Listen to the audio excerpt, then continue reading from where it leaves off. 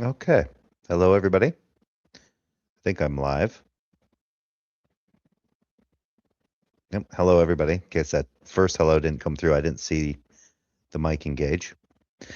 I don't know how many people I'm going to get tonight because it's 2:30 in the morning my time. Um, but I did happen to cross this debate. This was over on Robin Webster's channel. And it's between, hold on one second. Had a cough there. Objective ethics and Jesus is Lord, or Jill, or also known as Rebuke and Reprove.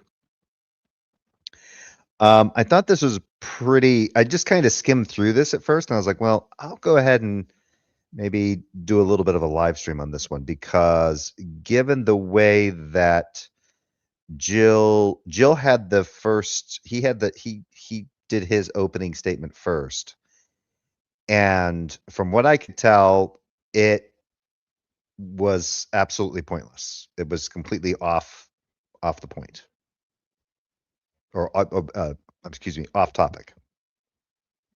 Um, so we will get into it right meow. Make sure we're getting off on the right foot. Okay, we're gonna do.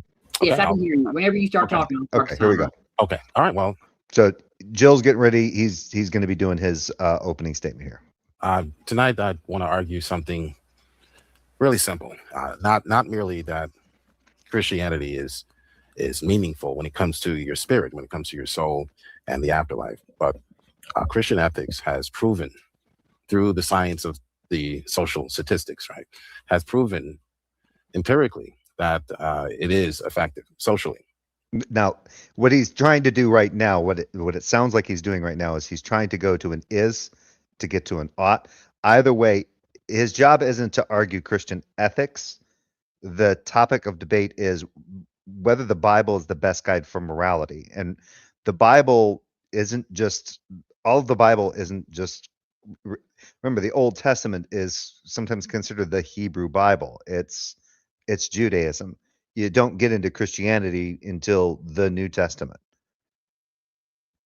Right. So talking about Christian ethics here, this becomes problematic in my opinion when this is typical of something that Jill does. He's a horrible interlocutor.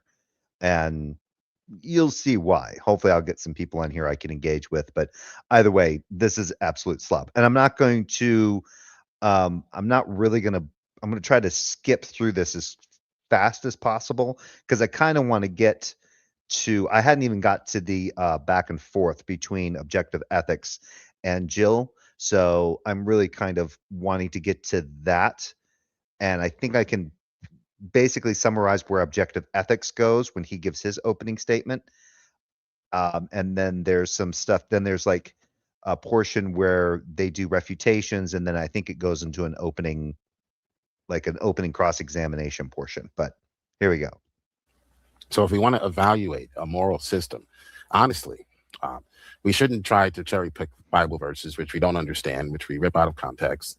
And this is interesting because this is the same guy that used to say that the Bible interprets itself. But that's problematic, right? So again, the topic is the Bible's the best guide for morality. Now he's trying to say, well, we read these Bible verses, we rip them apart, we take them out of context. Yeah, I would say that that's a problem, right? That can be an issue with the Bible as a best guide for morality.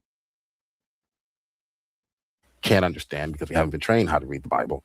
See, yeah, he says trained how to read the Bible. Well, you've always appealed to the idea that Jill's always appealed to the idea that the Bible interprets itself. So now he's appealing to, you need some kind of special training to read the Bible. Okay. If we want to evaluate a moral system, honestly, we should ask, what kind of people does it produce generally? What kind of families? But that's not the topic. The topic isn't whether or not it produces something. The topic is whether or not it's the best guide for morality. Does it create? What kind of society? The society or a group of people that are a product of certain Christian ethics may not actually be necessarily in line with the Bible. There are there's certain Christian dogmas that renegotiate with certain texts to get what they need from them, and other Christians disagree with that dogma. So you can have Lutheran dogma that disagrees with Methodist dogma, and Wesleyan dogma that disagrees with the other two, just like Calvinism, right? You can have that one disagree, and even better yet, Roman Catholics, which Jill has repeatedly bashed on for not being true Christians. But they're considered one of the largest Christian demographics. Results when its values, when its ethics and morals are practiced, are implemented into the moral framework of that society. And when we examine the data surrounding marriage, family, stability, substance abuse, education, mental health, a remarkable pattern appears. Traditional Christian ethics, Yeah, and this may not be. So the other problem is, consistently aligns with human flourishing. yeah, but you have to give what the traditional Christian ethics are. What are the traditional Christian ethics? Lay them out, then show them in the Bible, because again, you're supposed to be taking the affirmative position that the Bible is the best guide for morality.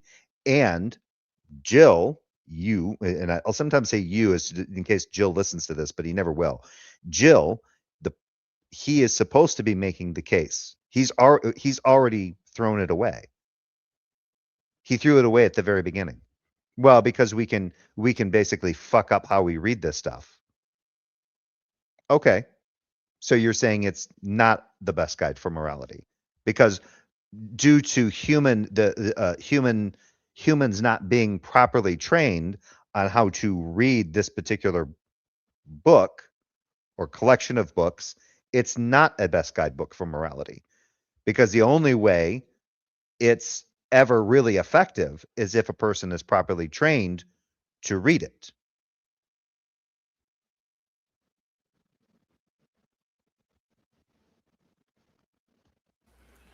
Now, some might argue this is a coincidence, or this is correlation is not causation. Yeah, there's a problem here because, again, just because you have social data showing that you have a particular group of certain religious believers that hold to certain mores, right, and they seem to be doing well, doesn't necessarily mean that the Bible is the best guide for morality. Islam can can do the same thing. Judaism could do the same thing. Roman Catholics can do the same thing, right? That's true. But traditional Christian ethics. What are traditional Christian ethics? Again, vague. Seems to be aligning with human flourishing. And now this doesn't mean that every Christian lives morally. This doesn't mean that everything that's recorded in the... See? So not every Christian lives morally. What do you mean? How is a Christian not living morally? If the Christian's not living morally, why are they not living morally? Are they not referring to the Bible? Have they not been properly? Do they not get proper spiritual? Don't they? Doesn't a true Christian get spiritual discernment, Jill? Don't they? Don't they get the benefit of the Holy Spirit? Not only to just, I mean, who cares about training when it comes to reading the Bible? Shouldn't the Holy Spirit help them in understanding the Bible? And then the Bible becomes the best guidebook for morality for them because they have the Holy Spirit to help.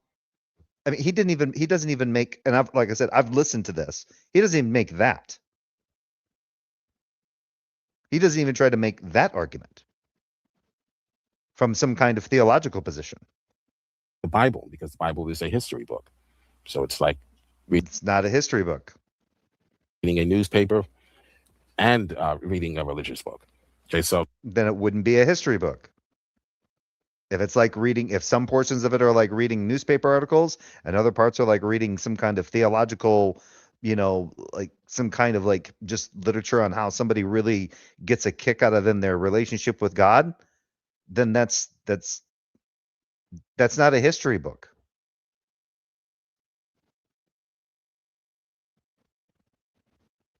That's just a collection of letters, of different books, of all sorts of things. So it's not to say that everything mentioned in the Bible is a moral prescription. Nope. Or it's not to say that That's not the topic of discussion. The topic of discussion isn't whether or not the Bible is completely made up of moral prescriptives. It's whether or not the Bible is a best guide for morality. every Christian lives morally or adheres perfectly or even halfway perfectly to what the Bible teaches, prescription wise. Nor does it mean that Wait, he needs to say that again. I may have missed that. to say that every Christian lives morally or adheres perfectly or even halfway perfectly to what the Bible teaches, prescription wise. Wouldn't that be kind of a problem? So he's already lost the debate. It's not a good book. It's not a good guide for morality because he's appealing to the idea that there are Christians, there are honest to goodness Christians out there that aren't always acting morally, and they're not always doing everything that the Bible necessarily prescribes. And what he's doing is he's trying to say, well, yeah, the Bible is not made up of just completely of oughts, what you ought do and what you ought not do. Well, that's not the topic of discussion. But now he's saying, well, there's things in the Bible that are prescriptive, but not every Christian goes along with them. Okay. So it's not the best guide for morality. You lost. Nor does it mean that non-Christians cannot live good lives, virtuous lives. See? Non-Christian doesn't mean that non-Christians can't live virtuous lives. So the Bible is not the best guide for morality because obviously non-Christians can lead virtuous lives. So the argument is not that Christians are perfect or no, that's not the argument. The topic of discussion is debate is whether the Bible is the best guide for morality. And you're supposed to be making an argument for why the Bible is the best guide for morality if you're taking the affirmative. That everything in the Bible is a prescription morally for Christians to behave. The argument is that Christian moral principles, the things that are actually being prescribed in Scripture for us to practice for faith, those would be morals, and our lives, that it actually produces. Those would be normatives. You're talking about normatives. So yes, this is healthier social outcomes. And again, the metric. That's not necessarily. You could still have the healthier social outcomes, regardless of whether or not the quote unquote Christians even agree with your kind of Christianity, Joe. These Christians that are living, because you already granted that non-Christians can live virtuous lives.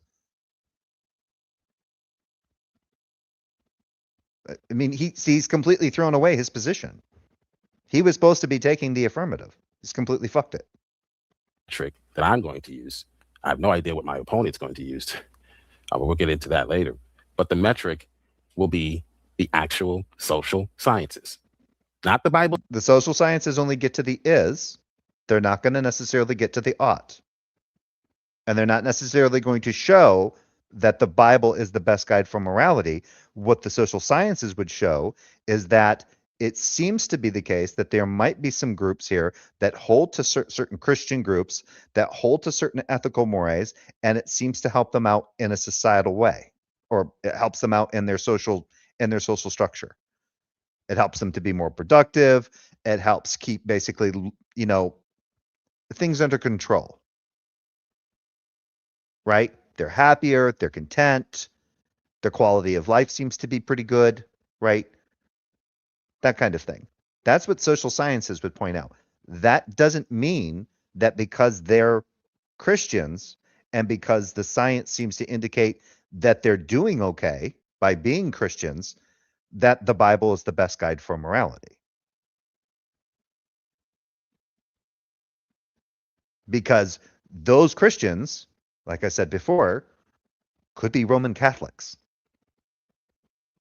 or Irish Catholics or Greek Orthodox. The Bible tells me so, but the actual social sciences, okay, at the population level, Okay, consider family stability. Christian ethics teach. Yeah, and you don't have to even get into the populist argument. You're just looking at whether or not I, as an individual, could use the Bible as a guide for moral principles. But what he's trying to do is say, well, look at it from a populist way. Look at it this way: if you got a bunch of these Christians that hold to Christian ethics, which he hasn't explicitly said, laid out what the actual Christian ethics are, traditional, quote unquote, traditional Christian ethics are, right? Then this means something. It just means that those people adopting certain Christian ethics and them agreeing to those in whatever dogmatic way that whatever way they've negotiated that seem to be doing well. That doesn't mean that it will always do well. And it doesn't necessarily bring about an ought.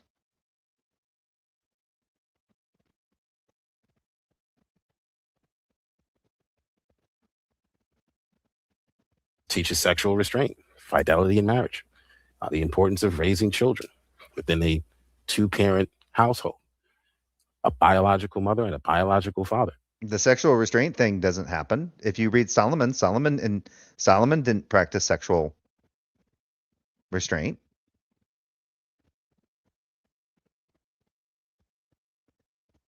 Statistics show that is the optimal situation for raising children. Optimal doesn't necessarily get you to an ought. Or social studies or social research repeatedly shows this. Children raised in stable married parent households are statistically less likely to experience poverty, incarceration. Less likely, but not completely. So again, that's going to an is, not necessarily an ought.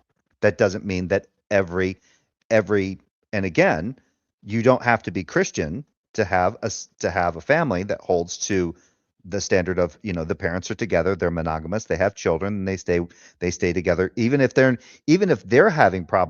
sometimes having problems with the marriage, they realize they're duty bound to stay together in order to be set a good example or do this for the child or children that they have. And whether or not they can even reconcile that and deal with all that, because sometimes that can bring about stress.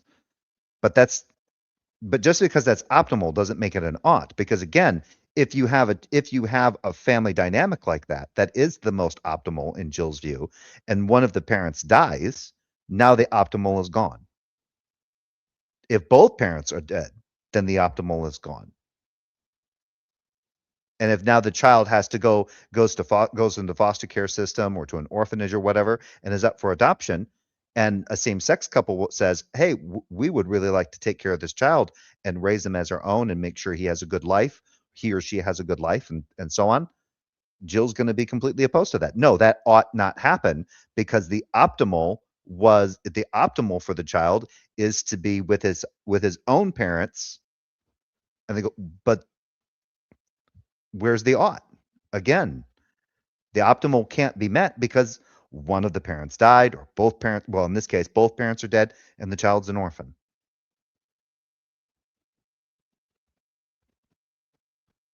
Educational failure. Jill likes to throw around the term optimal, like because it's optimal, therefore the ought is necessarily implied. Behavioral problems and family instability. So studies also show that there's a strong correlation between religious participation and lower rates of out-of-wedlock births. That's religious participation. That's not necessarily Christianity. Religious participation doesn't necessarily equate to Christianity.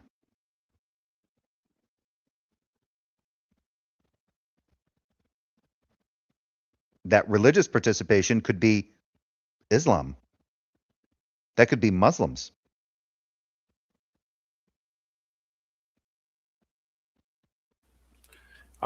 So Christian ethics did not invent these realities. The argument isn't about Christian ethics. The debate topic is whether or not the Bible is the best guide for morality. Arbitrarily. They reflect a moral structure that protects both children and society. So No.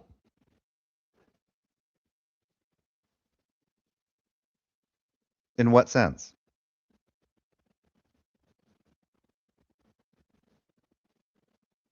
it's going to therefore promote those things, the practice of those things.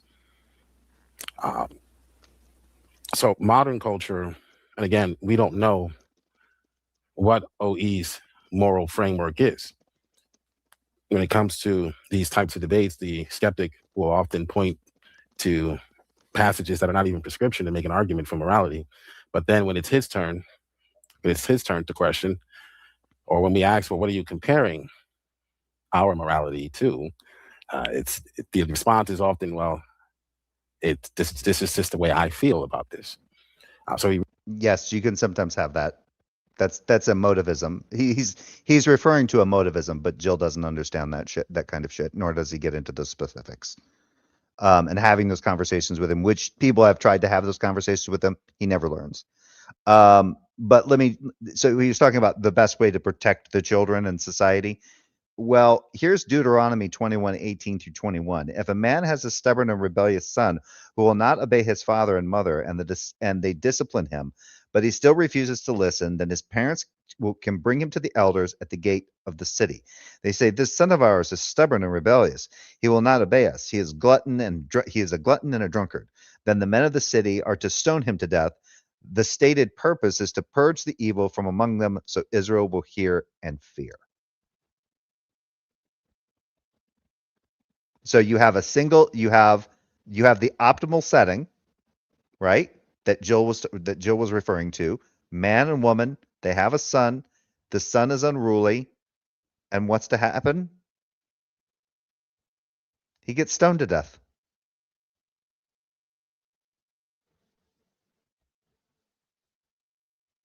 Is that a moral principle that we should opt for in our society?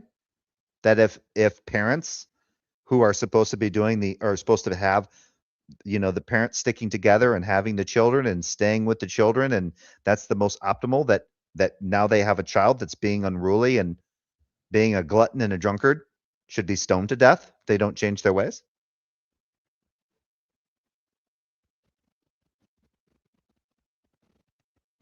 Jill's not going to get into that. I think Jill knows why why he's not going to debate this. What he's just trying to appeal to is this idea that, well, you have to realize that there are Christian groups out there that seem to do best, and we have these statistics that show that they seem to do pretty good when it comes to this kind of stuff. And there seems to be like these reductions in these particular things versus non-believers or whatever. That doesn't bring about an ought.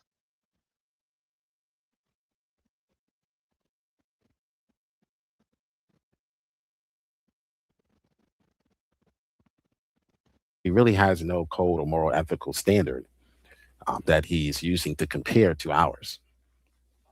But that's okay. You haven't given one.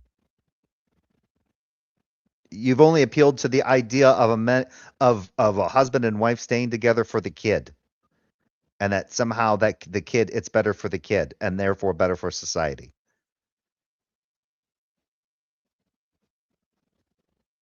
Because statistically it shows these kids come out doing a little bit better than these kids over here. So this ought to be what occurs, not this shit over here. You don't get the ought there because it's still happening. You still end up with the single families. You could have the mom that lost the husband that lost the mom. Right? You could have both parents dead. The kid ends up an orphan. So it's really hard to try to initiate certain moral principles in situations where the quote unquote optimal dynamic may not always be the optimal dynamic. It may fail. Okay, because Christianity, again, the social scientists, again, vindicate Christianity itself. How much time do I have? That doesn't follow. Again, would it vindicate it towards Catholicism? Does it vindicate it towards Protestantism? Does it vindicate it towards Calvinism? Does it vindicate it towards Orthodox? Does it vindicate it towards Islam?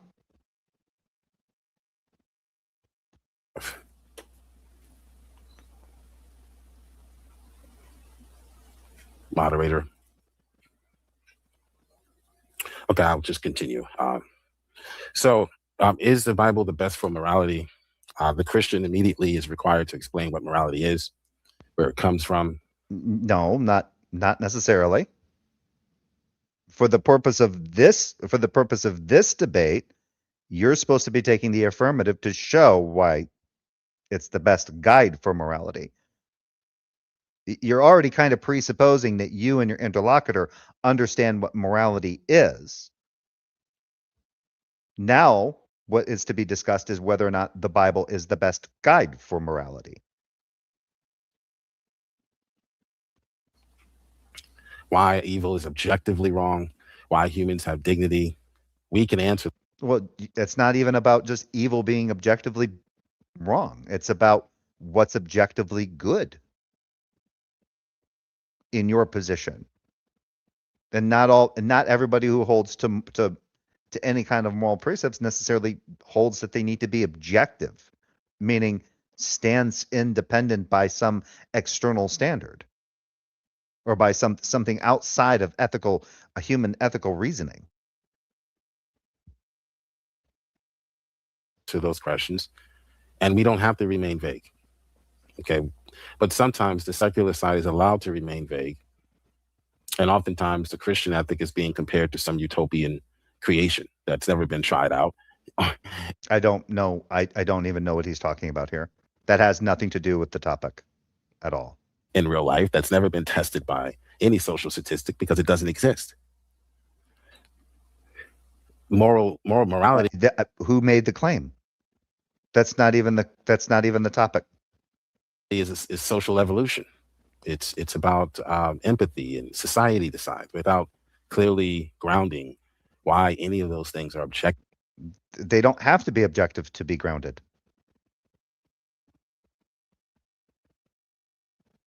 And I mean, the reason why we hold to the idea that there is a way of saying that it's objective. We could say it's objective in the sense that it seems to be outside of a human opinion or feeling, is the idea of like, well, murder is where you have this unjustified killing of a person, right? That's the is, right?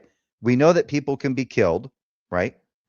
And so then we say, well, there's seems to be many ways that people can be, not just many ways people can be killed, but there's also the intent by which it happens. Sometimes it can be accidental. Sometimes we have these justifications, right? And we go, well, what does it mean for a murder? Why is a murder objectively wrong? Well, it seems to be unjustified. Normally it seems to be done like if a person has some kind of intentional malice towards someone else, they just go and they kill the other person. And you go, well, what was your justification for killing this person? I don't like them. And we don't think that's a really good reason to just go around and just kill people.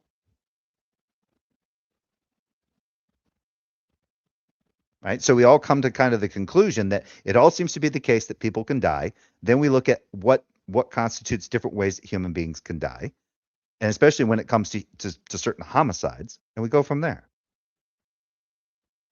And then the objective, quote unquote, is just how it works within our society.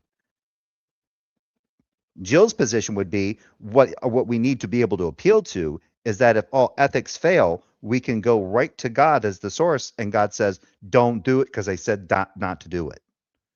And we're not going to do it because we don't want to either one, go to hell or get provoke some kind of wrathful consequence from the God itself.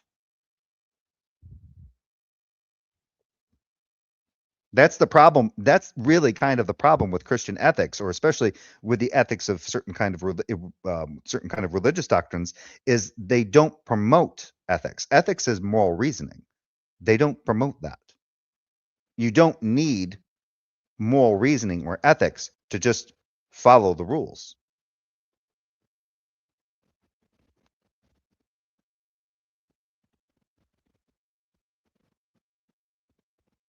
Actively binding. So the Christian is defending a complete moral ontology. God gave us a complete moral ontology, which is Okay. That requires unpacking. What do you mean by a complete moral ontology? completely consistent within itself, never No.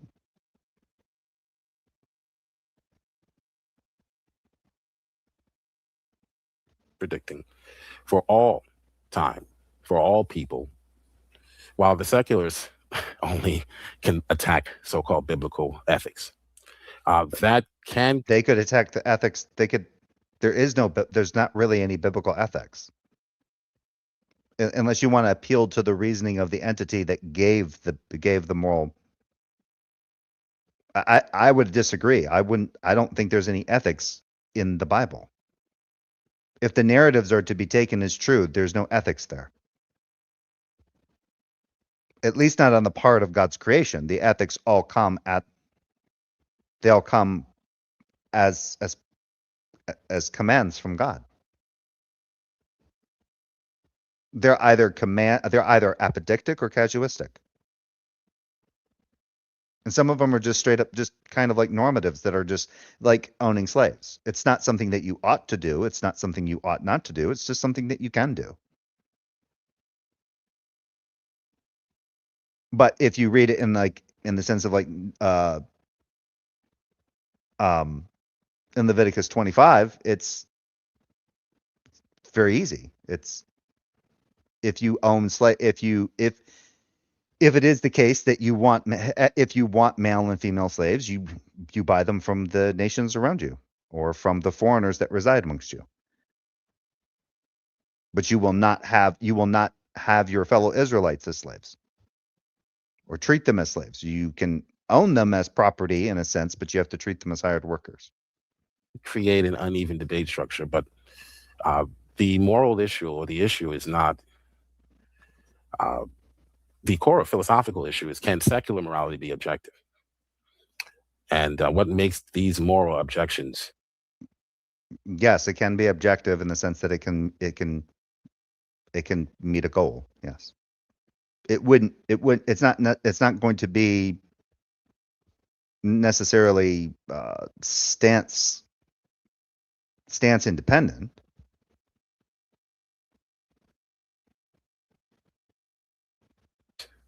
To what he thinks he's reading in the Bible, true in a secular universe, which is just made up of motion, matter and motion, energy, chemistry, evolution, the survival process. Why is murder objectively wrong? Why ought anyone obey morality when the question is why is murder a thing under your creation dynamic? Why did God create murder?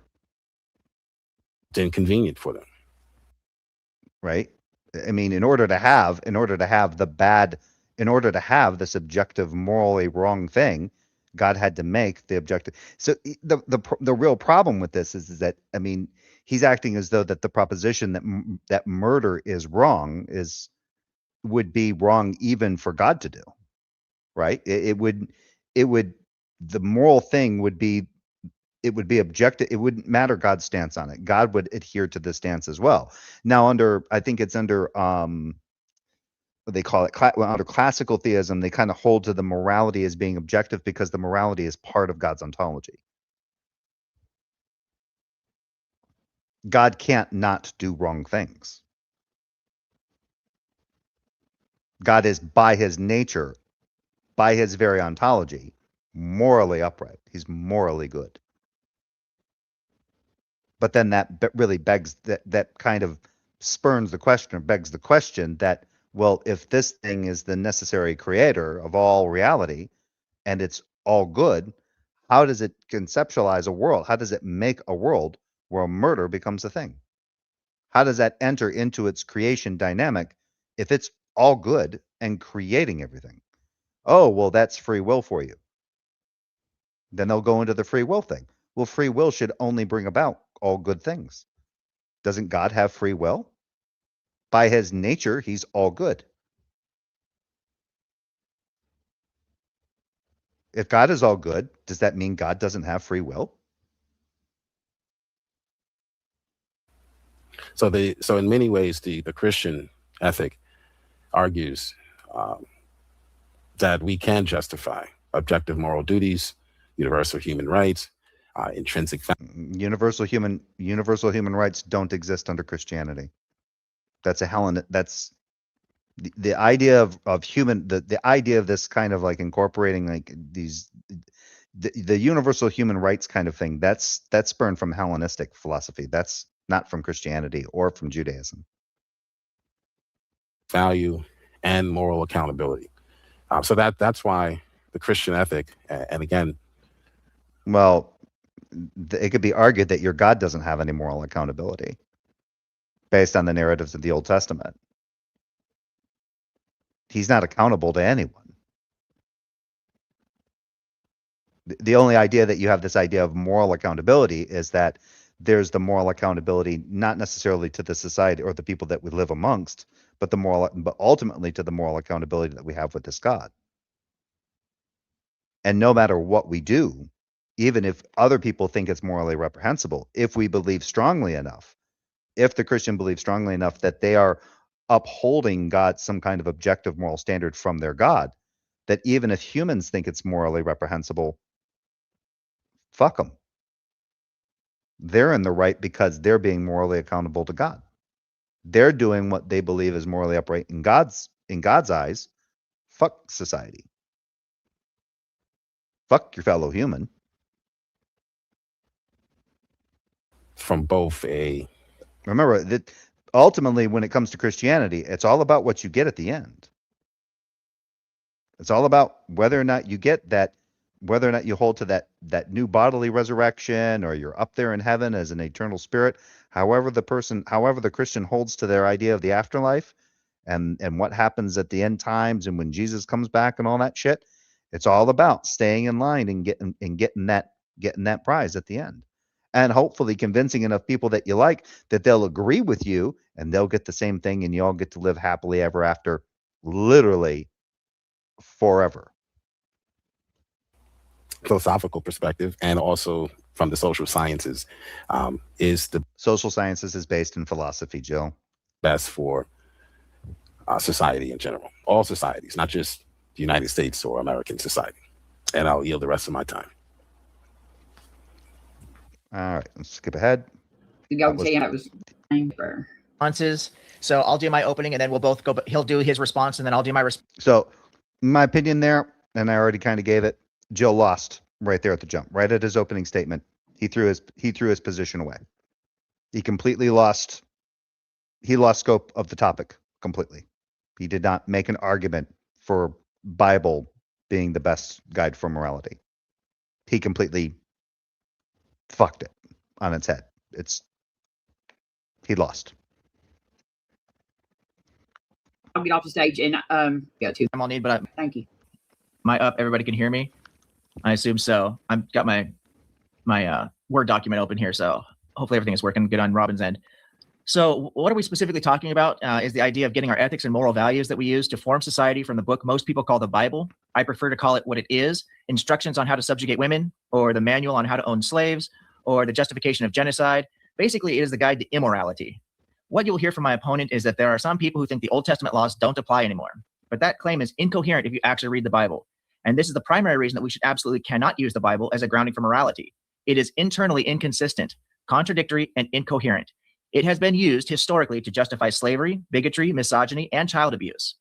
We have 2 billion people spread over tens of Now, automatically, I would know exactly where Joe would go to, and that is the fact that he goes, well, remember, he would automatically refer back to his opening. I'm going to refer to his opening statement where he says people misinterpret, they tear things apart, they misread it because they're, quote unquote, not trained properly on how to read the Bible.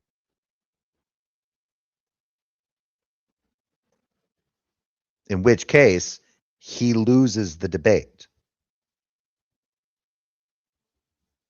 because it's not a best guide for morality, because no one can even use it from a personal. No layperson can use the Bible as a best guide for morality unless they're properly trained on how to read it.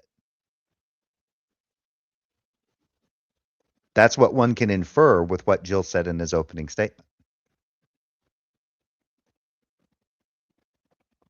Thousands of different types of Christianity alone, none of whom agree with each other on, or with the Jews who also use the Bible. And so this is evidence that the Bible is subject to various interpretations on morality and ethics, as well as theology. What kind of moral laws do we see in the Bible? Yeah, because the Bible's not univocal. Well, let's start with misogyny. Paul tells wives to keep busy at home and be obedient to their husbands, reference Titus 2:5. He further clarifies that wives should, in everything, submit to their husbands, reference Ephesians 5:24. I could make some jokes here. Well, let's have a debate on whether or not misogyny is really morally wrong, shall we? We're going to talk about slavery a little bit tonight, and I'm going to go a little bit deeper into this topic because I've heard my opponent over the months that I've gotten to know him make some really bad apologetics about slavery. All apologetics about slavery that you hear from apologists are morally bankrupt, and it shows just how morally degenerate you have. Yeah, I would see, and I think, in all honesty, I think this was just a way of having a conversation about the topic of slavery in the Bible. I would have gone a different, given Jill's position on the topic of slavery, and how horrible he is at arguing it. I would just gone to other examples. I would have maybe just, like, if I was objective ethics, I maybe have just kind of like said, yep, there's the slavery thing here, but let's look at the moral, no matter how he wants to suss it, however he wants to negotiate with the text. Let's look at the problem with the Bible as a best guide for morality in this sense, when we look at what it says here in Exodus, what it says here in Deuteronomy, and what it says here in Leviticus, and what it says here in Jeremiah 30, and like Jeremiah 34.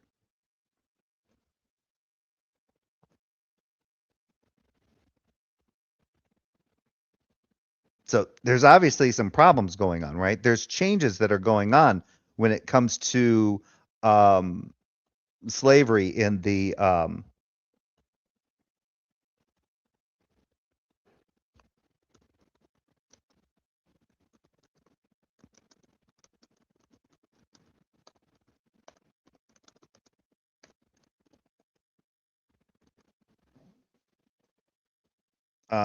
so you got Exodus 21, you got Deuteronomy 15, you got Leviticus 25.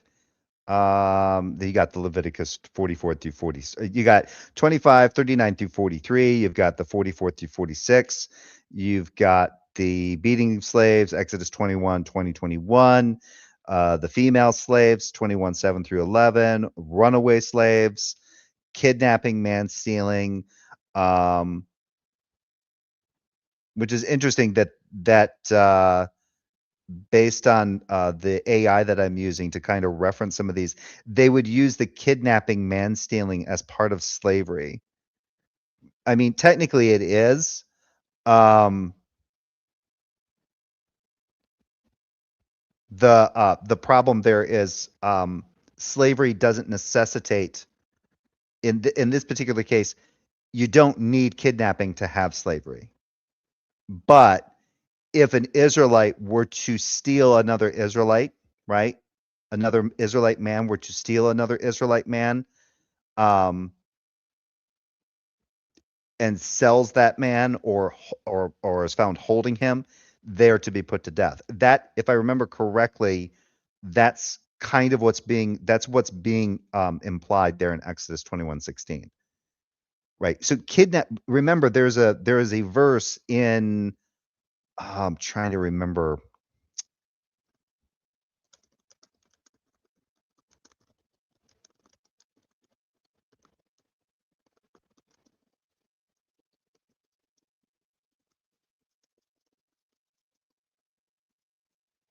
Trying to remember. Oh yeah, it's Judges 21, 20 through 23. They commit so they commanded the Benjamites, saying, "Go and lie in wait in the vineyards and watch. If the daughters of Shiloh come out to dance in the dance in the dances, then come out of the vineyards, and each of you catch his wife from the daughters of Shiloh and go to the land of Benjamin." So in Judges 21:20, Benjamites, because it was a dying tribe, were it was okay for them to go and kidnap women. And in this case, that kidnapping was never wrong.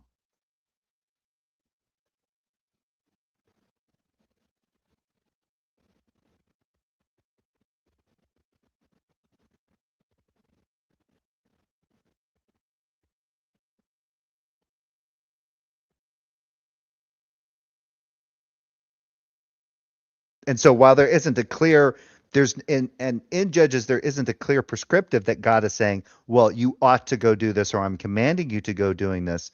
There isn't the narrative doesn't say that that the consequences of them doing this was death.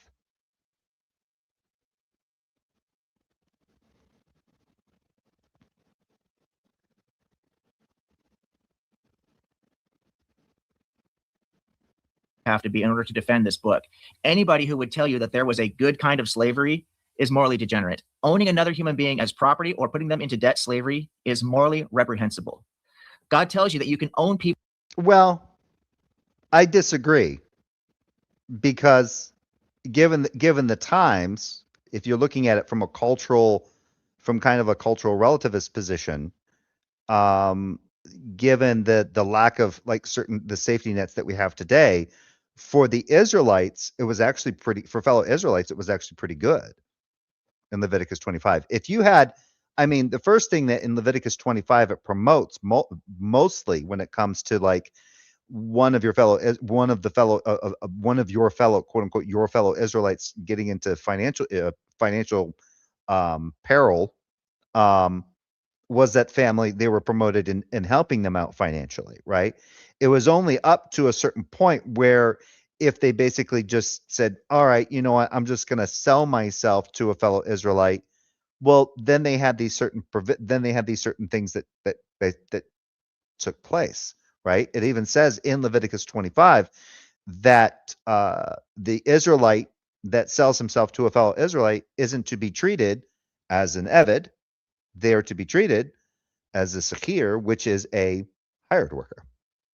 So they're not getting paid, but their consideration as a person is like that of a hired worker.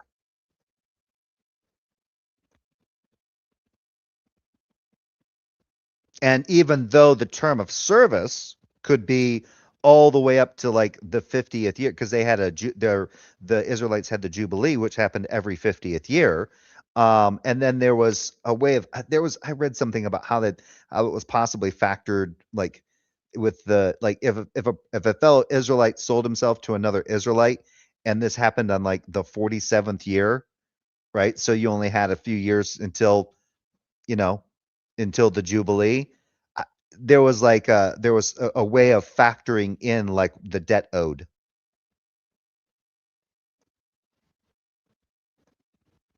I think it's actually given in Leviticus 25, like how they factor in the debt, and then even if they're in that position, how they can actually be redeemed by a family member or by another fellow Israelite and get them out of that state of servitude at any time.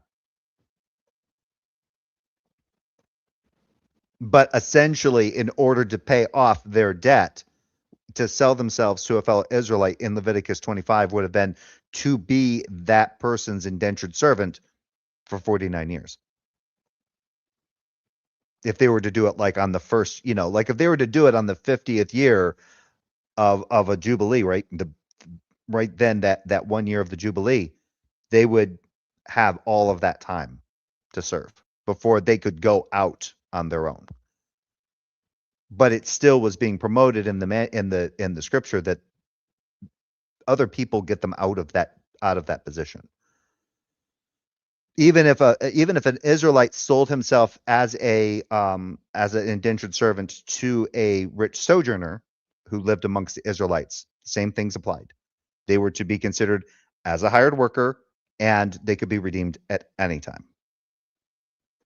People as property for life and pass them off as an inheritance to your children. Reference Leviticus 25, 44 through 46. That's for foreign slaves. Slavery is a condition acknowledged in the Pentateuch in which a person is deprived of freedom, at least for a period of time, by being in subjugation to a master in order that the master may benefit from the labor of the slave. Slavery may be involuntary, in which case the slave is generally considered the property of the owner and as such may be bought and sold. And see, that's the key thing. May be involuntary.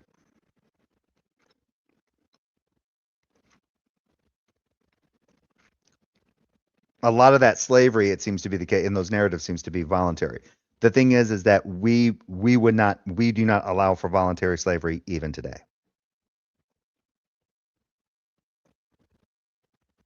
You cannot legally have rights of ownership or property rights of another human being.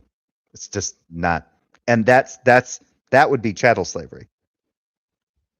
That would go along with kind of like with but there's in the slavery conventions, rights of ownership is also kind of defined like in rule of like it, or in line with even indentured servitude, because the rights of ownership isn't just about owning the person like you would own a chair. It's owning their labor. In Pentateuchal legislation, involuntary permanent slavery applies only to non-Israelites. Slavery may also be voluntary for Israelites, such as when they agree to work for fellow Israelites for a limited period of time to pay off debts or to survive poverty or destitution. But because God allegedly brought the Israelites out of slavery in Egypt to serve him alone as master, they are forbidden to bring fellow Israelites into a condition of permanent slavery, as was the case in the rest. No. In Exodus 21, there is a way for a fellow Israelite to become a permanent slave. And it's in Deuteronomy, I believe in Deuteronomy 15. If the Israelite indentured servant is given a wife, comes into slavery, comes in alone, but he's given a wife by his master and wants to stay with it and has kids with that wife, has children with that wife. If he wants to stay with that wife and children, he has to become a permanent slave. He does not get to take the children out.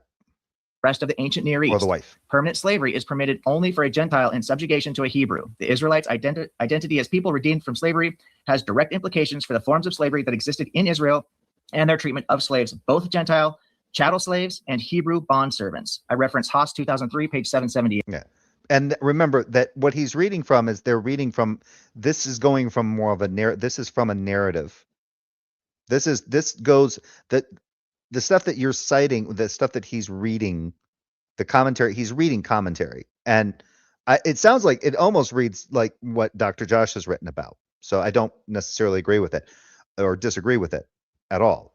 But the important thing to lay out is that when these people are writing these commentaries, they're talking about this in the narratives that you're reading, right? Whether or not there's actually any historical application, right?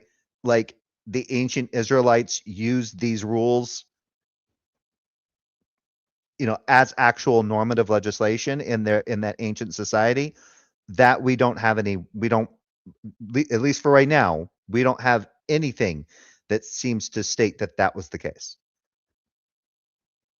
And it has nothing, and it's not just the rules about slavery, it's all the other shit too. That goes into whether or not there's actually any real history to that. Many scholars do not hold that the Old Testament laws are normative legislation. They were not actually used historically by ancient Israelites. 8. So what I want to do really quickly is compare slavery in the Bible to slavery in the ancient Near East, because you hear a lot of people, and I don't know if my opponent's going to. Yeah, and the narrative here, that the topic here that they're talking about is more of a when you're talking about it in this sense, this is more of a theological approach, right? is it really a good idea to use the narratives that are within, because Christians hold that these narratives are true. So do they hold that all these these prescriptives that are in the Old Testament are true? And so is it the case that the Bible is the best guide for morality? It should be. For them anyway, if they hold these narratives are true. And that's where it becomes a theological discussion. A historical discussion would be on whether or not, well, did the ancient Israelites actually use this shit? That's the historical discussion. The theological one is based on people believing that this God exists, Christians believing that this God actually exists. They're followers of Jesus, they're followers of all this, and they read the Bible and they believe everything in the Bible to be true. And then you get into the morality aspects of these particular narratives and then challenge these Christians, these believers, based on these norms and morals that are being presented here. Do it tonight, but I've heard him before trying to say that, oh, the slavery in the Bible, that they're practicing that good kind of slavery. Everybody else is practicing a different kind of slavery. But we're going to be looking at referencing things like the laws of Ur-Nama from 2100 BCE, the laws of Ishtar from 1900 BCE, the laws of... Yeah, it's really hard to, like, for nowadays, they're like, oh, well, they were practicing that bad kind. The problem with slavery is that slavery predominantly reduces human beings to property.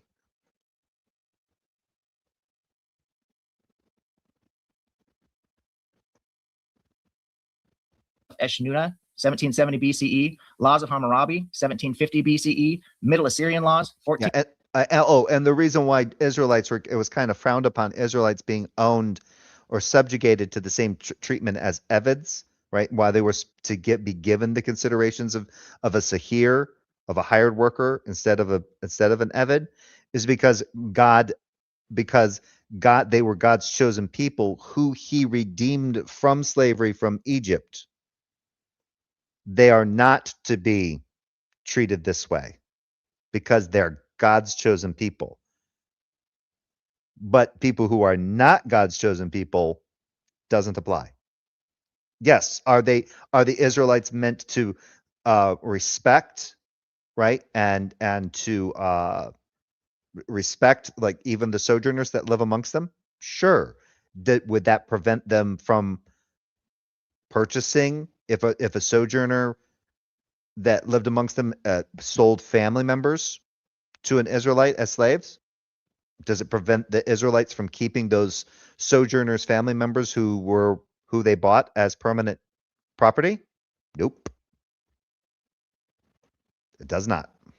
15th century BCE, Hittite laws, 16th to the 12th centuries BCE, and Neo-Babylonian laws, 7th century BCE. As a comparison, while many of us are more familiar with these law codes, they are certainly not the only source of legal information.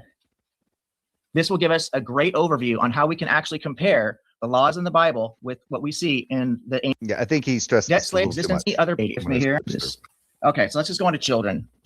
Cases of children being sold into slavery. However, the fact that parents sold young girls into conditional slavery, Exodus 21, chapter 21, verse 7 through 11, that creditors seized the children of their deceased debtors, 2 Kings 4:1, and that debt-ridden farmers were forced by law to hand their sons and daughters over as slaves. Nehemiah ends servants to actually bring slave Hebrew laws were. These specific life, including these slaves were it was ancient. Slaves were was a read their daughter into slave, and argued that the Hebrews may welcome the purchase of her purchaser. Finally, he states with the LXS Septuagint,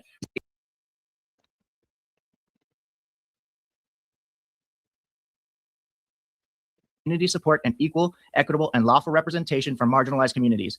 Christians love to postulate that Christianity led to the abolition of slavery because Christians took part. That's ridiculous. We know we could trace that all the way from Cyrus the Great through the Enlightenment. Yeah, I think he stressed the slavery thing a little too much.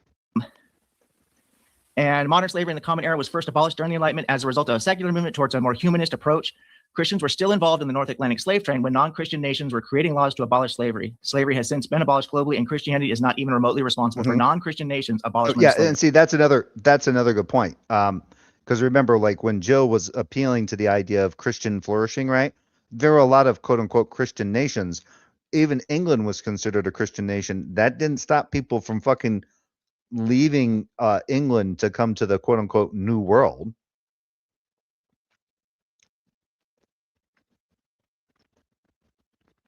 Or the fact that you had all the issues that happened amongst the Catholics, the Anglican Church, and the Protestants, and all that, and the Protestant Reformation, and all that happy horse shit. How much of that part of Europe during the Dark Ages was predominantly God believing? Were Christians? Was it flourishing during the Dark Ages? Agree. I would like to thank you all for listening, and I'm going to go close there. Thank you, OE. I'm gonna bring Jill back up here. All right, thank you. Who wants to go first on this? I didn't know which one you wanted to I do. guess Jill goes first every round. Oh, okay. Are you ready, Jill? Yeah. Is this 6-minute rebuttal? This is just a 5 minute. It's 5 minutes. 6 minute. Well, yeah, you can have 6. It don't matter. You got Okay. time left over from here, but it's just a rebuttal to his opening statement for right now, Okay. and then he'll do one, and then we'll go into the cross examination. Can I share my screen? Yeah. Stage. Okay. All right. So we had, if I were not a man of God and not, if I weren't so humble, I would call myself a prophet, because we He's not a man of God. just saw what I told you we would see in my opening. We would not. No, you actually didn't say anything. I didn't hear him make any kind of not get any positive moral framework from Mr. OE. We would just get he didn't have to give a modern more of his biblical literacy framework. Told you we would see in my if I weren't so humble, I would call myself a prophet, because we just saw what I told you we would see in my opening. We would not get any positive moral framework from Mr. OE. He didn't have to give a positive moral framework. His position is that the Bible, he, as being opposed, is basically taking the position that the Bible is not the best guide for morality. So he doesn't have to give a positive moral framework. He has to make the case. He's making the case that the Bible is not a good guide for morality. You seem to just completely fucking miss that, Joe. That's fucking hilarious. Would just get more of his biblical literacy and this understanding what the Bible is actually communicating. Actually, OE is making the same mistake that the slave masters made. See? So I guess the Bible isn't a good guide for morality because it's a mistake. In the antebellum South. So he was partially correct about one thing. The Bible was used to mistreat people, but misused. Misused or a mistake? Which one is it? Because a misuse would be that they intentionally knew what it says, but they made it sound like it stated the opposite. But earlier you just said it was a mistake and that he was making the same mistake. Mistakes aren't intentional. The same misreadings and misuse that he has displayed here in his 15-minute opening. Which was a waste of time. Because he can't demonstrate. No, it wasn't a waste. It wasn't a waste of time. His objective ethics position was more on point than yours. He just focused a lot more on slavery as his main reason why the Bible is not a best guide for morality. And he did demonstrate it. He actually cited sources. He gave commentary. He referenced verses that talk about it.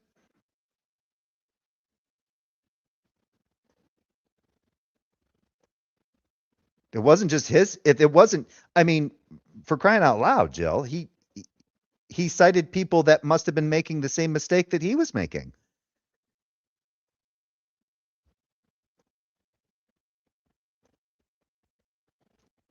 A thing that he said about slavery or any of those things that are going on. He claims in the Bible. Neither can he show. He literally quoted from multiple scholars, Jill, that literally backed up his position.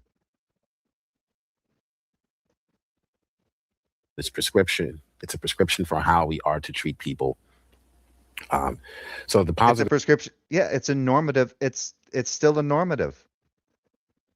It's still moral. It's the fact that you can do it.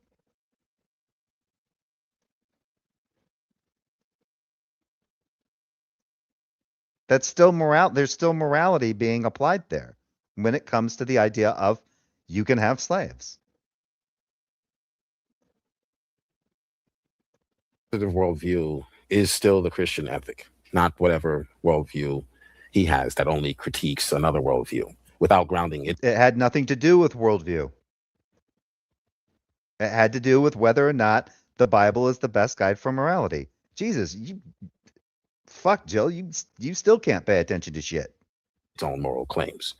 So when it comes to the Bible, CHI is an acronym that I just came up with because I love acronyms, and it's competence, health, and integrity. When it comes to biblical ethics, we have, again, the social sciences back us up. So we're not just critiquing another worldview Hey, Michael. from a position of where I pick and choose from other worldviews to create my own worldview. What are you talking about? You see the difference? Drug use and substance abuse. And by the way, you pick and choose. It's eclectic, what they call it, where you can choose different, what you consider to be good from each religion. I'm going to take a little bit of Buddhism, and I'm going to take a little bit from Christianity, and I'm going to combine it and create my own moral. Christianity did the same thing, Jill. They took from Hellenistic shit. They took from Greek philosophy. Religion, ethical standard, and then I'm going to compare that to Christianity or Islam or what? Okay. The social sciences say that the practices that are prescribed in the Bible. Chattel slavery is never prescribed in the scriptures, ever. But it's still a normative that can be done. It's never stated that it ought not be done. It doesn't give it it does not say that it's a moral evil.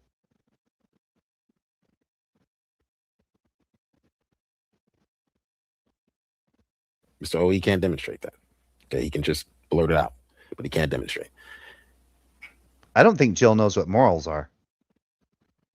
When it comes to drug use and substance abuse, the Bible is clear. The ethical standard is clear. Sobriety, self-control. The National Center on Addiction and Substance Abuse reported that teens. David got drunk and fucking. You know how many stories there are of fucking guys getting drunk and having sex with women in the Bible? Quite a few. Who rarely attend religious services, like children raised by atheists. They are significantly more likely to smoke, drink, use marijuana, and use harder drugs. And we have an ethical standard against that, to stand against that. Jill, that's for religious services, not necessarily Christianity. And I looked that up. That's from 2001. We can implement into our laws of society. Ephesians 5, passages like Ephesians 5, teach that we should not be drunk. You're not supposed to be given. You're supposed to be refuting what he talked about. You're not supposed to be making your opening statement. This should have been his part of his opening statement.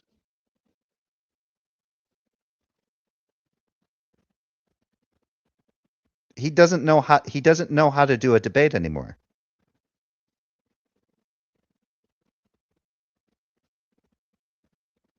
Uncle, we should not be. This doesn't refute anything that objective ethics was even talking about. He's just doubling down, saying, "Well, look, there's this shit here that says that," and then I put some verses that are in support of this. Great, you could probably find verses from the Quran that work just as well. And again, Catholics could still use all of these. Hell, Jehovah's Witnesses could use these same ones. He doesn't agree with either of those positions.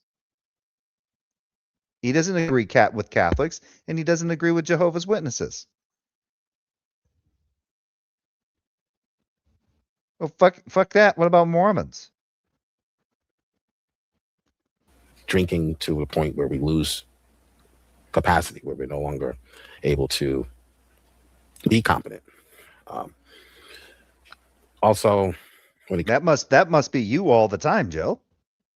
comes to health, the Bible has prescriptions on how No, that says a review in pediatrics found religiosity correlated with delayed sexual debut and reduced risky sexual behavior among adolescents. That doesn't say anything about Christianity. It says it's religiosity, not Christianity. Again, this has no bearing on whether or not the Bible is the best guide for morality. This just means that it seems to be that some kind of religious attendance and religiosity can bring about reduced levels or reduced likelihood of risky sexual behavior and smoking, drinking, using marijuana, and harder drugs. But it's not. That's not necessarily any oughts there.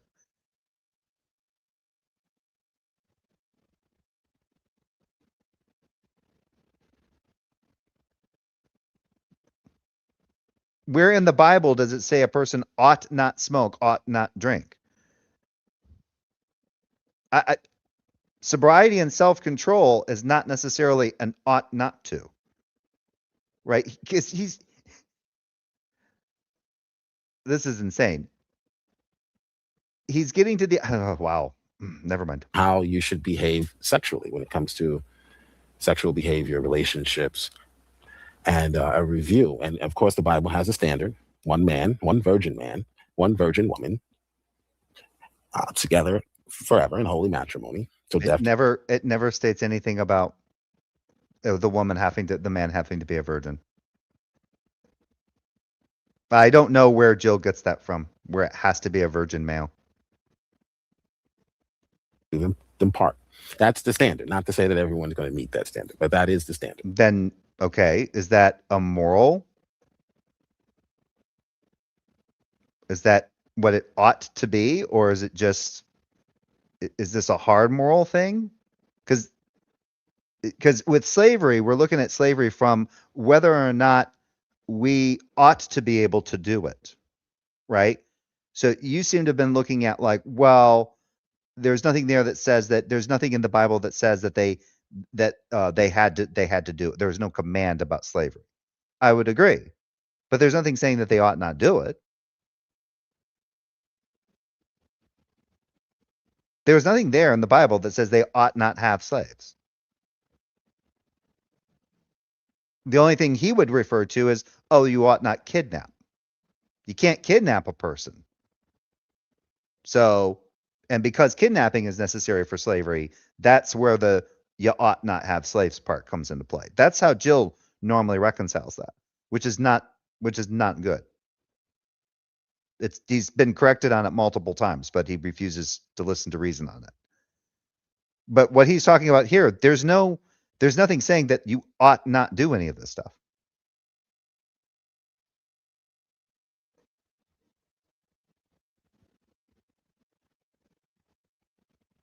There was the normative standard in the Bible of you could have slaves. If you had slaves, if you had indentured servants that were fellow Israelites, you had to do this with them. You could do, once you had them, you did this with them, right? Just like in Leviticus 25. Once you had slaves, right? Once you had an Israelite, you are not to treat them as an Eved. You are to treat them as a Sahir. That's an ought. That's a clear one.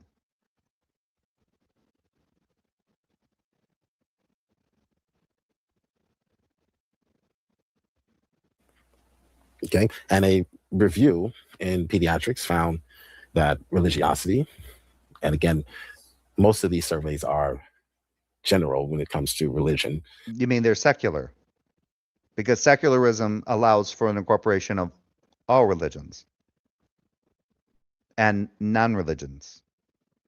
So all they're looking at is, it seems to be the case that amongst these particular, and I don't even know how the studies worked, because given the fact that there is a greater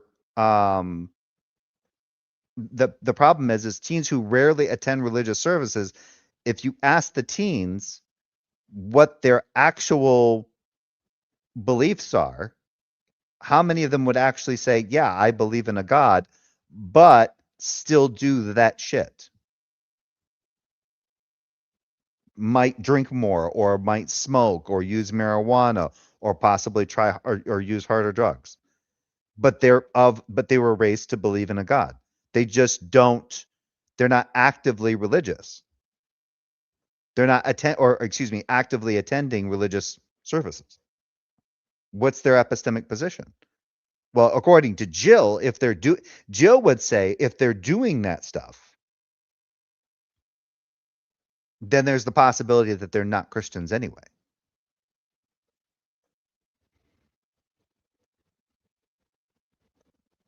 So that just goes into a whole that just becomes a shit show of a conversation. Normally having conversations, I don't know if anybody bothered to tell objective ethics this, but having any kind of lengthy conversation with Jill is bad. It's fucking horrible. He could have asked Simus Funk, and maybe Simus Funk even told him too. I don't know. Having conversations with Jill is a fucking he's a grade A fucking turd. He is a fucking ass bag.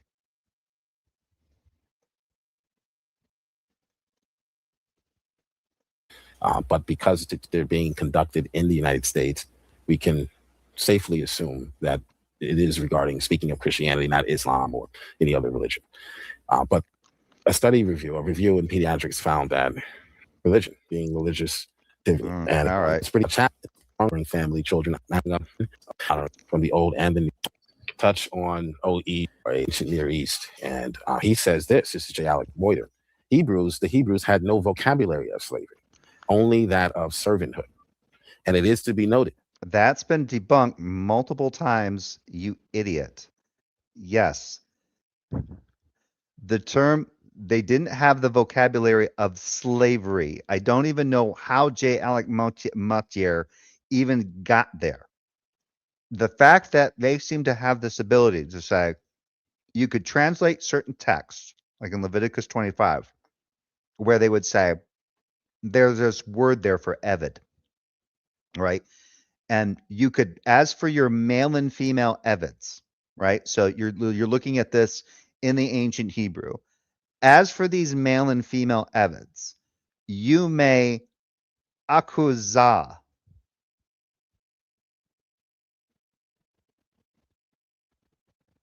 right? They are there is a purchase that happens.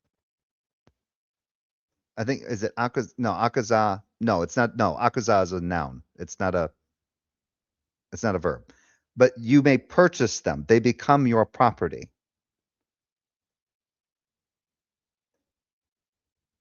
And they become an inheritance, right? So the very thing that's being described in Leviticus 25, 44 through 46, as for your male and female Eveds, whom you may have, you can purchase them from the nations around you and from the sojourners who live amongst you. Those you may keep forever. You may pass them down as an inheritance, but you cannot do this with your fellow Israelites.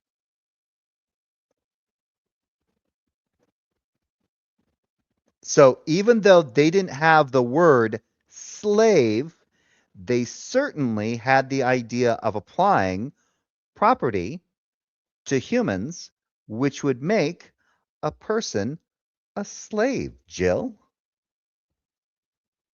Once you apply the concept of property to a person, and a person has rights of ownership over that person in some regard, whether it's the rights of their labor or the rights of them as a like a body, right? Like for sex slavery, they own them. That's slavery.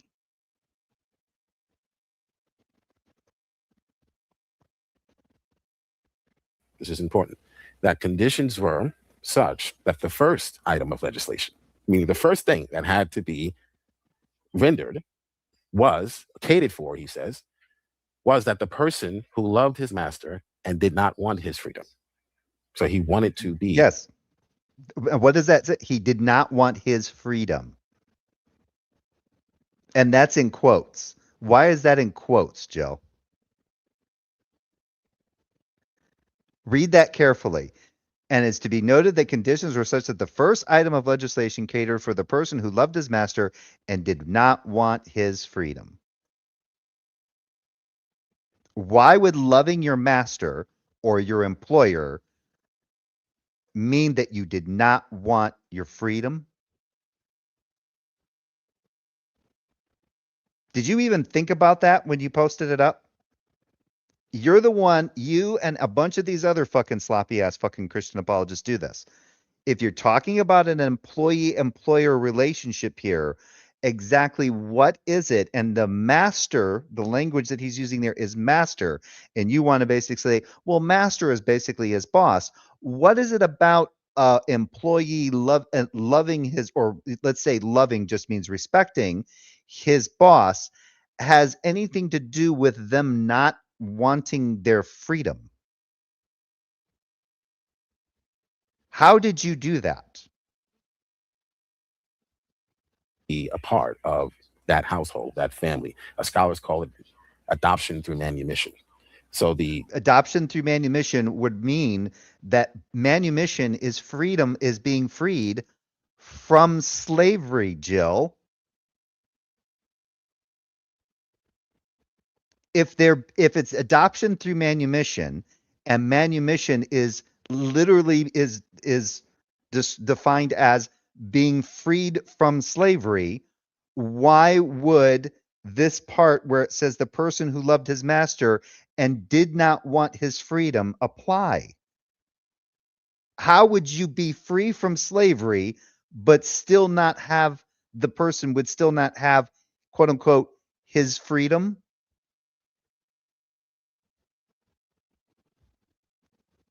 Are you drinking straight up fuck? Are you drinking Sterno these days? What the fuck? eved, or what's later translated in the English as slave, Yes. which became taboo. The word became taboo now. It only means something bad. But back then, it didn't mean something bad. So the slave, like It means property, fucker. the Abraham slave, would be an actual adopted son of the slave, quote unquote, slave master. So it's not the That doesn't follow from what you're getting from J. Alec Matier there. type of slavery. In fact, we would not even call it slavery. If someone were doing this today Oh my God. in our culture, this is worse. there would be no ground for arresting them because what they were doing would be perfectly legal today in our society. So when we talk about what the Bible is prescribing, again, that's one thing. When we talk about OE's not misunderstanding of what the Bible is rendering, that's another thing. When you combine those two things. So let me read this. I'm going to read this real quick. I'm curious about the study. How did they determine the amount of STDs in the religious community? Did they just ask people? Yeah, I'm not sure. I only looked up, so I didn't have time before I went live. I looked up the one study that he cited, the one about teens that didn't frequent religious services. And that was from back in like 2001.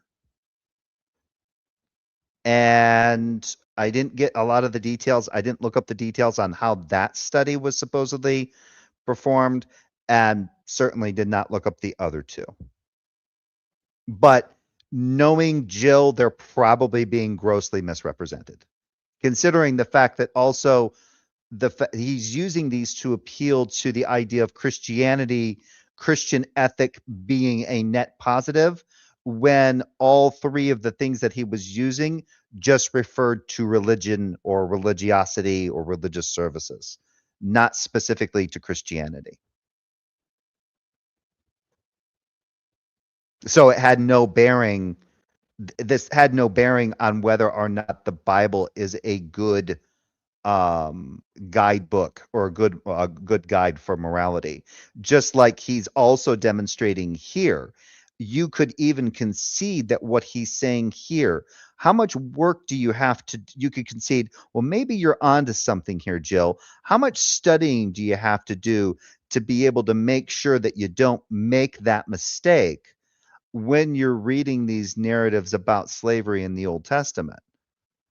And where it doesn't seem to be a moral evil, it's just something that's morally, it seems to be morally permitted. It's normative. It's perfectly fine. You can have slaves if you have them. You know, if they're indentured Israelites, you treat them as this or whatever, and you go from there, right?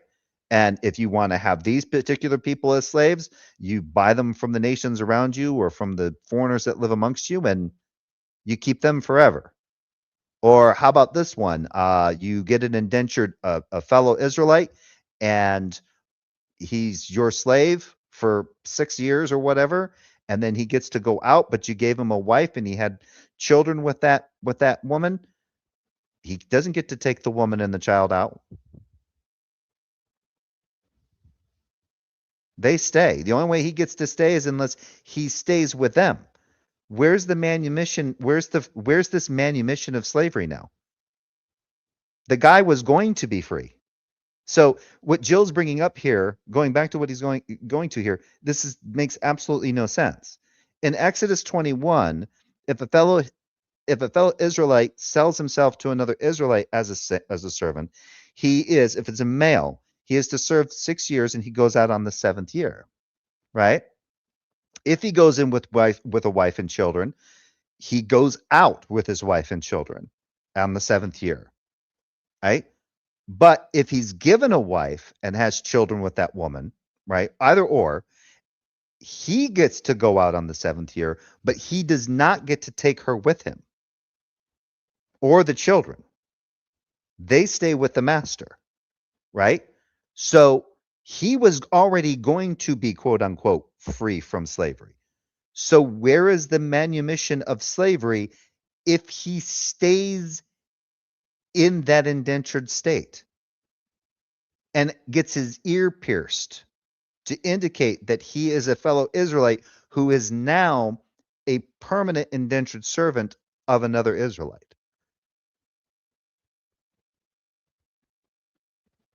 The only thing that Jill seems to be trying to appeal to is that when the sojourn, that he's trying to like argue from this position of possibly like Leviticus 25, 44 through 46, where if you have a free sojourner who's residing amongst you and gets to sell and sells his family members, himself or maybe one of his family members, to an Israelite as a permanent slave, then the Israelite is freeing them from slavery.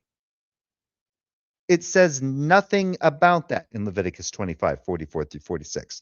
It does not say that the sojourner that can be purchased is necessarily a slave, or that the sojourner who sells their family member, their children, to an Israelite as permanent slaves were slaves. Again, that sojourner can sell members of their family. He's completely glossed over that.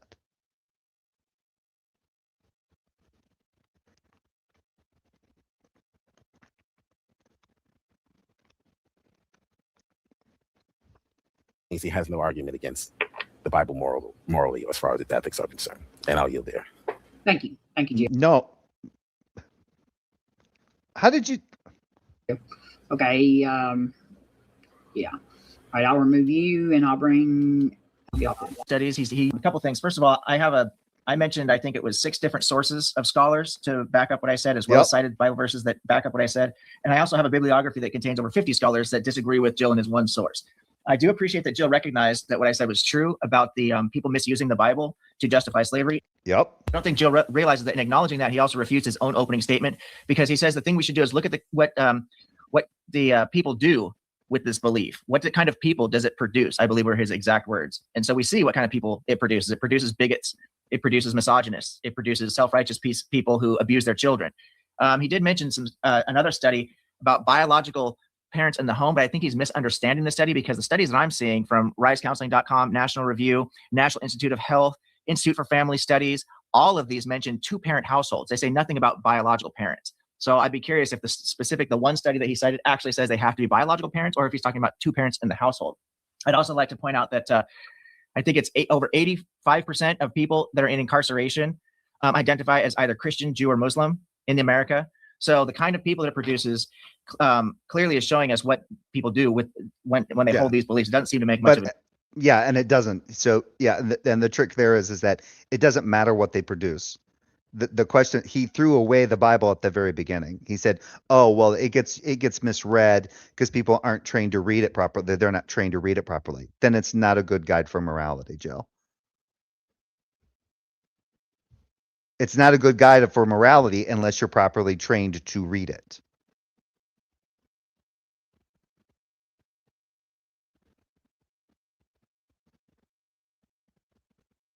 And then he would say, "Well, yeah, then it's a great book for morality.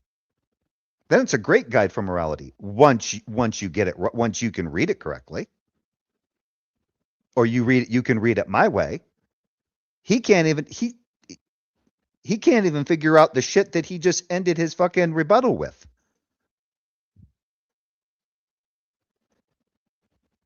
I would love to ask him that question. How in the fuck did you just quote this? Where is this freedom thing? That's still bugging me. Why the fuck is this person he does not want his freedom, or doesn't something to do with not wanting his freedom have to do with manumission? Manumission is freedom from slavery. He loves his master and doesn't care about his freedom, or doesn't want his freedom. Shouldn't he have his freedom?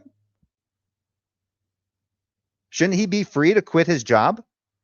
Shouldn't he be free to find work with another employer? Or are you taking quote unquote freedom to be, well, he doesn't want his freedom to just work wherever?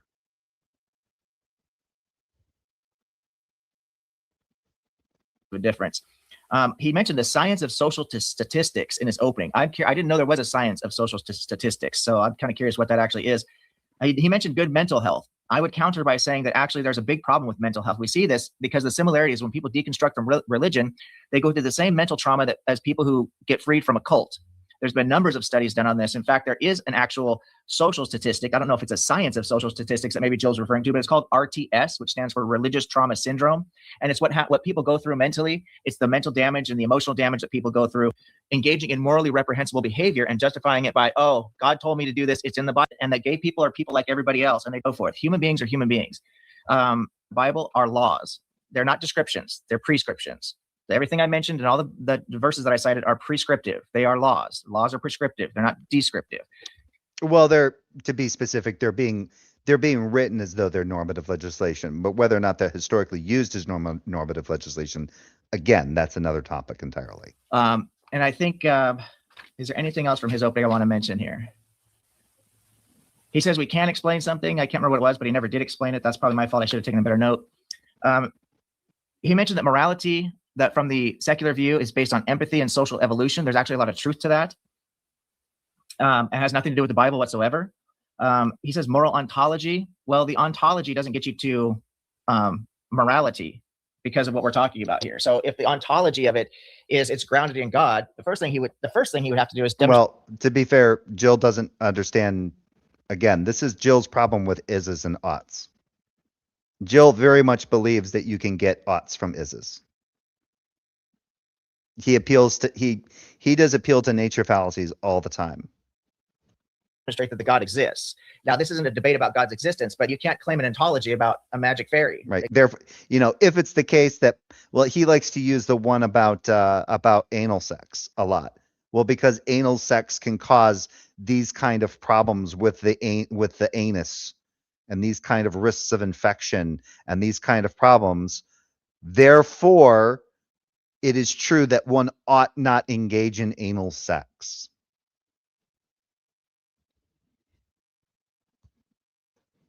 Magic fairy says so, so we do it. So that is a non sequitur at this point for this debate. And he said that secular morality cannot be objective. Well, first of all, I believe, and the significant majority of philosophers also agree with me, who also the significant majority of happen to be atheists, that morality is in fact objective. And I'll be looking forward to explaining that to Jill, maybe during my cross-examination or his time to cross-examine me. I can explain to him how morality is actually objective from the secular worldview. What you cannot get is objective morality from the Christian worldview. What you get is divine command theory. So I don't think Jill knows what objective and subjective means, or he wouldn't have said that, because objective or subjective can be looked at in two ways. Either you have stance independence or mind independence. God has a stance. God has a mind. It says so in the Bible all over the place. God has a will. That gives God a stance. So therefore, God's will, God's laws are subjective. They're subjective to God's mind. The other way you can get subjective is based on facts, or objective is based on facts. So the facts of the matter would be based on the natural law of cause and effect, having nothing to do with God. So because it can be seen independently of God. We both can agree that there's nature. We don't have to both agree that there's a God behind the nature, because we both observe the nature. That's the natural world we live in. That's the world that Jill exists in every day. When he gets in his car, he goes to his job, he does whatever, he's existing. Oh, be careful making those claims, man. And functioning in the natural world. So he cannot deny the natural world exists. So we have common ground there. I don't have to take that extra step. Oh, he can deny it. He could be a solipsist. And pretend that there's like some magical being in the sky that does crazy things. And he could be some kind of like one of those like, oh, well, the world that we exist in isn't really real. It's just it's a construct of God's mind, and we're all just constructs of God's mind, and this world that we live in is just of God's mind. Makes crazy laws, and therefore I have to live my life by that. I can just base morality on the phenomenon of cause and effect, which is where we actually get objective moral truths from. And again, I can explain this in further detail during the cross-examination time. And I think I'll go ahead and relinquish the rest of my time. Just because I don't know about y'all can cross-examination now, GOE, and quickly as possible or whatever. So we'll do that both ways. So and as soon as Gio cross-exam, the best part of the debate, where OE can't just spew out claims about what the Bible says. My pastor often would say, when he was preaching in the pulpit, he would often say, if someone comes up to you and tells you that the Bible says this, just ignore them. Okay. All right. So you mentioned, OE, that the Bible was wrong about X. Many X's you have. You got an X, a Y, a C, a Z, an E, and an X, and an S, and a T. But you mentioned the Bible was wrong. Where is the moral code for how one ought to behave in X situation? That's not the topic.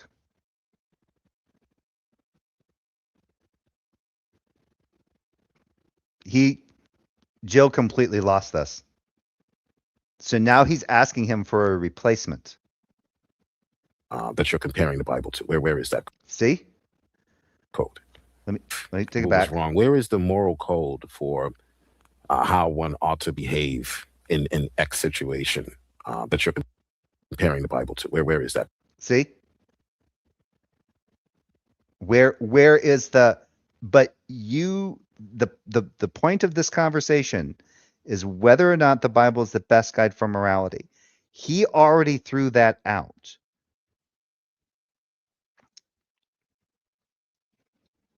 And he already gave the alternative in his opening statement that under a secularist view, the objective morals are based on empathy. Right? And he didn't agree with that because there's nothing outside of one's own subjective. They're only pointing to their own subjective empathy. They're not pointing to anything outside of themselves to ground morality itself. Well, that's the problem. They are pointing to stuff that's outside of themselves.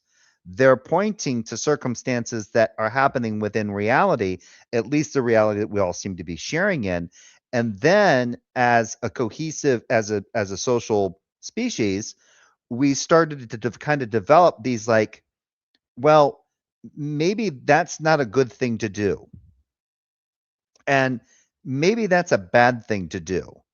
And then we're trying to figure out like what makes us like, what drives the reasoning why we ought not do that. Right? That's when you start getting into those what am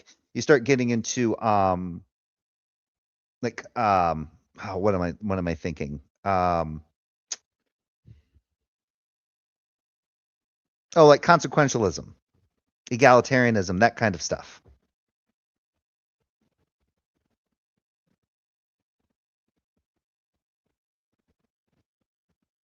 But with his position, he already threw it away because he said The problem with the Bible as a guidebook is that people aren't trained to read it, and Christians aren't always morally. They're not always morally. They're not always doing the right thing all the time. So now what he wants is a replacement. Well, you give me a better alternative than the thing that I didn't even bother to argue for. I didn't argue for why the Bible is the best guide for morality. I just argued for there were groups of people who hold to Christianity in some way that seems to help them do better as a society or as a social group. Therefore, Christianity good. That's all his opening statements and his rebuttal predominantly was. And the problem is that the stuff that he was appealing to could be used not even just for Christianity, but it could have been used for a form of Christianity he fucking hates, which is Roman Catholicism, and it could be used to justify Islam as well. He lost the debate.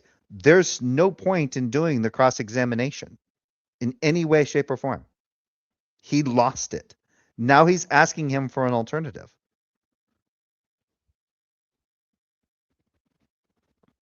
That quote. So are you asking how do we get objective morality No, without no. the Bible? Is that ultimately what you're? No, the way you phrase it. How do we get? So I guess I don't know what X. Yeah, but you mentioned the Bible was wrong. You said Okay. the Bible was wrong about something or many things. Where is the moral code, the moral ethical code, or the ethical code, the standard for how one ought to behave in that situation that you said the Bible got it wrong? Where is it? Do you have it, or does it exist? What's he asking? What are you comparing the Bible's moral code to? What are you yourself? Where are you coming up with? Oh, okay. Yeah. No, I understand what you're saying. Yeah. What do I compare the Bible's moral code to? That's like, okay, I got you now. So the Bible's moral code is compared to what we see in human empathy, human behavior, how we would want to be treated if we were on the other side of the equation, so to speak. What is objectively true? No, I wouldn't answer this way. The real trick, because I remember there's a better thing that objective ethics brought up, and that was when he said there was the inconsistencies, right? It was incoherent, but I think he used the term incoherent, but I think he also used the term inconsistent as well. There's a problem with the normatives in certain scripture. He focused a lot on slavery, right? But Jill had a problem with the slavery thing as like a hard prescriptive. But the other thing is that there seems to be an issue with the Bible as a good guidebook, because obviously a lot of Christians, here's a good example. This is what I would have used. You have the New Testament, and you have a lot of Christians who are of the opinion, and I found this, I even saw this with like Praise I Am and his group, where but Praise would argue this a lot, where the only thing, because Praise thought this is the only place where these were found, was that the only moral things that one had to follow as a Christian were the apodictic laws that were given by God, right? So he kind of held to this idea that God was actually the one that literally spoke the apodictic laws, and those apodictic laws are the 10 Commandments.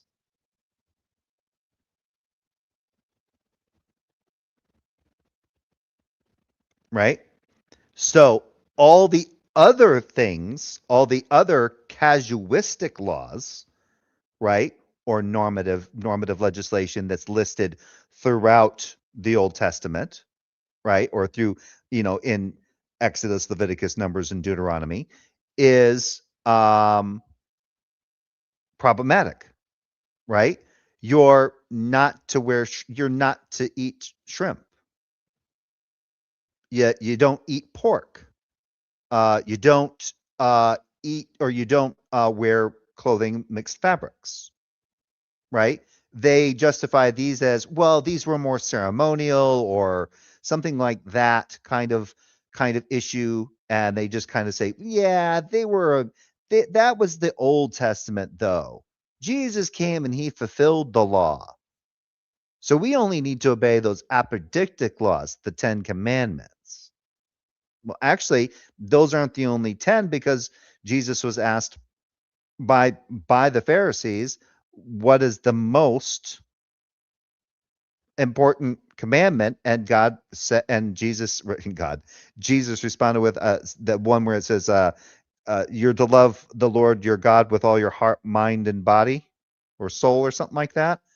And then he said, second to this is love your neighbor as yourself. And he said, and upon these two commands hang all the laws of the prophets. The law and the prophets. So, but those aren't listed in the 10 commandments.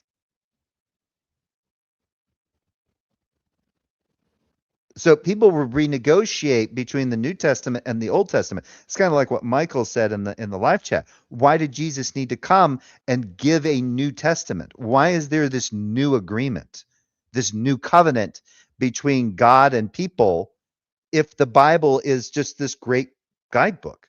Because apparently it wasn't. Salvation, I was taught as a Christian, well, come to find out, you couldn't actually really obtain salvation through the old law. The only way that you could obtain salvation was through basically having Jesus mediate your circumstances between you and the Heavenly Father. You prayed to God, you prayed to Jesus to forgive you of your sins. And he basically acted as a go-between, because he is God, but he's also the Son. He's the friendlier version of God, but he's also God too. That's kind of the Christianity I was taught. You didn't have to worry about following the Old Testament rules, because you just basically Jesus was the thing that kept you righteous somehow. But that's not what it says in Matthew. And yet there are Christians today disobeying all of the casuistic and some apodictic laws that are listed in the Old Testament.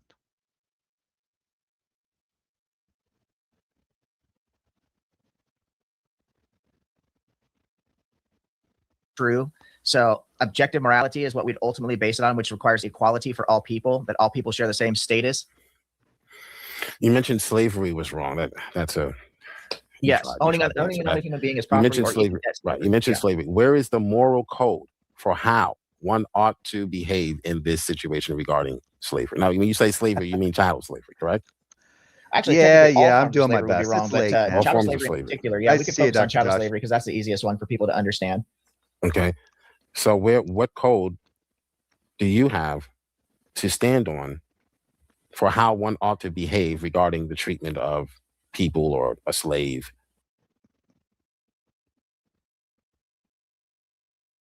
Or that says slavery is wrong? So okay. This is fun. If I didn't, does that mean that slavery isn't objectively wrong? If he doesn't have a position, if he doesn't really know how to suss this one out. No, the position is I don't even know why Jill is even asking him this, because he's technically already answered it. I understand slavery. All objective ethics has to say is, I understand that slavery is fundamentally where the is like reducing a person to property, where a person is basically the property of another person. And that to me is problematic. I wouldn't want to be the property of someone else. So I don't agree with slavery in that sense.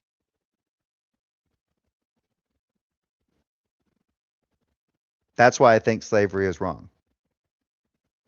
I want to be free. I want to be able to, I want to have certain liberties and freedoms. I don't want those liberties and freedoms reduced because now I am the legal property. Someone actually has legal rights to me as their property. So that goes back to that empathy thing again.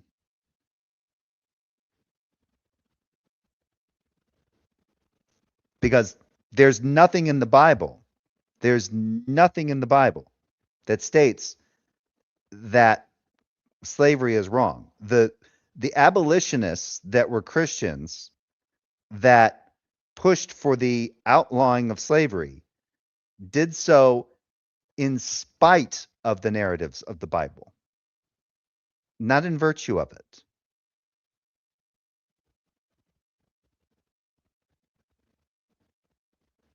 Code, when you say code, I'm thinking codification. Codification is laws. We make the laws. So the code would be the law against slavery. Now, why do we make the laws? What's our justification for those laws? Is that what you're ultimately trying to get to?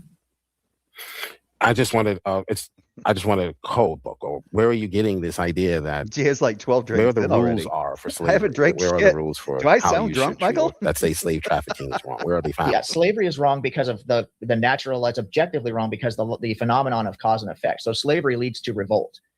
Theft leads to distrust. Murder leads to revenge, so on and so forth. We don't determine this ourselves. It's just the laws of nature determine cause and effect. So for every action, there's a reaction. The laws of nature. Right.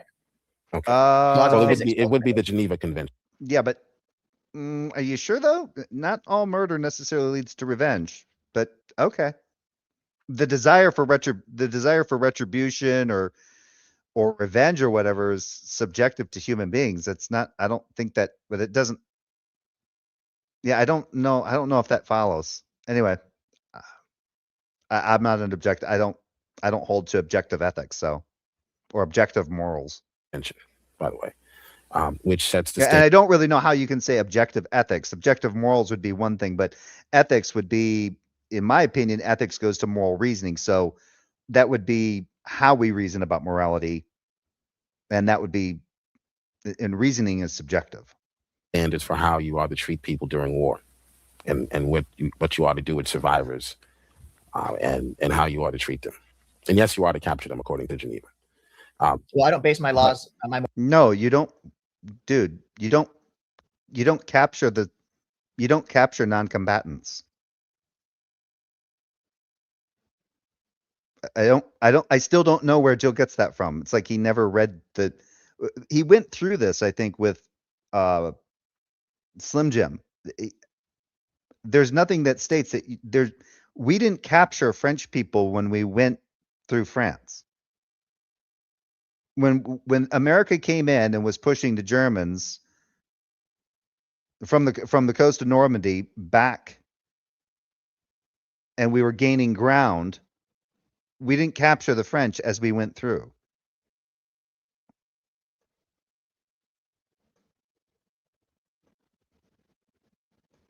Morality on the Geneva Convention. And we didn't capture Germans, the German non-combatants either. I know you don't, because you don't have a standard, so therefore you can move where you've seen. It has nothing to do with whether or not he has a standard, Joe. You haven't actually made the case why the Bible is a best guide for morality yet. If he doesn't have one, that doesn't mean that the Bible is a best guide for morality. You threw it out in your opening statement. Where it seems comfortable for you in your. Are you asking me if I have a standard? This is a Q&A. This is a process where you ask me questions. No, So I'm agreeing with you. I know you don't. Well, you're making a statement. Are you here to ask? Yeah, I'm asking a question now. Now.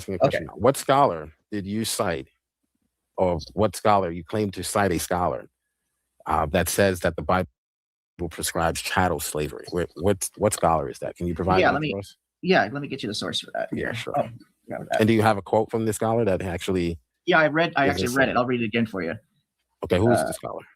This scholar, we could go with Dr. Bowen for this one. I've got 50 different scholars to pull from. We'll go with Dr. Bowen here. I can't remember which one. Uh-oh. Dr. Josh. Of course. Yes, let's hear it. Go ahead. Okay, slavery is a condition acknowledged in the Pentateuch, which you know where that is, right? Mm-hmm. Okay, in which a person is deprived of freedom, at least for a period of time, by being in subjugation to a master, in order that the master may benefit from the labor of the slave. But that's not objective ethics. That's not a prescription. Slavery may be involuntary, in which case the slave is generally considered the property of the owner and as such may be bought and sold. In Pentateuchal legislation, involuntary permanent slavery applies only to non-Israelites. Slavery may also be voluntary for Israelites. Now remember, I cited another scholar describing what voluntary actually applies to: the agent, not necessarily the individual person, the object, right? So the daughter, it's not her voluntary action when she gets sold into slavery. The voluntary only refers to the Is this the quote? Is this part of the quote? Yeah, that's actually another scholar. I just want to clarify to make sure we're I just asked understanding. for one. All right, so Dr. Josh Bowen is the quote that you have. Okay. No, that's not the only one. He went to another one. But to be fair, Dr. Josh is not a biblical scholar.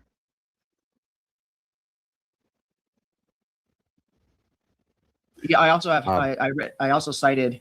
Okay, you cited Dr. Austin, Josh. 2008, page 778 in his work. Okay. Yeah, Dr. Josh is communicating the information that was to give people access to what scholars, biblical scholars, communicated on the topic, have written on the topic. It's the whole point of Dr. Josh's book.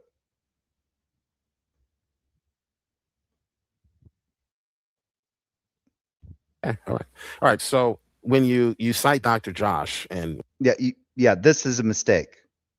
What he should have done was he should have cited the people that Dr. Josh cited in Dr. Josh's book. Well, and again, I'll have to take a closer look at what he's actually saying there, because I really don't object. Wait, I thought you said you read Dr. Josh's book, Jill.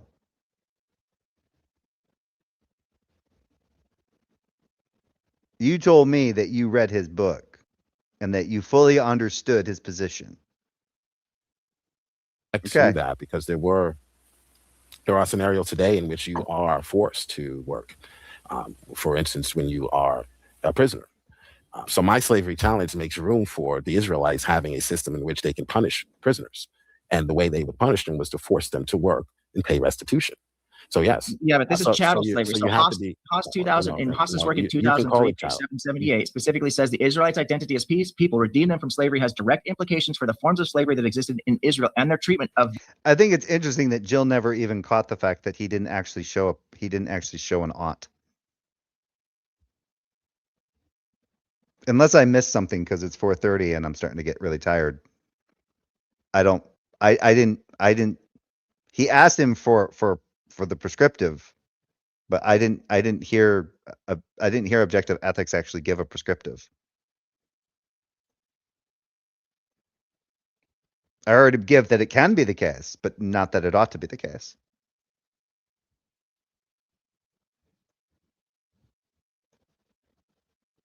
But there's prescriptives that are, once you have a slave, there's all sorts of prescriptives in there, and it's kind of like that loosey-goosey, that way of, so the way I kind of think of like normatives and prescriptives is like prescriptives are like hard oughts, right? You ought do this, you ought not. A normative is kind of like, well, you can do it, but you don't have to do it. Right? It's like saying, well, chocolate ice cream is good. It tastes good.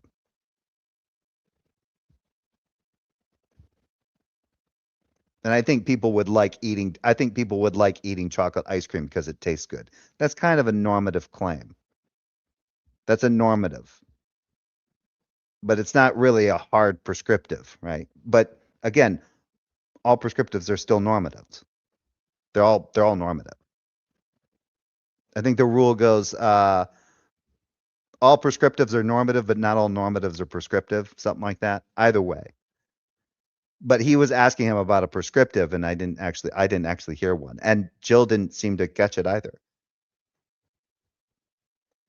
But the real trick of the conversation is, does the Bible say that slavery is wrong? And it doesn't.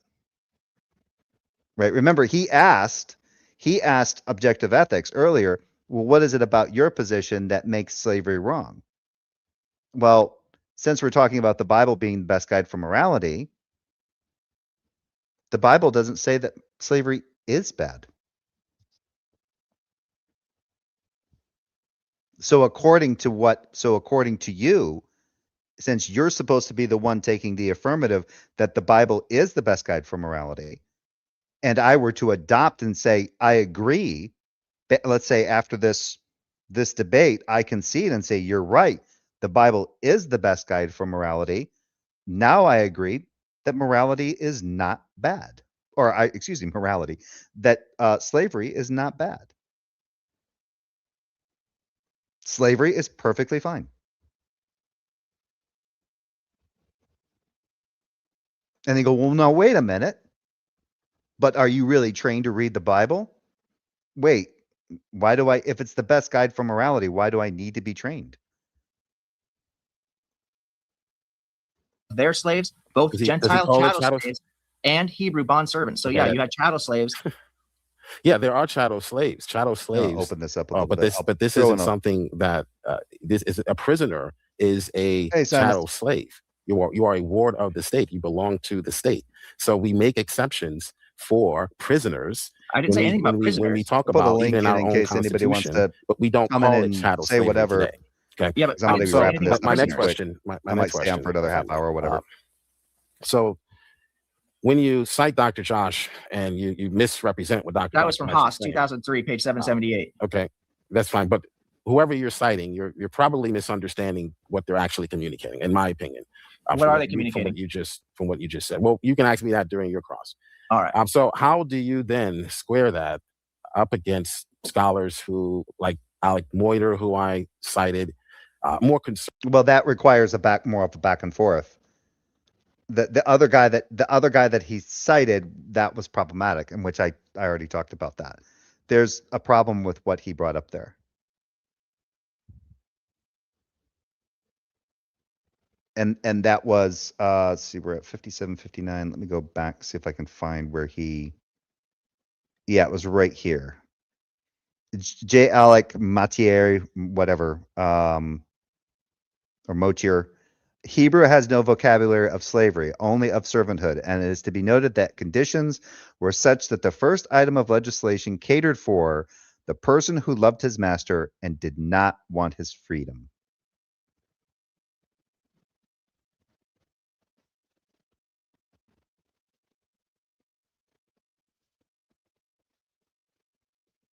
So that requires a little bit more than just a cross-examination. That requires, like, to really break down what it is. Where did Jill get this? Maybe there's more context here. And what is it about this legislation that catered for the person who loved his master and did not want his freedom, in relation to what Jill was saying in, like, this whole manumission, adoption through manumission shit?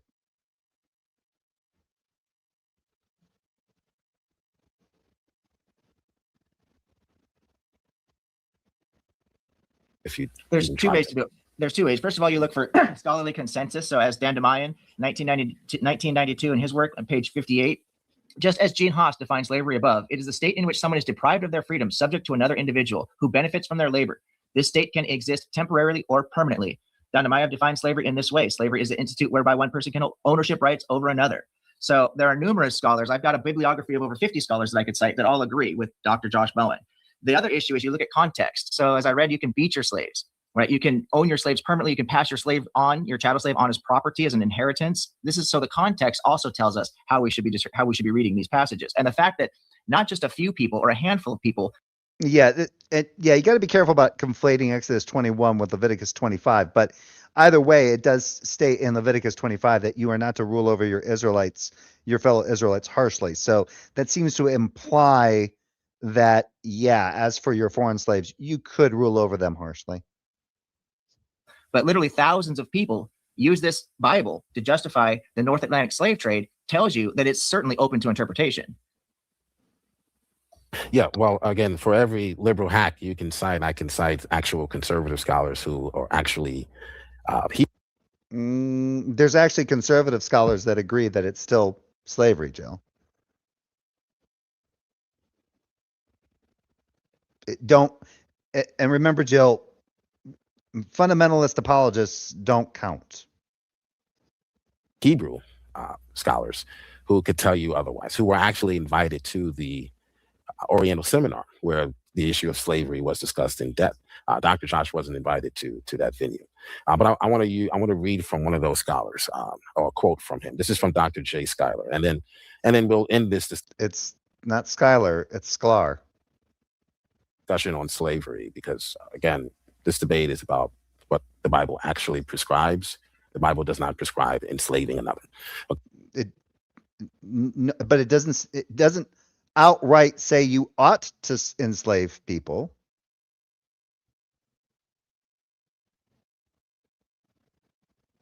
In certain ways.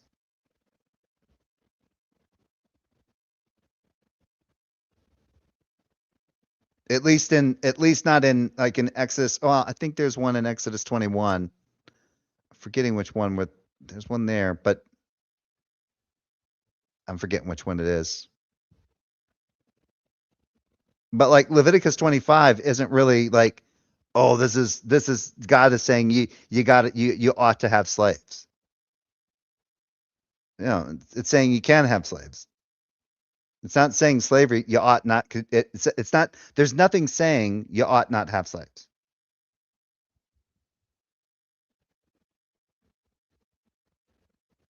Right. Part of morality isn't just whether or not you ought do it. It's also whether or not you ought not do it. And there's nothing in the Bible that says you ought not have slaves. Okay, but here's what Dr. John Schuyler says. In English, you're not supposed to be explaining things to him. You're supposed to be asking him questions. Jill, you're supposed to be asking him questions and then taking notes. And then he starts asking you questions. And then if he asks you a question where whatever you have from Dr. Sklar might work, then you would give what you have from Dr. Sklar. We regularly use commercial language. Okay, this is what I was talking about, the language. Dr. Sklar's fucking position is asinine.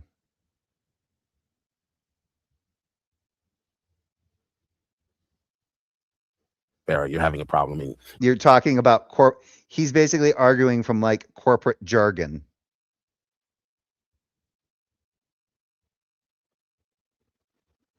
Your liberal scholars who obviously are selling books are having a problem. Maybe they do. Maybe it's willful. Maybe it's not willful in your case, ignorance. But in English, we regularly use commercial language to describe people when the context is commercial. For example, trading a player to another team, or the basketball narrative does not, the NFL or NBA or whatever sports analogy that you want to use does not work when it comes to this. This has been debunked multiple times, Jill. The fact that you're still doing this, I mean, this is Jesus Christ, dude. Transferring an employee to another location. But that doesn't work with what you quoted from Matir.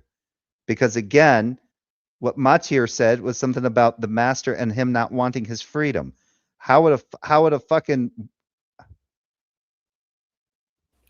We don't use this language because we view the people involved as less than human.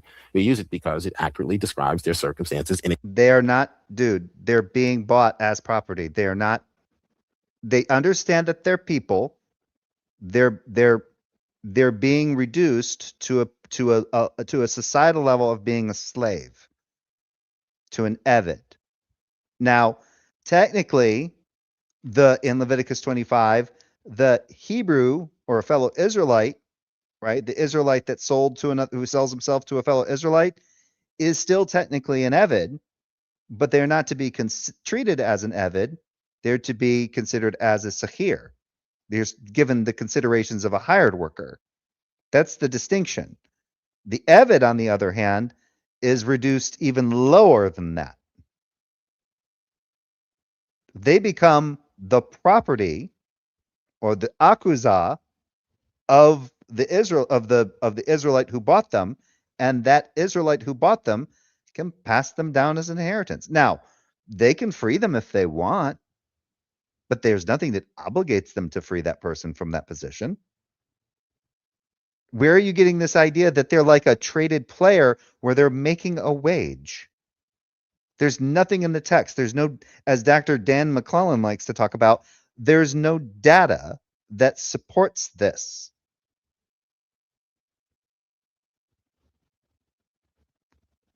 These people weren't being recruited for their skills with basketballs and playing a high-end sport.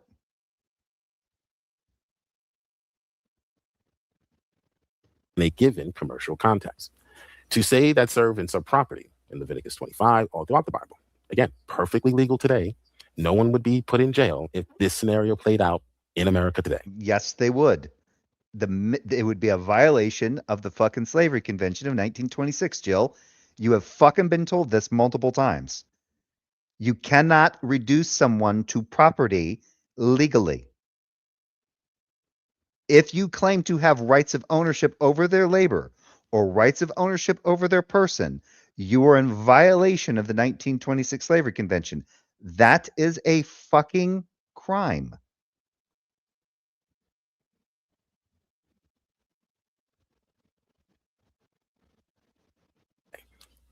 Can't prove otherwise. In fact, you win the debate if you can prove otherwise. To say that servants are property. Yes, I have. And no, that would not win this debate because that's another fucking debate. The debate is on whether or not the Bible is the best guide for morality. And you're already demonstrating that it's not because you have to refer to J. Sklar instead of referring to the Bible. You fucking moron. If the Bible would be the best guide for morality, you should be able to point to the Bible and say, this is where it says you can't have slaves. This is where it says you can't reduce a person to this kind of position where they can be passed down as an inheritance, or they can be beaten. Or if an ox gores them, then a person's just recouped 30 fucking pieces of 30 pieces of silver. But instead, you're referring to somebody outside of the Bible, somebody that's putting their own interpretive lilt on what they're reading in the Bible because they don't like the idea that their good and fluffy Lord didn't have a problem with slavery. Property or inherited is not to put them on the level of furniture or less than human any more than to say a sports star is traded, puts him on the level of a stock. So considering. No, they are not stock. What are you doing? What are you doing? A more conservative view as far as the language is concerned. Have you ever heard this position or argument before at all? Yes, it's been made. It can be torn apart. Let's see if objective ethics can do it. Because all objective ethics has to say is, you just lost the fucking debate again. Because now you have to appeal to J. Sklar instead of appealing to the fucking Bible. The debate is whether or not you can show that the Bible is the best guide for morality, and you're not using you're not using anything from the Bible as a guide for morality. You're appealing to J. Sklar. Or you just basically read. Yes, I'm aware of this argument, and it falls apart on a number of levels. Okay. So Where does it fall apart? So first of all, when you're talking about trading a sports player, what actually is going on here is it's a financial transaction between two sports teams, right? And the sports player has the ability to opt out by not playing. They hold out. It's called a holdout. The slave, on the other hand, does not have the option of holding out. Okay. Can you demonstrate that? Demonstrate that? Demonstrate that the slave did not have the option to leave. Did not have the option. You just did, Jill. You did earlier with your position from Matir.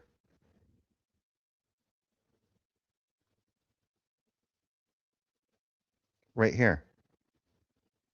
Cater for the person who loved his master and did not want his freedom. You just did that. You just quoted that earlier in this. Did you not understand what you were reading there? Hebrew has no vocabulary of slavery, only of servanthood, and is to be noted that conditions were such that the first item of legislation catered for the person who loved his master and did not want his freedom.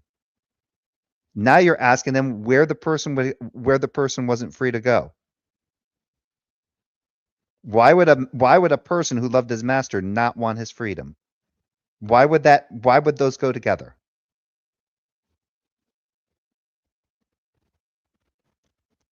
prescribe. Again, not for what you were taught, the Bible says.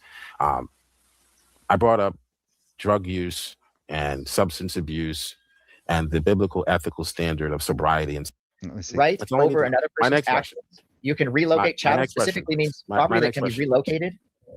And when you say that the property can be passed, Property Yeah. again in the ancient Near East simply meant you had a contract to No, it does not, Jill. fulfill an obligation. That's not demonstrating that you're there that's a by meaningless force. statement. No, in Leviticus 25, 44 through 46, they refer to as akuzah. That is the same term for lent, like a belt, or like a piece of property that, like when Abraham bought, I think, what was it, the cave. But it's mentioned multiple times in all other areas of the it's used in multiple scriptures, like when somebody buys a belt or buys something else. That item that you purchase with money is akuzah. It's your possession. You own it because you bought it. Statement, like obligation. That's demonstrating literally a anything. meaningless So- statement. So now what Jill's trying to do, this is the same fucking thing that Jill tried to do in that long conversation in a comment thread where he tried to basically change he tried to change the whole language, that when you're reading the Bible and the Bible uses in English in a translation, it uses the term property.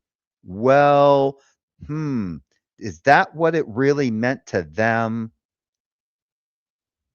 Does property really mean they own it? That they actually gave money for it and they got it and now it was theirs, or they traded something for that something else? And so now that's something else that's theirs. And if somebody took that thing that was theirs, that would be called stealing because that was their property. Jill fucking does this. I asked Jill in the it started running amok when I asked him, how does stealing work, Jill? How the fuck does stealing work? If they don't have this same idea of property, how does stealing work? Like, could they honestly say they had some money and they went out and they bought something? They bought a belt and they got it and that was their belt and they went they couldn't say this is mine. This is someone else's. This belt has, at any time, this belt has the right to walk away and not be mine.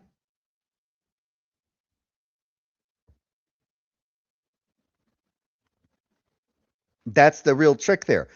In the case in Leviticus 25, 44 through 46, the foreigner that's being purchased is akuzah. A fellow Israelite cannot be considered that way.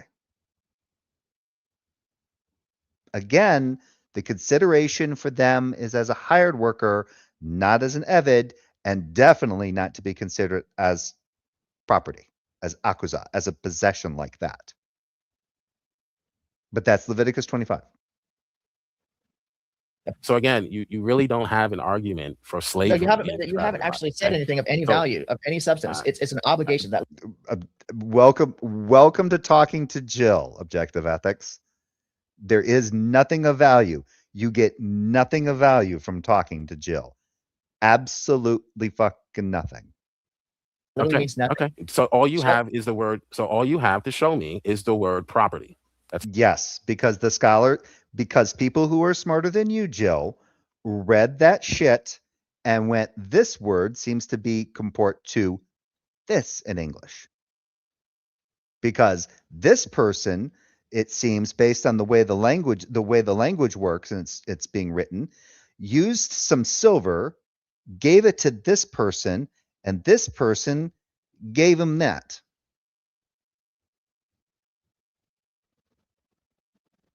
What do we call that, Jill?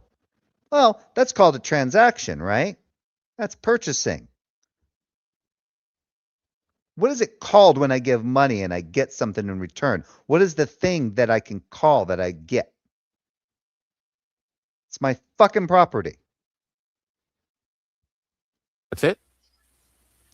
Property, yes. Ownership, great, yeah. great, We great. know how those words All are right, that's applied. all I You needed to have know. now- That's you all have I needed now to know. right That's all I need over to know. another My person's next question. actions. You can relocate. My Chattel next question. specifically means My property that next can question. be relocated. And when you say that the property can be passed on next as an question, please. inheritance, when you say My next property, question, please. So the I brought up the argument that the social sciences demonstrate for what the Bible does prescribe. Again, not for what you were taught. Oh, this is horrible. The Bible says. I brought up drug use and substance abuse and the biblical ethical standard of sobriety and self-control. What does your ethical standard say about getting drunk? Is getting drunk something you would? It's something that can be done. It's not necessarily a hard. That's interesting. He asked. It's weird. This is he tried to do this with Pine Creek years ago. Just a couple years ago, I think it was a couple years ago. Jill tried this same thing with Pine Creek. It did not go over well. He ended up leaving. He ended up running. Prohibit, or something you would militate against, or try to legislate against, or try to regulate, or is that something you think should be you should be allowed to do? So objective morality respects everyone's individual autonomy. It's not my place or your place or anyone else's place to tell people how much they should or shouldn't drink in the privacy of their own home. Now, if you're out in so it public, has to be in the privacy of their own home. Yeah, in public, you have a duty to other people that you're around, right? You can't set your own house on fire, even though you own your own house, because your house might catch your neighbor's house on fire. Same thing with drinking. You can drink all you want if that's what you want to do to yourself, but you cannot get into your car because you could kill somebody. Okay. So you can drink as much as you want at home by yourself, as long as you're not out in the public. Personal autonomy. You can do whatever. Any consenting adult can do whatever with themselves or any other consenting adults, as long as they're not hurting other people or unnecessarily endangering other people's lives. Absolutely. Okay. So that would be a good drunk to you. The one that does that, the one that stays inside, does not harm. There was some language there that he used in that question, like that it would have to be that there would have to be prohibitions against it for it to be a moral, right? Whether or not you could get this kind of moral, a certain moral stance on something would be, it would either have to be morally, it'd have to be prohibited or squashed, or even he didn't, according to him, when he was talking about like drinking, it seemed to like he alluded that like as long as a person wasn't drinking in excess, then it was fine. It was based on that first source that he cited about teens that didn't frequent religious services. They were less likely to like drink heavily or do hard drugs and smoke more and whatever. Outside in the public and possibly harm someone. That would good be or bad, or good or bad, or value judgments. So it's up to the individual person to determine if it's good or bad.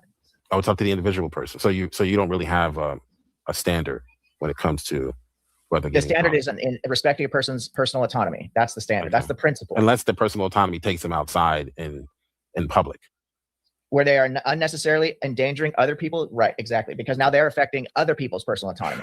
All right. So affecting themselves and their liver is okay negatively. That's okay with you and your worldview? What's okay is respecting their personal autonomy. Yeah, their personal autonomy, but not themselves, personhood, not their health. You know, that's not important to you in your worldview. Well, my worldview is completely irrelevant to the question. I would advise people, if they're interested in taking my advice, on getting a good diet, good exercise, and good sleep. But people don't have to listen to me. I can't tell them that's the right thing to do or the wrong thing to do, because those are value judgments, and value judgments are always going to be subjective. Yeah, you're right. Your worldview is irrelevant when it comes to this question. The Bible, however, isn't. When it comes to the Bible doesn't say a person can't drink, Jill. Drugs, when it comes to, STDs and sexual health. The Bible's ethical standard is chastity before marriage. You were talking about drunk. What the fuck did you do? And fidelity, meaning it is chastity. STDs and sexual drugs, when it comes to this. And value judgments are always going to be subjective. Yeah, you're right. Your worldview is irrelevant when it comes to this question. No, that worldview is perfectly fine. Most people, dude, that's almost like libertarian. That's like right up your alley. I thought you were a fucking I thought you were a Republican conservative. Wait a minute.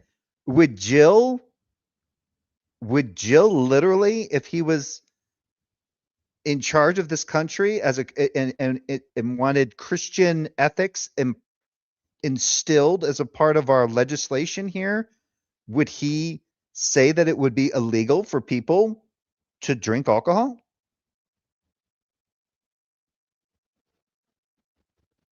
Is Jill saying that people shouldn't have the freedom to buy booze, and if they over imbibe it, they ought not, it should be illegal for them to over imbibe it in the privacy of their own home on their own land?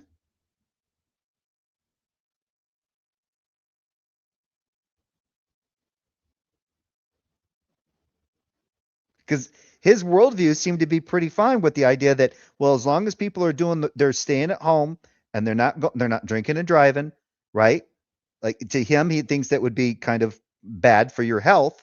But again, people are free to kind of, like, if they want to drink, then cool, but don't put other people needlessly at harm with whatever it is that you're doing. That doesn't seem to be too bad of a worldview of an ethical position on when it comes to people drinking with and then living within living in a given society, right? As long as their drunkenness doesn't, like, spill over too much into society, right? I mean, obviously they could be having personal problems that could help, that could lead to other things in their personal life after they get done drinking. But again, I mean, there's a level there. There's a point where we go, okay, maybe you're having a problem, but it's still not necessarily illegal. I'm wondering if Jill would have people banned from drinking as a Christian standard. I don't know of anything in the Bible, since this debate is about the Bible being the best guide for morality, the Bible saying you can't drink wine.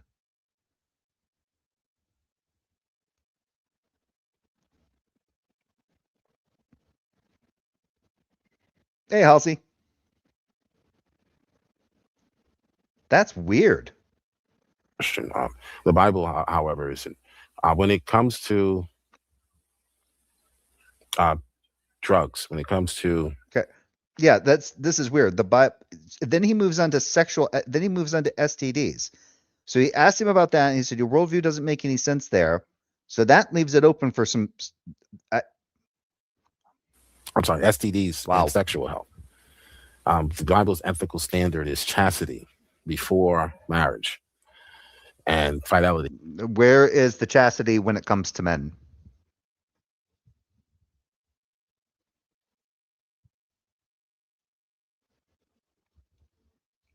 Let me give something to Jill real quick. Let me see.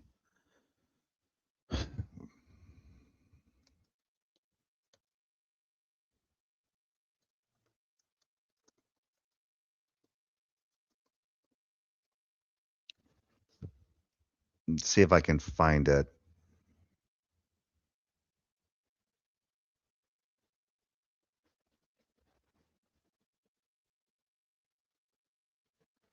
Yeah. So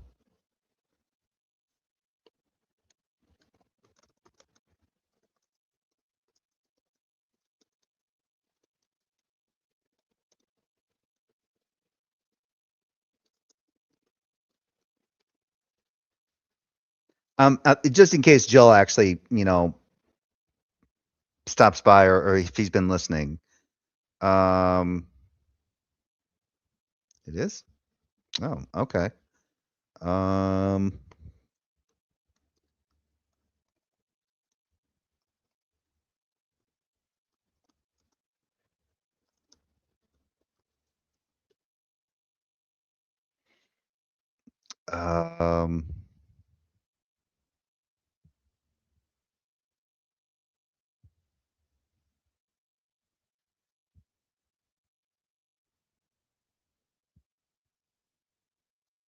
yeah, here we go. So this is about, in the course of time, the wife of Judah, Shua's daughter, died.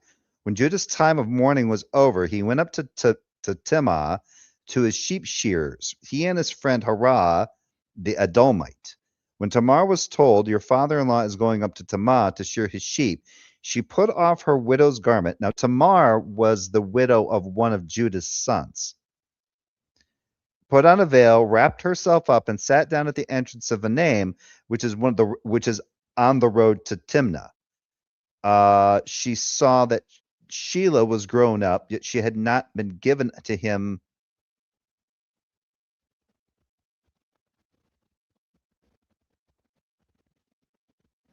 Okay, this is weird. This is written kind of weird. She put off her widow's garments, put on a veil, wrapped herself up, and sat down at the entrance to Enaim, which is on the road to Timnah. She saw that Shelah was grown up, yet she had not been given to him in marriage.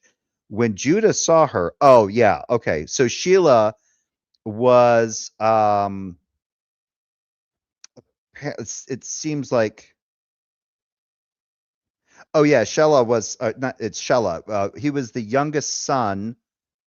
He was the youngest son of Judah, and so the backstory goes, the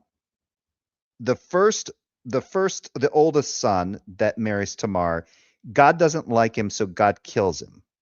Then it's up to the second oldest son to have sex with Tamar to bring about an heir for the firstborn son. The second-born son, doesn't want to have sex with his older brother's widow, so he's killed by God.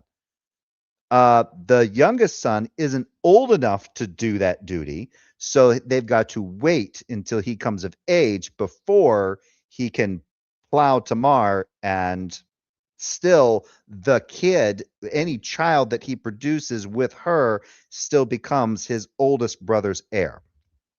Anyway, so that's who they're referring to there. When Judah saw her, he thought her to be a prostitute, for she had covered her face. He went over to her at the roadside and said, "Come, let me come into you," for he did not know that she was his daughter-in-law. So Judah is on the road. He has traveled to his sheep shearers.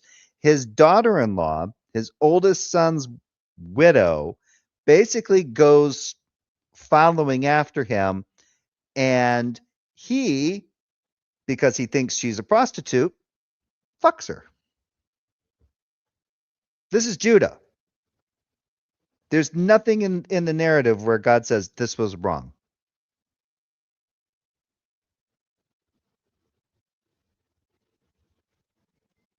Yeah. There's that chastity, Joe. And that's the thing. I don't remember if it says that Judah is even married or not. Still.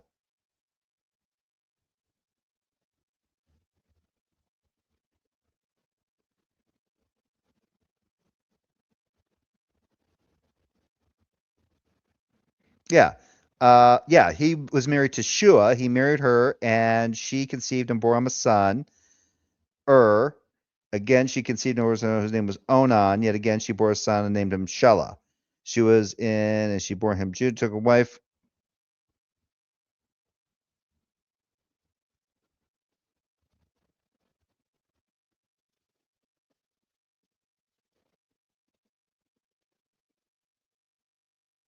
Yeah. So it.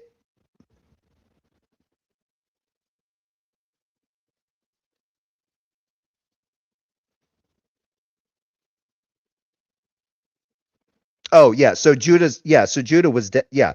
Judah's wife died.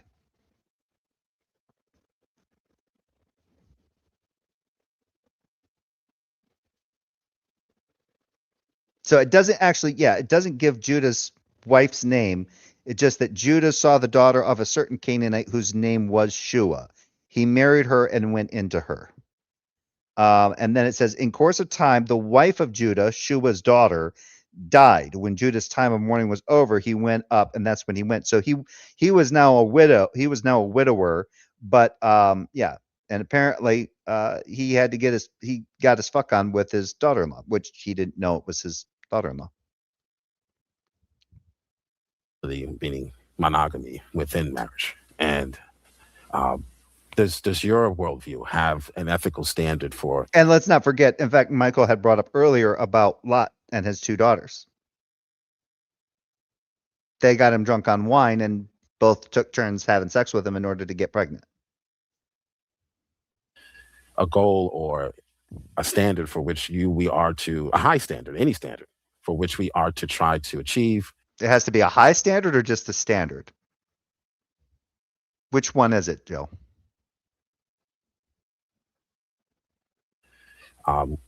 Concerning couples, young men and women.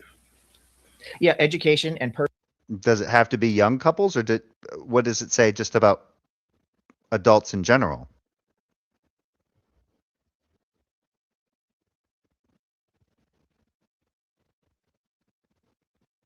Because again, the sources that you gave about these issues were involved only religiosity and religious. It said nothing about Christianity. The same standards, the very things that you're giving, you're asking him about, a Catholic could give you the same things, and you wouldn't agree with the Catholic. The Catholic would would probably agree with you, and could probably even do a better job of showing you in the Bible, possibly, depending on the Catholic. But you don't think Catholics are Christians. And the interesting thing is Muslims have kind of the same. They do the same thing. You don't agree with Islam.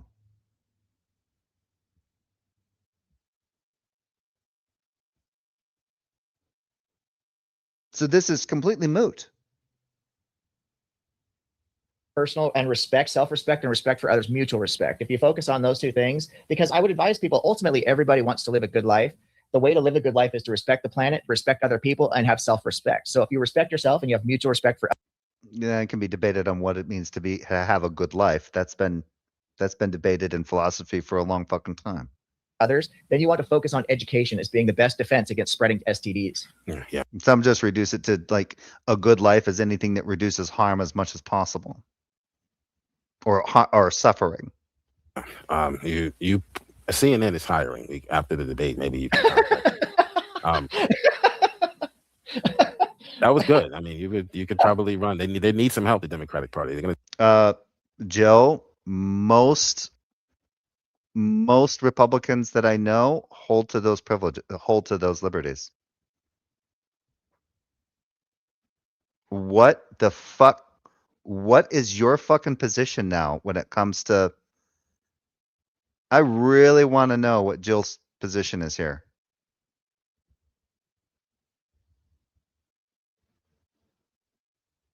I don't know of a single Republican or hard-leaning fucking libertarian that would not have agreed wholeheartedly with what objective ethics said about living a good life. At all. They would not have had a problem. Give me liberty, give me death. Don't tell me what to do on my own property. If I want to fucking get drunk on my property, I get drunk on my property. If I want to walk around with a fucking cigarette in one hand and a fucking bottle of Jack Daniels in the other and a pistol in my in my belt, I should be able to do so on my property. As long as I'm not doing anything to anybody else's property, then go fuck themselves. I think Jill honestly has a problem with that.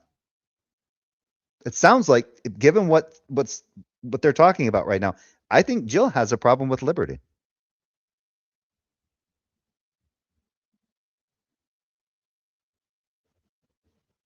I think he would have Christianity be used to control everything. Control how much people drink, control how much people smoke, even in the privacy of their own homes.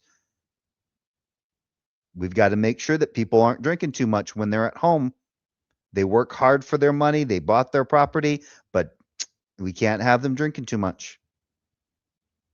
Can't have them drinking in excess on their own property. Definitely can't have them fucking too much. Oh, you bought a house and you're a guy. Better not be dating women and having sex in your house. You better find one woman only. And the only reason you have that woman to have sex with her is to get her pregnant. That's the only way you're getting that woman on your property to fuck her. Definitely not by any consent of her own. If she doesn't consent to being your wife, don't have sex with her. Gonna need some help these mid elections, but when it comes to STDs and sexual health, what are you educating the children about? Condoms? Yeah, Is that absolutely. what that's what you're Unprotected doing? unprotected sex is extremely dangerous. We know this because of Okay. studies on health, right? So that's what you're doing as far as health and sexual health and education. You're going to tell them to wear. Actually, most schools, I believe, push abstinence. But they understand that kids do stupid shit and will then say, but here are these things that you can use. But it's best that you don't do it. a condom. Well, I'm not a sex educator, so I'm not the. What I Well, would not tell you people personally, is, but your worldview, would that be would be optimal? focusing on Would yeah that on be- This isn't about his worldview. Why did you make this about his worldview, Joe? The topic wasn't what is objective ethics worldview versus your worldview. It was, is the Bible the best guide for morality? How did you fuck this up so abysmally? Oh, I know why.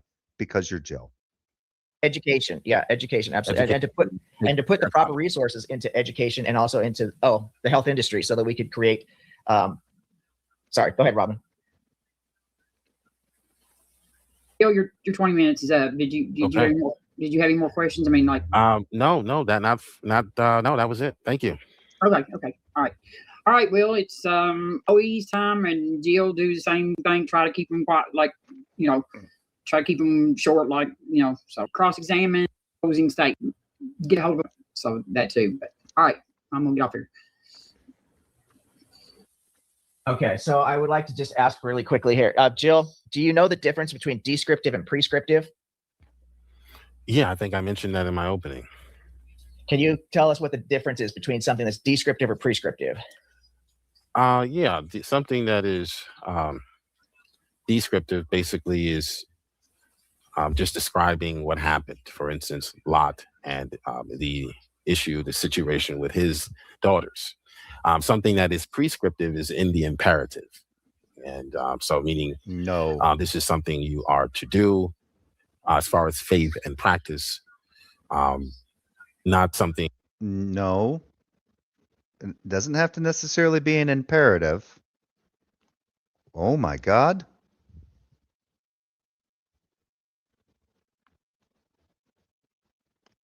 There we go. Good morning. Well, for you, it's good evening, I should say. No, it's afternoon for me. Good afternoon. Oh, that's right. It's 1. What's what? Yeah, 1 yeah. o'clock? 2 o'clock your time? Yeah, 1 o'clock, 1:15 or whatever. Yeah. Yeah. How are you? I haven't seen you for ages. So, Yeah, I haven't been catch on up. a lot. Yeah, I haven't been on a lot, but I saw this and I did notice that you guys did an after stream of this. This thing is just, I didn't think he could get worse. Yeah, I mean, he was truly outclassed by objective ethics. There's no doubt about that. But Well, it doesn't. yeah, My cat could have outclassed him and just sat there and licked its crotch. yeah, no, I appreciate that. But I mean, you know, sorry, that's not meant to insult objective ethics. I mean, no, I did, or your cat's crotch.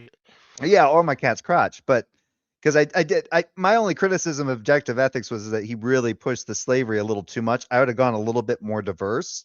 Mm-hmm. But as far as I'm concerned, when I listened to Jill's opening, he biffed it on his opening. I mean, he Yeah. fucked it right on its head. I Absolutely. mean, Yeah. Hey, Jeff. Good to see you. Yeah. No, I agree. I mean, I struggle to follow any debate with Jill because like as you have, we've interacted with Jill many times, and it's always the same. Right, he just gets more and more stupid the longer it goes on, and yeah, like or his arguments do, I should say, and it's the same here. He basically, I think Objective Ethics said he just wigged out at the end because he couldn't take it anymore. So I'm yeah, expecting I a might. little rage quit soon. Oh, yeah, I'm thinking about skimming through a little bit because he's. No, I, this I, is the good bit apparently. Yeah, apparently he doesn't understand. He thinks that a prescriptive necessarily entails an imperative, and I Yeah. don't think that's the case. Yeah, no, he got it wrong, and then the backpedaling on that alone is quite funny.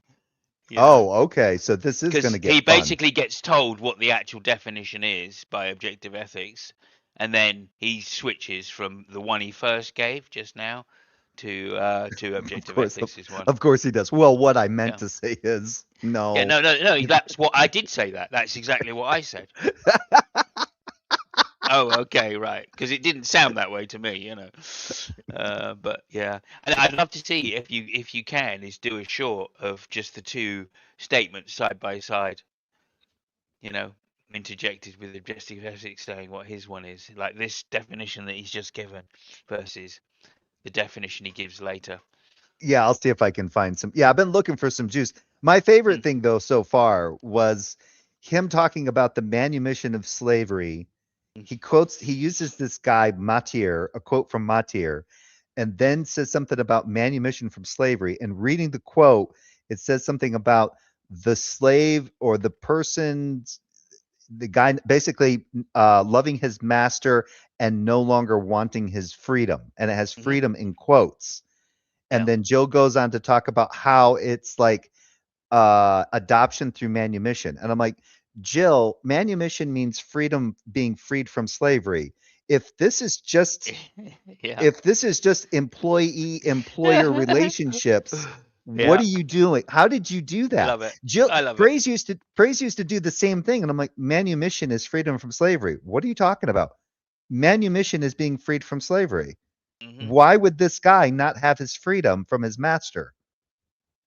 Yeah, absolutely. He's That just an employee, right? He should be able to yeah. leave at any time, yeah? It kind of reminds me of that's a typical Jillism, of course. But Yeah. remember when he said your descendants are your ancestors. Don't even remind me. I mean, I'm just saying that's I what he remember. does. He equates two things that are opposite and goes, well, no, actually they're the same, you know, because that's the only way my world view makes sense. You know? It's the long way. Yeah, yeah, oh yeah, the long way around. Oh fucking hell. Yeah. Him and Peter, I hated having those two on together. I'm like, oh, this is gonna turn into just a fucking absolute clusterfuck. Oh yeah, totally. Yeah, whenever those two Fucking spoke, it Peter, was Peter. absolute shit. I remember trying to get in the middle once between them and go, no, Jill's right here. I mean, I literally had to defend Jill because he was right over something Peter said, and like Peter would not accept it.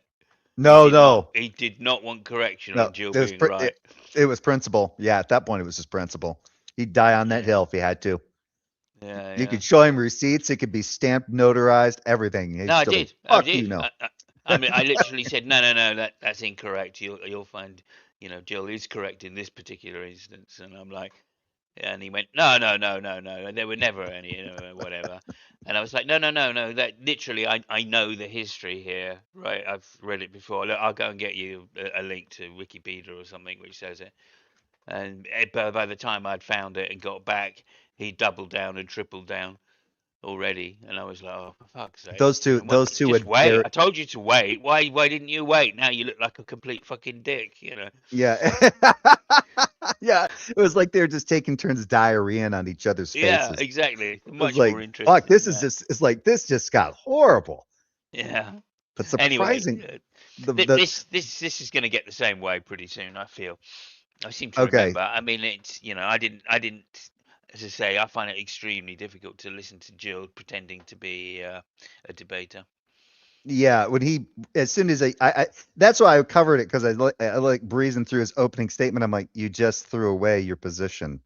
Your position is supposed to be why the Bible is the best guide for morality. And he says in his opening statement, he goes, well, people aren't trained to read it properly. They misinterpret it, blah, blah, blah. I'm like, yeah, there goes your fucking position, you fucking idiot. Yeah. I said that in the after show. I was like, I thought you said the Bible interpret itself, Jill. I thought that was always your thing. And he went, change subject. Well, were you here when he started appealing to Jay Sklar? And I'm like, if the Bible is the best guide for morality, you wouldn't have to appeal to Jay Sklar about the slavery thing. Yeah, you'd be able to find it right in the Bible. Yup, no slavery. There we go. That was it exactly, and he made that something someone else made that point as well. I kind of reasserted with it. But hang on a minute. Oh, Yeah. Robert. It was Robert, Skeptic Philosophy, made the point in the after show and just said, look, show me where this word is used in this other context that you're using it in anywhere else in the Bible. And he then went, oh, well, such and such a scholar says this about it. And I'm like, hang on a minute. No. You can't do that. You can't go to external things to interpret the Bible, Jill, because the Bible interprets Interprets itself. itself. You know, you're hoisted on your own petard. Although I will just say this in defence to the point you last made, which was objective ethics when setting up this debate. I was there at that particular time. I tried to mediate the setup of it. Jesus. How was And that? yeah, it was very difficult because I was saying, look, you want it on one topic, you want an affirmative and a negative position because that's what makes for an interesting debate. And Jill was going, no, I want to say which is best, you know, secular bollocks or, you know, Christian or Oh, Christianity, you know. so And he I was, just basically said fuck the topic and went with his own shit. well, no, objective ethics actually said to him, look, we'll make it on this one topic because, you know, objective ethics wanted it to be a proper debate.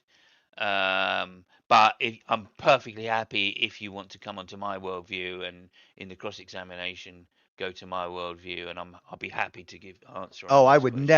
I would never grant him that. Well, yeah, but Ever. bearing in mind, objective ethics doesn't know Jill the way we do. No shit. I'd never So, grant that. I wouldn't grant that cunt a fucking dog turd. I mean, Uh-uh. Jill was threatening to throw the toys out the pram and not do it if he didn't agree. So there was also some coercion on that. Wah. I'd be like, fine, go fuck off. Yeah, of course. But we've spoken to him hundreds of times. Yeah. Yeah, like, you know, he What wanted does to talk to what him. does Evan mean? What is the Plus, word? What did their meaning of the word property? I don't know, Jill. What was their meaning? What did they mean by property? yeah. They just meant like, you know, some kind of relationship. Yeah, that's it. Something borrowed, something blue, something. Yeah, there you go. Something, just something. I don't know what, but like It's not, whatever. definitely It not was, something I own. yeah, but I mean, like, so I think, you know, it was on Robin's channel, and she'd gone to some lengths to try and set it up, knowing that, you know, there were prickly pears involved, Jill. So I think that also was a consideration. I'm just amazed at how progressive he's gotten, having being on a debate with a woman as a moderator. Yeah, absolutely. Yeah, Years times have ago, this would changed. have been. Times have changed. He's, Yeah. but I still want He's, to know. I still want to know if he's he's like edging towards this idea that you can't. If he had it his way, Christianity would have us with like special cameras and breathalyzers in our houses to make sure that we're not poisoning our livers with our booze. yeah. I mean, I'm surprised as well because I bet his wife drinks like a fish. Because he seems to be like everything objective ethics was talking about seemed to be very right-wing libertarian, kind of like, yeah, you do your thing, I do my thing, we don't fuck with each other. Those are kind of like very Republican ideals out here. And all of a sudden Joel's like, well, you got a problem there, buddy. And I'm like, how does he have a fucking problem? What are you doing, Jill? Wait, Yeah. you What kind you of want problem are you talking about? yeah, Like, you want is it no, a lack of they need lube problem? yeah, do they need you over at CNN for what? For being a Yeah. hardcore fucking Republican? For being this straight up fucking libertine? What the fuck is your problem? Yeah, You do absolutely. you can drink as much as you want at your property. You can fuck as much as you want on your property, but once you get out there in the fucking public sphere, now there's a problem. Everybody that I know that was a Republican growing up would have been like, agreed. Yeah, straight away. We don't want to see you drunk in public. If you do, make sure you're with friends and you've got a DD. Yeah. Has he never heard? I thought he was a big Trump supporter. Has he never understood that Trump used to party like a motherfucker? Yeah, especially with Epstein. Well, that as well, but Mhm. Yeah, he's yeah. in denial about that. Yeah, I bet. Oh my All goodness. right, all right, There's all no right. proof though. Just because he's mentioned like 50,000 times doesn't mean there's any one of those. Same as the Bible doesn't endorse slavery. It just says you can do it. You know. You know what I mean? Like, oh, okay, Jill, whatever. Yeah. And he asked him about like, well, I'm not seeing where it says that any hard prescriptive or Yeah. any kind of prescriptive about slavery. I said, do you see any prescriptive about it ought not happen, Jill?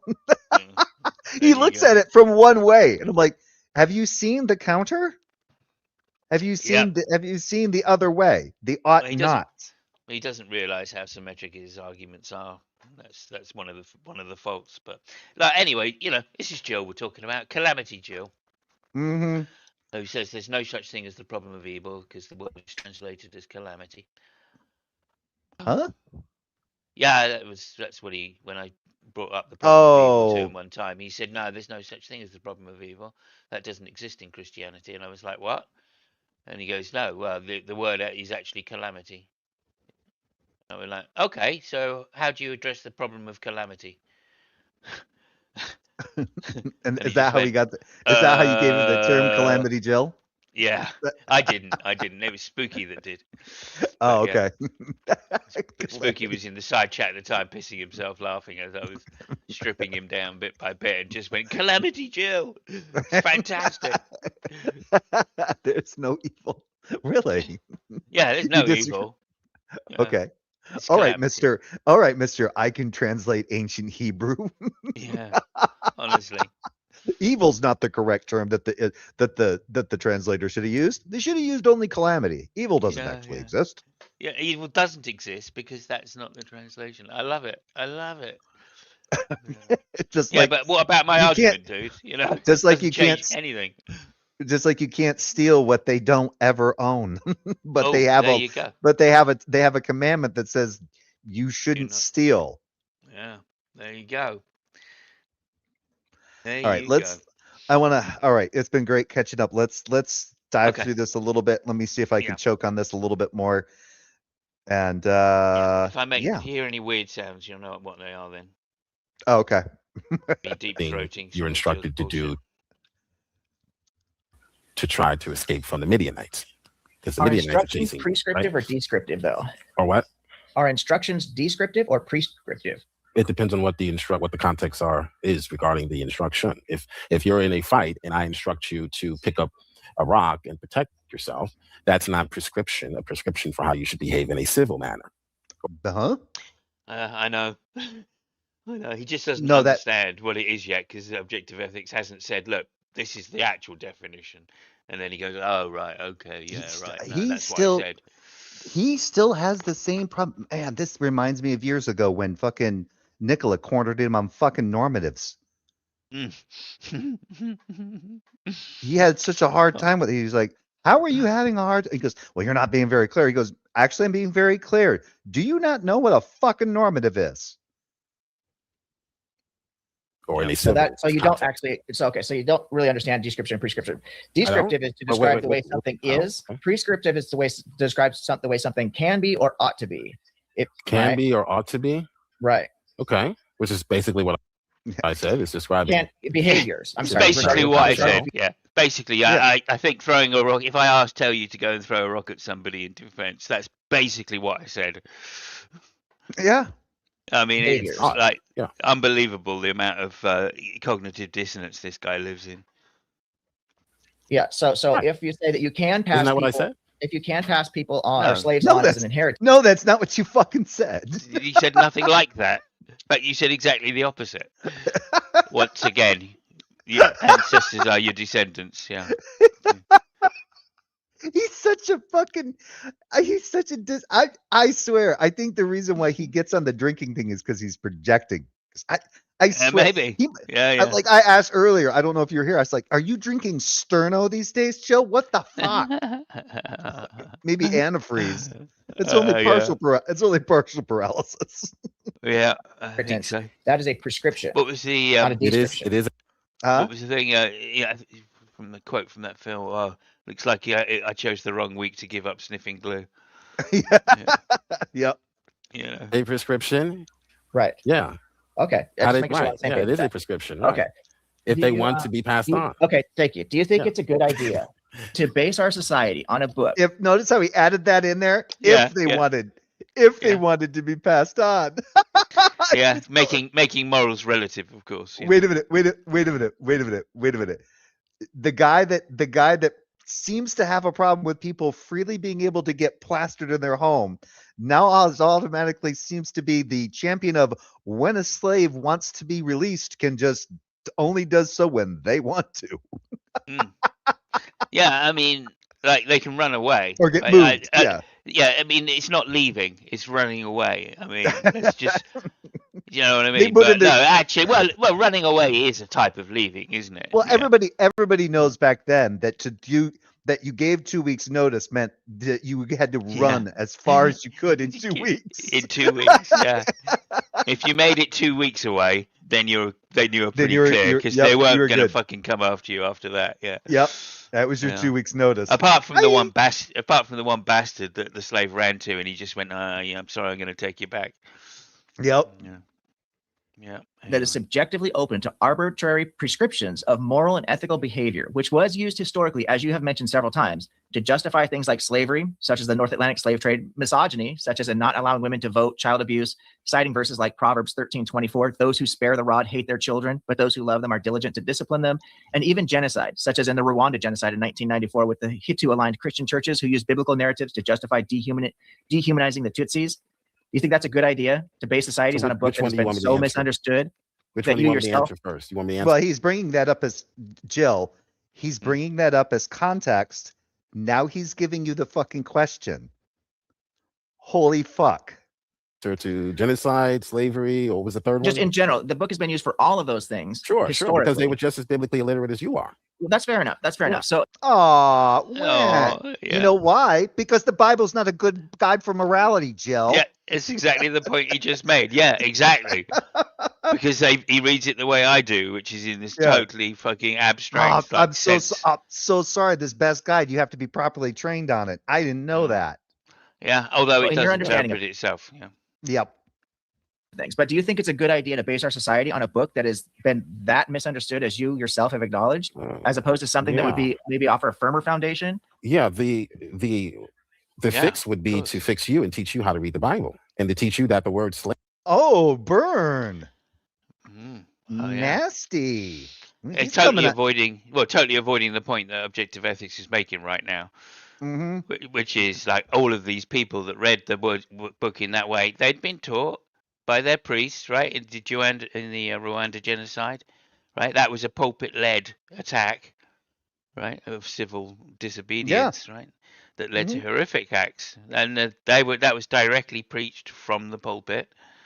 So what are you saying now, that the church leaders don't understand the book? Okay, well, you're just making objective ethics point, which is no one really fucking gets this shit because it's so fucking, like, I don't know, contradictory, I guess, or so open so general that it's open to interpretation. Well, I think on the such a wide terms scale.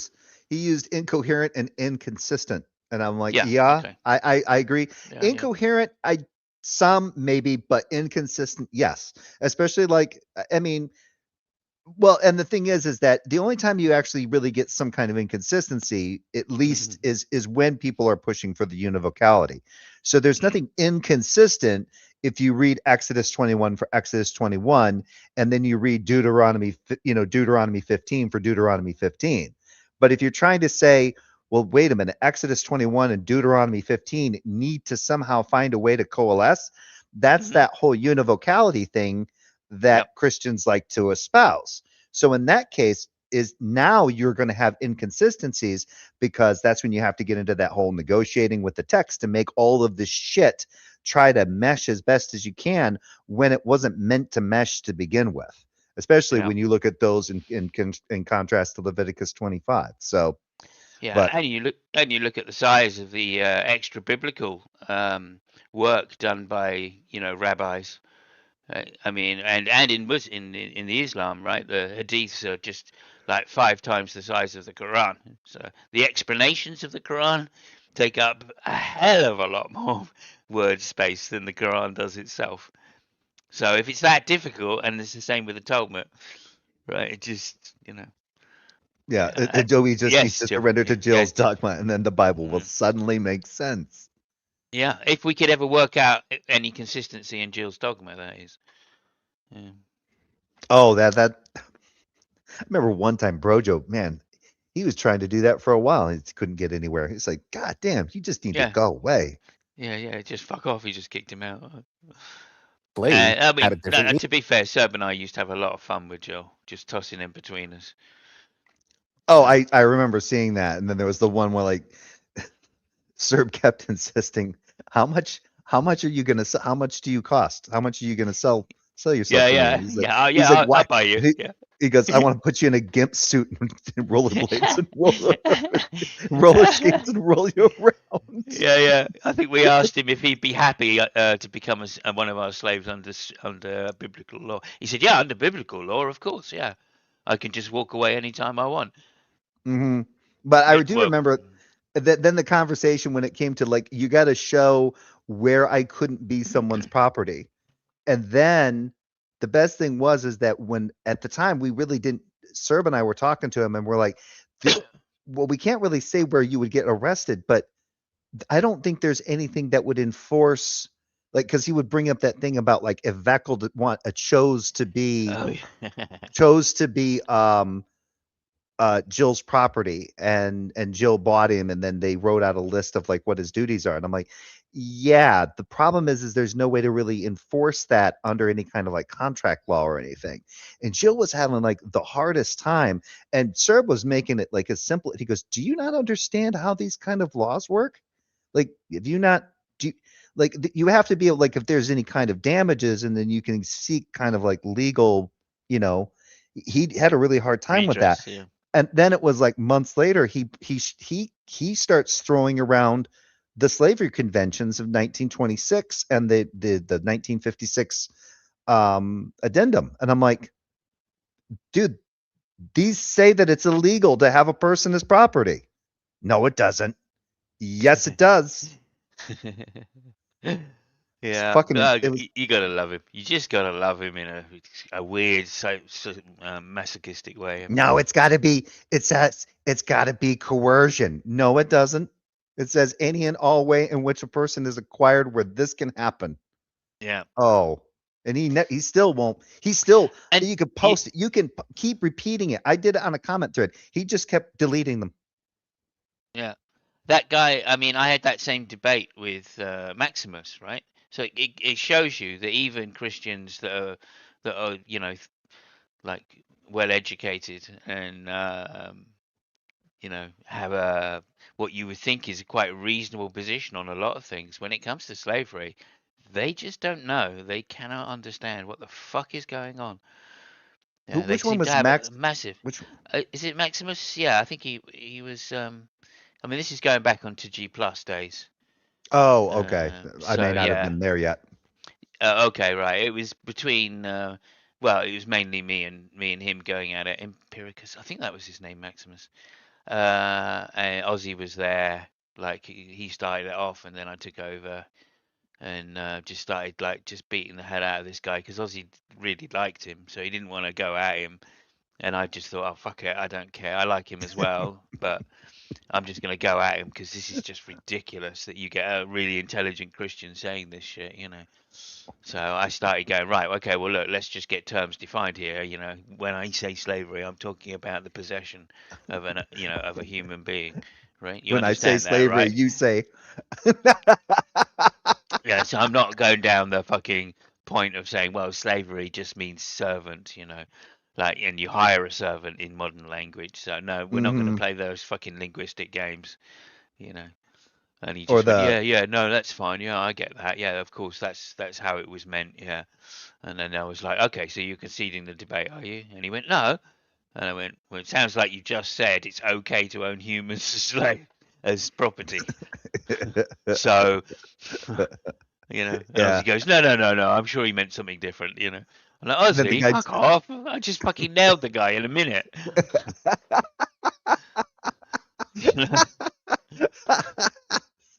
Stop kicking Debate. me in the fucking bullocks, you asshole. Yeah, right. So Fucking shut up. I've got one guy at arm's fucking length with my hand on his forehead as he's trying to kick me in the bollocks. There's no need for you to come up behind me and do it. Yeah, good Yeah. point. Yeah, obviously he didn't say anything again after that. But, Yeah, like no, man. He fucked it. No, he's. Oh, it's like when Jill would always insist that it had to be kidnapping. I'm like, there is nothing that says that kidnapping is necessary for fucking slavery. You fucking idiot. yeah, I mean, I would just concede the point and go, well, it is kidnapping as well, obviously, because they're doing it against their will, and that used to be one of Jill's main arguments. Is there's nowhere where it prescribes, it says that it's involuntary, right? That's his argument, isn't it? In the Bible, it never says it's involuntary. Yeah, bearing in mind that it's spoken from the slave holder, not the slaves themselves, but Yeah. he never gets that point, of course, There's Oh also no! well, Oh no! All those virgins, right? Well, of course. What else would they do? Because they had, because everybody, all the Israelites had already killed all the men and the boys and the families and the goats and all the food. So of course they came voluntarily. yeah. Yeah. Oh, fuck off, Joe. Do you a good even fucking understand point. half of what you're saying? Yeah, they went scorched earth, but they were still free to stay. Yeah, no, they could have stayed there. Obviously, if they wanted to, that was fine. No, they couldn't, right? And I'm sure some of them wanted to just cry over the dead bodies of their loved family, right? But they weren't allowed to. Yeah, what was it like when they bring up the kidnapping thing? I like this one. It's this one part in the Bible. It's in Judges where the Benjamites are out of wives, so they kidnap women from a Neighboring neighboring tribe. Yeah, that's like, Yeah, there you go. Not a doesn't seem to be because that's why it says what was it Dan McClellan said, he goes, yeah, in the translations it'll say a person or someone, but in it's actually the someone there is actually in the it's male, it's another man, it's not children and it's not women and it's not foreigners, it's specifically referring to an Israelite, a fellow Israelite. Right. So They can do that. If you're an Israelite, you can go to this tribe and take their women. yeah, but you couldn't be an Israelite and kidnap another Israelite and sell him into slavery or be in possession of them. Of course. Yep. Yeah. Yep. Meaning It's tribes, to very people tribal. living thousands of Yeah, Go ahead. So much fun. years ago. Well, the 50 scholars that would be I the have in front fix, of me, not and all not the to try scholars, to suggest Jill, the Bible the did 50 anything. scholars that I have right in front of me here, this bibliography and all the citations that I gave you, including the source and the page number, right, that you hand waved away, they all disagree with you about your interpretation. So what makes your interpretation the right one? Again, for every scholar you name, I have 50 scholars that say the exact opposite. No, you fucking do not. You lying sack of shit. No, you fucking do not. He repeats that about 20 times as well. You've got Sklar, you've got the Mutier guy, and you might have who's the other one? Who's the other one they like to Copan. Okay. And I don't doubt that he could find 50. I mean, there are thousands and thousands of of scholars, apologists. Well, theologians we call them, but they're not historians, and they're certainly not Bible experts in that sense. But I'm sure you could find those, and I'm sure they would disagree with what the mainstream mainstream historians of that aren't so biased that they have to sign something saying anything that disagrees with the Bible we will not espouse. Yeah. Well, were you here? Dr. Josh showed up a little bit on my live chat. Oh, and it happened to be around the time. It was like right around the time they were talking because he goes, oh, and Jill's like, oh, who's the scholar that you're citing? And he goes, Dr. Josh Bowen. And I'm like, and I paused. I was like, well, to be fair, Dr. Josh isn't a biblical scholar. Really? He's not. He's not technically a biblical scholar. He's an Assyriologist. Yes, not a biblical scholar. Yeah. So it's like technically, and this I don't know if Dr. Josh was still listening, but when I said it, I had this shit-eating grin on my face because he was giving me shit in the live chat. Yeah. Well, I mean, like Jill refers to this mythical debate, which actually I know is only a conversation they briefly had at one point, and Josh was like, "This is fucking," or Dr. Bowen was just like, "Oh, this guy's not worth it." So. Oh no, they debated twice. Oh, did they really? Oh, okay. Yeah, he debated. According to Jill, he won then twice. Yeah, he did not. He debated Dr. Josh. The first time they debated was a tag team. It was Jill and Praise.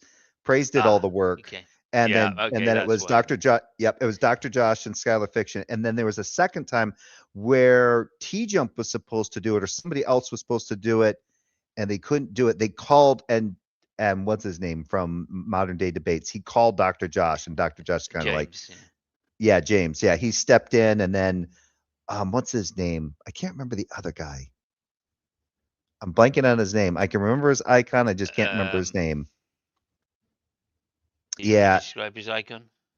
Oh, he's kind of a heavier set guy. His icon was kind of like a cartoonish sketch of himself. Oh right. Was it? He was living. He was living with. Matter. He was living with two women. Okay, yep. That's narrowing it down a bit. Peter. I hope not. Hope it wasn't him. No, it wasn't Peter. He's American. Okay.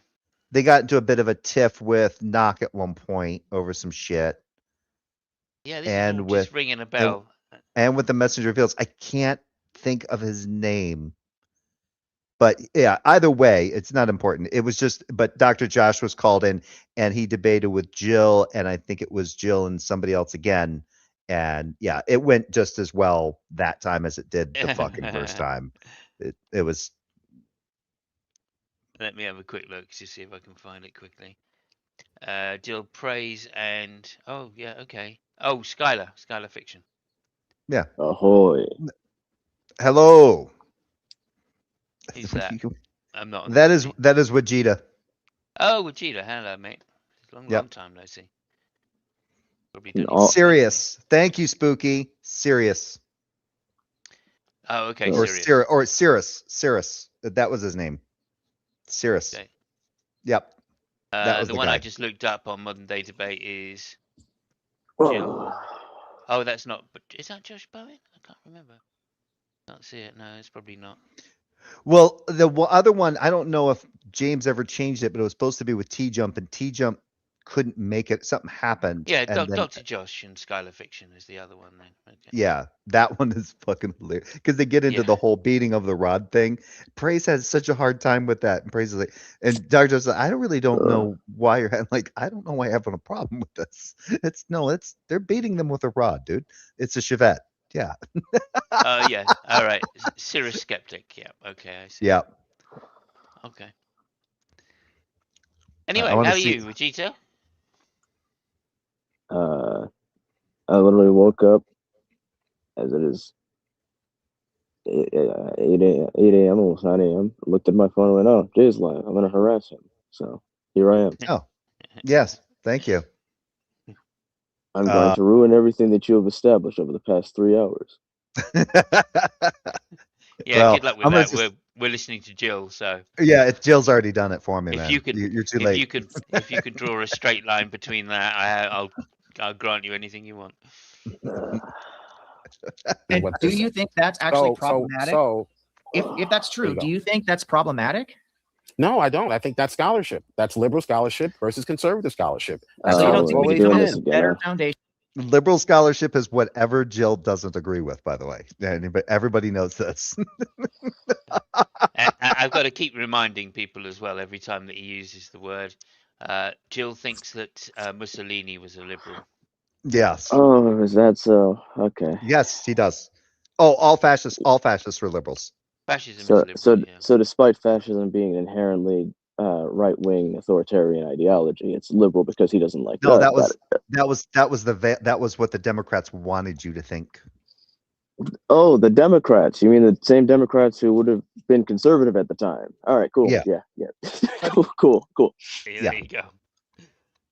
That's how it's always been. You don't think we can come up with a better foundation for morality? I think I did. I came up with a better way because I examined the scholarship and I noticed that one side is not reading what the text is actually saying, and it has to have a different approach to the text as a conservative scholar would.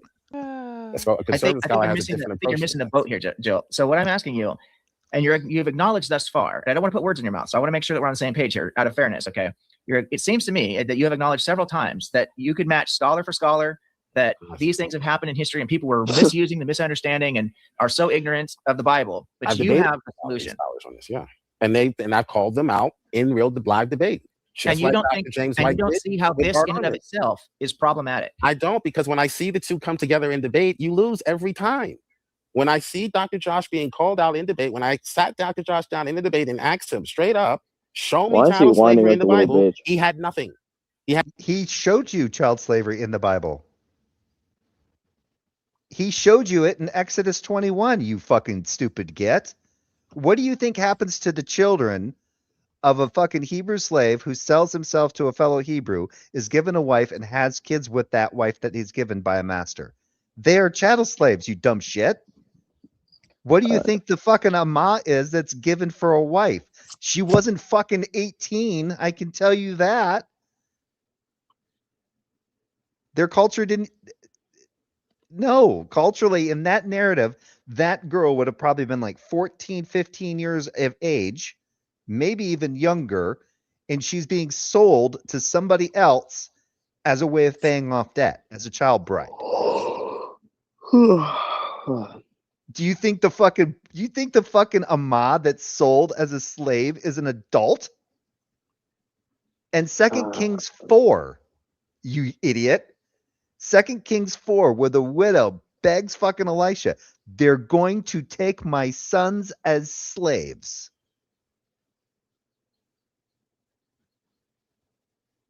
Wow. Yeah, it's Fucking- selective reading. There we go. If I remember correctly from that debate, all Dr. Josh told him was, he goes, it's right there in Exodus 21. I'm just gonna point out, given that I have no context for the last 3 hours, I've been dropped in, and I'm seeing objective ethics over here trying to demonstrate some point, and Jill whining like a little baby, literally whining. Well, the context is they're supposed to be debating the topic, is the Bible the best guide for morality? Jill lost in the first couple minutes of his opening statement by basically saying, no, it's not, because people aren't trained to read it. Because he said, people are, since it gets misinterpreted and things get torn apart because people aren't trained to read it properly. What I'm going to do is appeal to Christian ethics and how the social sciences show how the Christian ethics work to aid in human flourishing. Blah, blah, blah, blah, blah, blah. He completely tossed the topic. He completely tossed it. He lost the debate in his opening. Bruh, leave it to Jill to enter an argument and say, I am wrong. Now let me tell you why I'm actually right. Yes. Yeah. And then he did it where he started appealing to Jay Sklar again. And I'm like, well, again, you lose, because if the Bible was the best guide for morality, the Bible could just clearly tell us why slavery's wrong. But here you are appealing to Jay Sklar and his contract language bullshit argument. We already spent hours on that bullshit the last time I came to this demon realm. Yep. You had to go to Deuteronomy 20. I've already shown chattel slavery in the Bible, and the scholars I'm showing you agree what with me, and I'm you're saying it's not there. They're saying, well, it's let me there. answer. I understand you have a creative. I'm telling you what happened. I get that you have a creative interpretation and a very active imagination. What I'm asking about is, if Accurate. this book has been proven to be mistranslated, misunderstood, misused, and abused historically so many times, to do so many terrible things, Is this a question? So many horrible things. It is that I started this with so many times. Is that the best source that you can come up with from around? You got to be careful with ifs and Jill. Jill doesn't do well with hypotheticals, man. Yeah, true. I mean, typically people who can't tell it between their asshole and their eyeballs don't really do well with hypotheticals. Oh my god! He's gotten a little. Who was? Oh yeah, G-Man. G-Man couldn't catch a hypothetical if you fucking hit him in the face with it. Yeah. God, he was horrible with those things. Every time he used to say, "I'm not leaving until such and such a number of people are viewing," right? And I used to say, if that many people do start watching, will you leave then?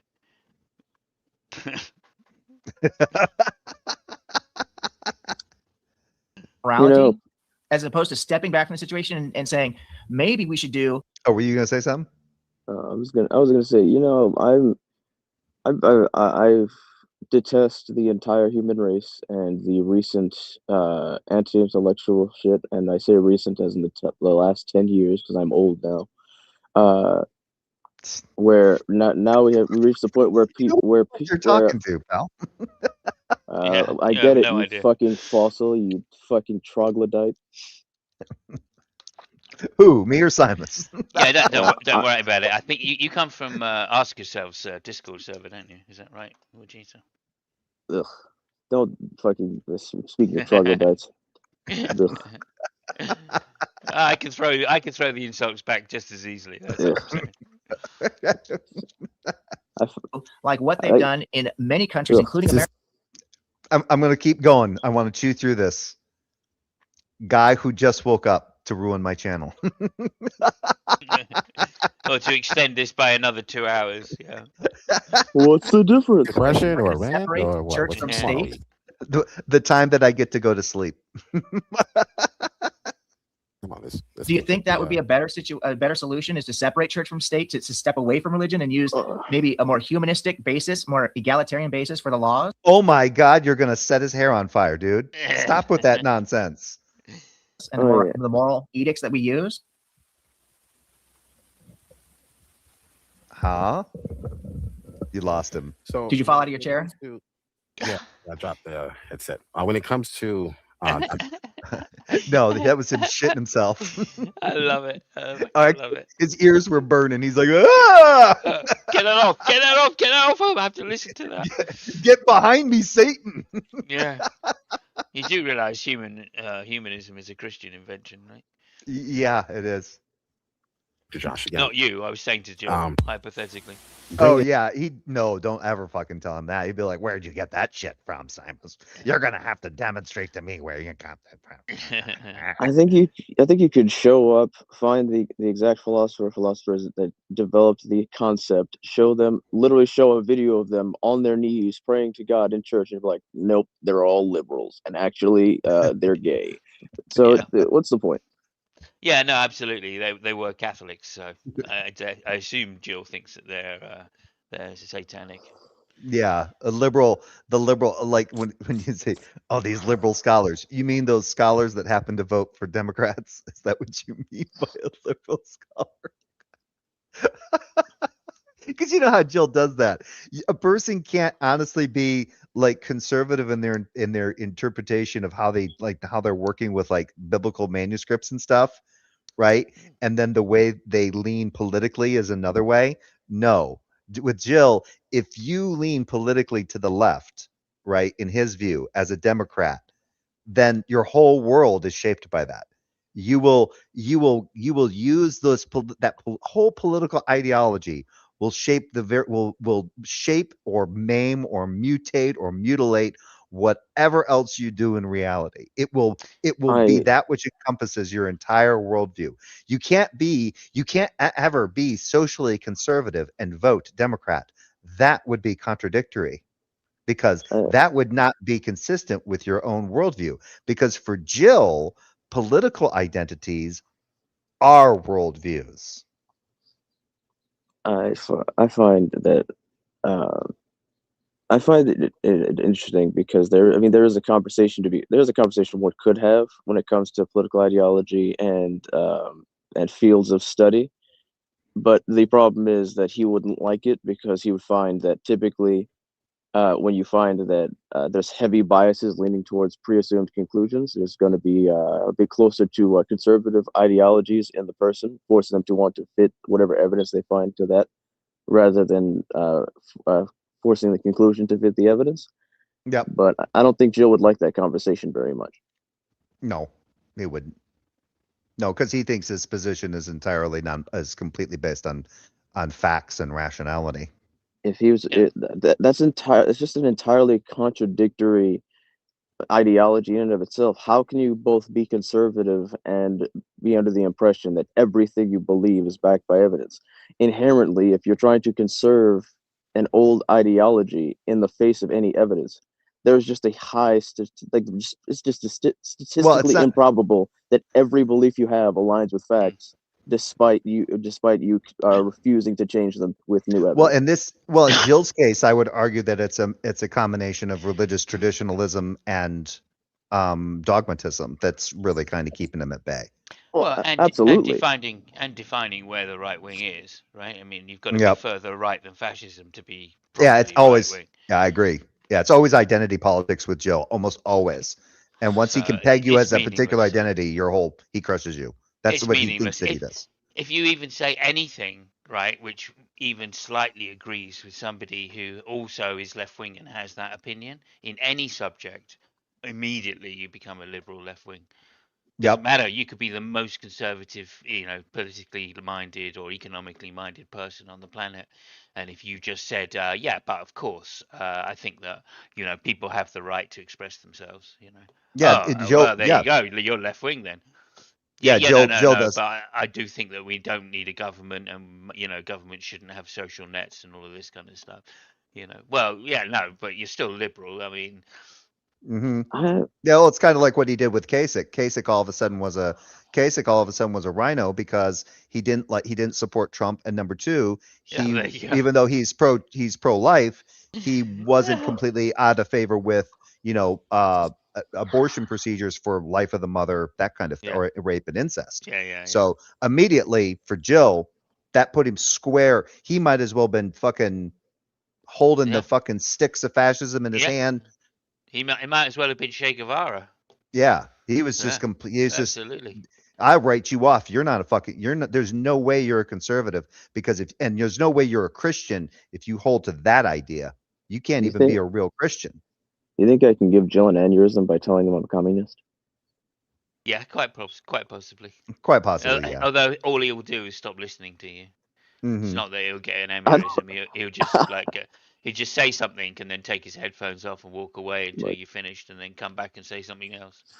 I have not interacted with that creature in years, but back when I was in college and used to involve myself with these demons, it was my favorite pastime. After a long day on campus, come home and make Jill upset. It was great. I used to love doing that. Yeah, Well, I think he's pretty much a certified psychopath because I think he only sleeps like 3 or 4 hours a day. Well, he's just, Oh, I know I, I know he's a certified masochist because he keeps coming back for it. I mean, Yeah, he does. look at this point, I don't want to interact with Jill. I have too much shit going on. I'll gladly join this every once in a while and harass Jay and be impressed by the fact that he somehow lost intellectual capacity. But I'm not going to waste my time. I've interacted with too many Jills in the past, like 10-ish years, to care anymore. It's not worth my time to interact with those types of people. Mm. Yeah. If I'm going to interact with somebody who I disagree with, it's got to be somebody who has enough brain power Well, to that's actually well, track what I'm that's saying, or I'm not doing it. Well, that's what I said. This is the closest I get to interacting with Jill. The last time I interacted with him, I mean, it didn't even take much. I ended up he got on stuff. He got on me over just the silliest shit one time. I was over at Hillary's emails channel, and I said something, and all of a sudden he said something back, and I'm like, "What in the fuck are you talking about?" He completely took something completely out of fucking context. I started laughing. I was like, I said, dude, if we were in a room, I said, I'd be 3 inches from your face laughing in it. It was just absolutely ridiculous. He was trying so hard to grasp at shit. It was fucking pathetic. I'm like, you are absolutely worthless to talk to, Jill. You have not gotten any better at this. It's just See, uh, me like being the demon I am, you said 3 inches from his emails. face, and I immediately imagine you just clapping his shit, just I mean, digging in him. Hillary's emails is trying to be like patient with him, and then eventually he's just like, "You gotta fucking go." Jay's not even here to piss you off. You just gotta go. I don't know. I feel like one could do a very serious in-depth study of psychopathy of some kind. Well, not psychopathy, but what is it? Delusion. Psychosis. Sorry, psychosis. Yeah, By psychosis, delusion. and just use however many YouTube channels he has now as just to witness him and use him for some kind of project. I think he only has the one channel. Well, Does the he? fact that he has rebuke and prove, but the fact that he talks about himself in the third person, Third person. referring Yeah. to Jill, as opposed to rebuke and reprove. It's just, Or when he says, love that shit. Jesus, Love that or he shit. says Jesus is coming back, and then he says I'm back, and somebody Yeah. caught that one time and said, are you claiming to be fucking Jesus? Uh, And he goes, what? What? And he goes, yeah, your intro. Jesus is coming back. Jesus is back. I'm back. yeah. Right? Yeah. It's like, it sounds like you're saying, it's like he's saying he's Jesus. I'm not He No, sure doesn't. if I. that's just misunderstanding. You know, that's just a big misunderstanding. You know. I'm not sure if I've interacted with this Simos Funk individual before. Have I? I think we have going Yeah, you back, guys yeah, a a little couple bit. times. So, so what would have been 2019 at the latest? Well, I mean, I started in, I guess, 2014 or 2013, around there. 2014, probably. Yeah, I was here for like a brief stint from 2018 to like 2019. Oh, okay. Yeah. During the maybe we pandemic, did. he Maybe we didn't. disappeared. I thought I saw you on Discord in, as I say, Ask Possi- Yourselves. Possibly. I mean, that was one of the awful realms I found myself in. That guy's a fucking dingus on his own, like a different flavor than Jill. Like Who? I think. So Ask Yourself is basically this major autist vegan who seems to be under the impression that if you dip your entire dick and balls into philosophy, you will that somehow will make you a very effective activist. But it ignores things like rhetoric and actually interacting with other I've human never. beings. Oh, that's the ask. Okay, that was the And ask yourself. Okay, he's a never. real weirdo, and I've ignored him There's for years because I there's find lots it of them weird. on here. We're watching one right now. He tried to He's do. not he's He not tried to do. comparable to Jill. He tried to do. He tried to do the name the trait on me, and I just turned around and went human. I'm a humanist, and that was it. That just led to him spazzing out Look, for like I mean, 20 What do minutes, you, something straight, until I so eventually went, wait, look, hey, you know. I what mean, did he ask you? name But the trait. Name the trait is it's basically a logical consistency test for ethics to it's specifically he put it together for the context of a vegan conversation, but it could technically be used in any conversation. It's real. I mean, I could demonstrate it by being like what like one could go what is a red what makes a red ball red, and you would list the traits that make it a red ball, and then if you change the traits, is it still a red ball? That to basically see if the logic still follows, except philosophically, because I don't feel like sitting here and going through the actual fucking thing in context. Too much mental effort. I just woke up. yeah, Okay, I would But just tell him. I would just tell him there is no red ball. It's a ball. We perceive it as red, but the color red is just the way our eyes perceive that particular wavelength. So look, it's not actually a red ball. You motherfucker! look, yeah. So to me, some of his questions were like, so what is it about human that makes it a defensible position not to eat, and whereas as opposed to animals? You know, so it's like you do an in-depth internal interrogation on what it actually means to have that trait. Oh, look, If that trait can't be easily refuted, and you can just keep going down the well, right? It's a version of that. It's a version of what the precepts do. You know, well, what do you mean by so and so? Or I would the classic one is when you say why to everything. Well, why do you mean that? Or why no, that? yeah, Yeah, I but why find that? yeah. So what I find frustrating about that particular character's brand of argumentation is one, it's entirely predicated on the idea that anybody who steps into the arena, so to speak, is going to even comprehend what he's saying. Which very often, when you throw a bunch of philosophical jargon at people, they just kind of are like, "What are you saying?" And you might as well be saying "skibidi," and then you would get just as much information into them. The other part is whenever someone doesn't speak the way he wants them to, he would always just kind of lose his shit like a whiny little piss baby. Uh, I find Ask Yourself to be very clearly some kind of weird man child, and after I cartoonishly watched him unironically have a meltdown because some other YouTuber didn't block some guy he found mildly annoying. I was like, all right, I never want to see this fucking creature on my screen again. This guy's actually I found him annoying before, but now that was the most childish shit It's I've like ever seen. it's like This it's man like is when I like, it's and it's like yeah, the man. I think yeah, it's like watching John Cohen's videos over there on Unconvinced, watching some of the people or even Deconstruction Zone, watching some of those people melt down. It's like you asked for it, you came on the fucking show. And Yeah, the but hilarious. there's a certain amount of dishonesty when Ask Yourself does it. I feel because he, like most people, he will go into, well, give me the argument for that, and that can be frustrating enough when you repeat that question a number of times. Well, what's your argument for X? Well, yeah, okay. So now give me the argument for the first premise. Okay, well now give me the argument for the first premise that's supporting your first premise of the, you know what I mean? And you can just go down this whole fucking road, and he'll do that, but not just with give me the premises. He'll start saying things like, well, give me the inference rules, and he doesn't want you to he doesn't want you to explain how you're getting between your different premises in order to get to the conclusion. He wants to tell you the formulaic inference rules, Yeah, right? I found. And like for that, I think that's just a little above and beyond most people's pay grade around. Yeah, I find that one. I just find.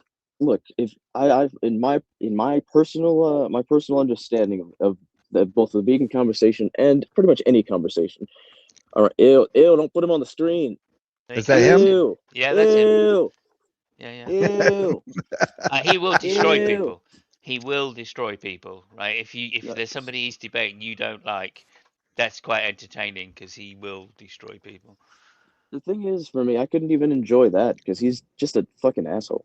He's annoying. Yeah, But yeah. for me, There but you go. like for me, like genuinely, it's when it comes to conversations like that, when they're around like actual political conversations, why are you going deep into philosophy like a fucking dork? You're not in a fucking educational setting, and nor is that even an effective tool of convincing most people. Like you need to get your rhetoric up, nigga. Like, focus on actually figuring out how to talk to people, make them understand the concepts, rather than flexing your fucking big old fucking philosophy wiener, because that's not gonna do shit. See, I knew it. If I knew I should have kept it short, Simus. I knew I should have just done I am Hmm. Lucid's Why I'm Still a Virgin fucking video.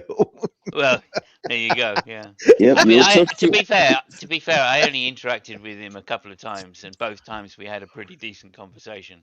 So, but then, I Yeah, was kind of being yeah. somewhat But let demure. but before I As compared to your time with fucking Steve McRae and the fucking gnome in your garden, that conversation was Oh, hilarious. You yeah, want to yeah, talk no. about oh you maybe I want to have talk about a interacted with you before. meltdown. Oh, I I thought Steve was gonna blow his fucking coronaries out. He Oh, fucking he did. was He did. I mean, he literally went back. He went back into the private chat to complain about me and get me kicked off. Okay, I've definitely interacted with you before because I remember something about that man being upset about something going to the side chat. That was you.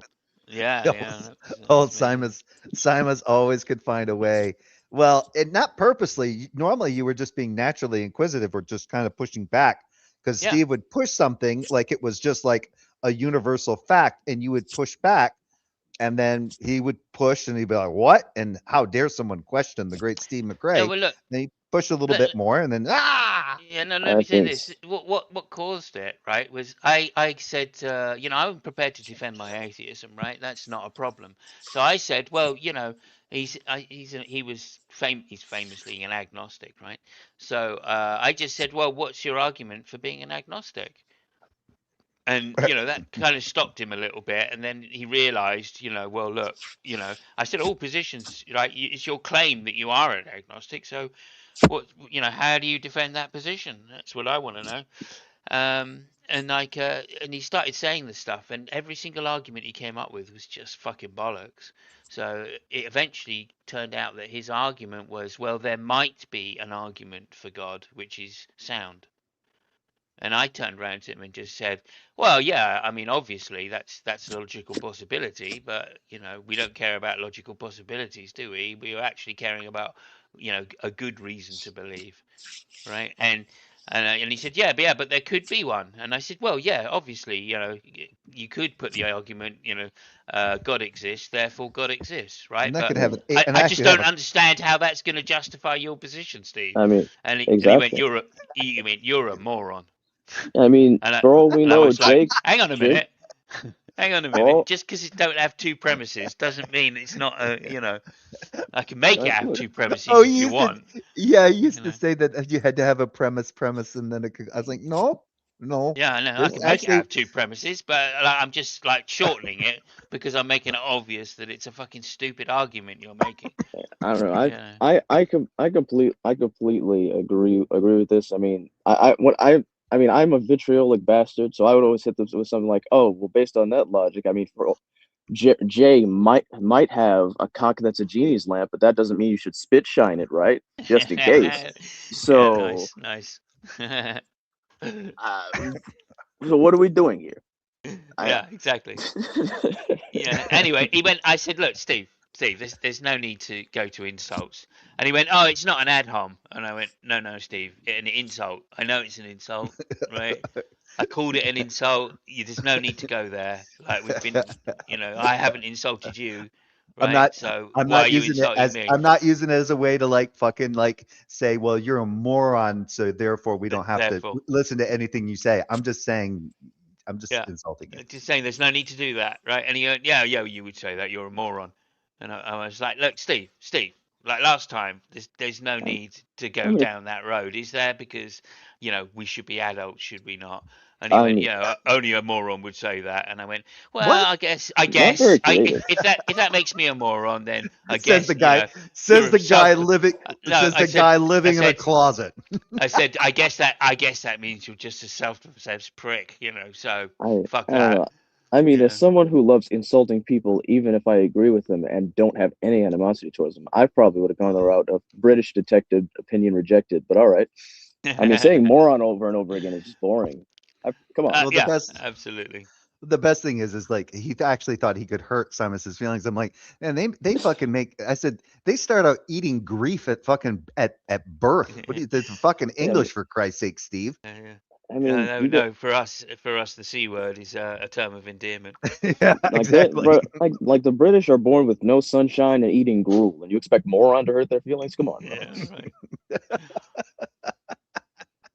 I could have come up with something wittier, but self-obsessed. I thought self-obsessed prick would do the job. like And it that one did. little, Seems pretty. like that one blew his little Seems pretty audio. top. accurate. Oh, like that one little audio thing that Nicola used to pass around. I came here looking for a battle of wits, but I seen that you come thoroughly unarmed. Yeah, I can't remember who said that, but yeah. I find I look. I was not very involved with that fucking smooth skulled individual. The Skullet of Doom was definitely a hilarious thing to witness personally. But he was definitely a character in and of himself.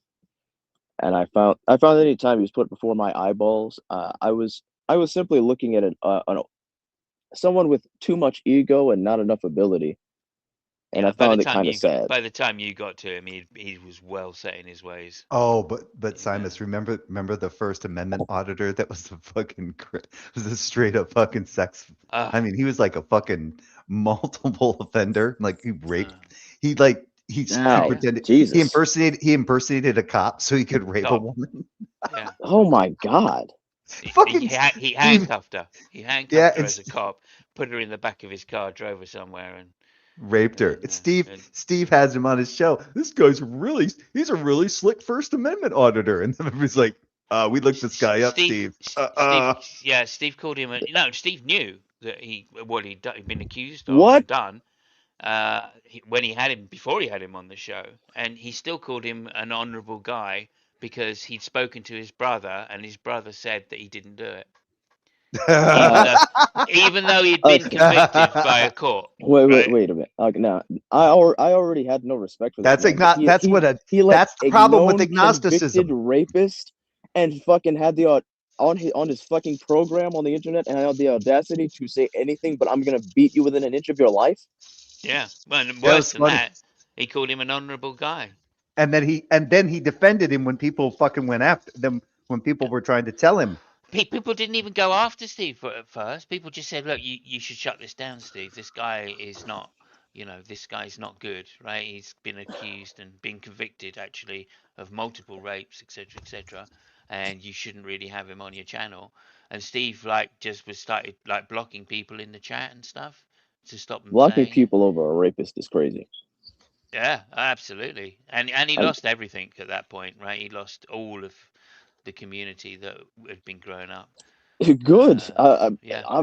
Fuck him. Somebody should Yeah, beat his ass for absolutely. that. Of course. I What mean, the fuck? we were already upset with him anyway because Bro, what he'd somebody done should on slap G+. that fucking smooth ass dome off his fucking skull. Bitch But all ass. of the theists left, and that was all he had left because he'd already kicked out all the atheists. So Who was that one? Sounds Who about was right. that one young girl that he used to have on there? I don't like where this is going. Chesh, probably. Cheshire. Yeah, Cheshire. That name is Yeah. familiar. That girl They had they fell out with each other, of course. Oh, they did. Oh yeah. Chesh released some. She'd made a deal about the non sequitur show. When it's like Steve said to her, "Let's restart the non sequitur show when I get it because it's worth a lot of money." Fuck that. And he went to court to get the channel, right? And then once having got the channel, That actually happened? that actually happened. It went remember that this far? now. Jesus Yeah. Christ. Yeah, it went to court. Yeah, he sued Carl over it, and Carl just went, "Yeah, fuck that." Held out as long as he could and destroyed as much of the channel as he could, and then gave it to Steve. And then Steve went, "Ah, great, I've got it." And then the first 3 streams or something, 2 of them were just him sitting there ranting and raving over how great he was that he'd got the channel and what a legal expert he must be. And then the 3rd stream was him playing a fishing game. I remember I those always- days. I fucking always, funny. I mean, That fucking I- drama, because I remember Nate was being critical of it, and I'm not going to belabor this, but Nate was being critical of it, and I watched one of Nate's videos and I made a comment, and fucking Steve saw it, and he fucking sends me a text, a fucking message over fucking Facebook. I'm like, oh my fucking god, someone's being a fucking baby. All I said is like, no, he's actually bringing up, these are really good skeptical points that Nate's bringing up. They're not bad. He hated Nate. He really did, because Nate just debunked his yeah, I know, the whole atheism argument when it first atheists when are he first rocks got and it. shit. Yeah. Yeah, atheists are rocks. Yeah, that was it. Yeah. Look, all I'm saying is that this is more evidence that that pseudo-intellectual weirdos on the internet are unhinged, and you should not take everything they say at face value. Hey, I resemble those remarks, Vegeta. Thank you. Okay, first of all, Jay, I wouldn't call you a pseudo-intellectual or an intellectual. You are a layman. You are a layman enjoyer of argumentation. What was it? I was over on. Thank you. I was over on jail. Also, a We're at bitch ass jail. nigga. Thank Unrelated. you. Awesome. I can get that card now and show it to Veckel. You lost yours. Look, Vegeta gave me mine. Yeah. Oh yeah, that's I'm right. not- Did I call him a bitch ass nigga years ago or something? I don't know. Well, anyway, Sounds like No, he's he's got a always- fair amount. So I wouldn't be yeah, surprised. yeah, it's fine. But I was over at jails, and jail was like telling somebody with people coming in with various backgrounds. I have my background, but my background's not in theology. It's actually this. And then he's like, just like Jay has his background. I'm like, no, my name is Mud. Just no. You don't even want to know what my background is, because it's not it's not glorious. Dear. There we go. I've just read Spooky's thing. We don't mention McRae. Yeah, I I've saw just that. got I'm to say, sorry. I've got to say, there's a Chris Mouty quote that I've got, which is Steve McRae is the booger on the lip of the internet. I feel like that's giving him too much credit. Yeah, well, possibly. Anyway, he's a More like goner. this- He's been more like gone for this- years, so what the fuck? Who cares anyway? I thought he still was running his channel. Oh yeah, he's still running his channel, but he only grew it after that incident with that particular person. Obviously his channel fell off rapidly, so he just started buying subs. Of course. I find. Look, I knew when I started looking in this direction of the internet again like a fool. When I saw the Dragnut channel had completely been obliterated and turned into some cringe ass drama shit or something, I was like, all right, well, I guess it's all gone. Damn. Yeah, that was gravy. Dragnot did that for gravy, So I think He he did what? wanted. Well, he did it for money because I think at the time he had gone back to college, so he was trying to study to get some degrees in whatever it was, biology or something that he was working on. So I think he needed some kind of income. So there was a pragmatic reason as to why he was monetizing the channel that heavily. Ah, okay. I just know that everything I remember for all of those, I don't know what, 8 months, a year, was burned Oh, to the it's longer ground, than that. and I mildly cared while I was cooking my wife dinner that day. Yeah. I think I think he didn't burn it to the ground. He just realized that the money wasn't coming in anymore because it was all old news and he'd been on the same topic with Shani and Jason for so long. So he just privatized it all and went behind a paywall. Hey, look what I found. Hey, Chesh, yeah. Watch this. Well, the Just thing for is, it safety wasn't reasons. Steve's at Just for this safety point in With time. Reg there as well. I think I recognize this person vaguely. Yes. Community. So, So here's your Hansard, chance to thank you, have a Hansard. little, Yes. have a little bit of honor. Do you know, I've got to say, she looks a lot less. She looks a lot less like Harry Potter with the long hair. Yeah. The people, the community, and the safety of those. But however, Yeah, I'm not. No, I am going to say Lucifer is an exception. I know Lucifer is a mod for other people. He's we going to be shouldn't be discussing this like this right now. okay. I would but- remove but their spanner. I'm not going to. I'm not going to. Let me finish, Steve. Listen to me. Yeah, shut up, Steve. My vagina is talking. Your dick will obey. For a second. Yeah. Remove their spanner for this Hang on only. chat, this hangout only. You can talk to them about their behavior and What potentially bring them back when you're ready. What the fuck is All right. that? That's fair. I've had Well, people remove my. You have to understand that this is Lucifer. I mean, I guess that's Lucifer Almighty. Almighty. Is his first his thing, as opposed to the soccer count Lucifer of Serbs. But I guess and he's a strong atheist, right? So those two were never going to get on. Is it? Yeah, this is only 50 some seconds, but she just figuratively dropped her pants and her underwear, took a running start, and scissor crotched him right in the fucking face. Like just plowed right into him. I think a funnier mental image is her slapping her cock right onto that skullet. She mushroom stamped him. Hey Steve, how's it feel to be mushroom stamped by Cheshire Vic? Don't go near any black lights, dude. I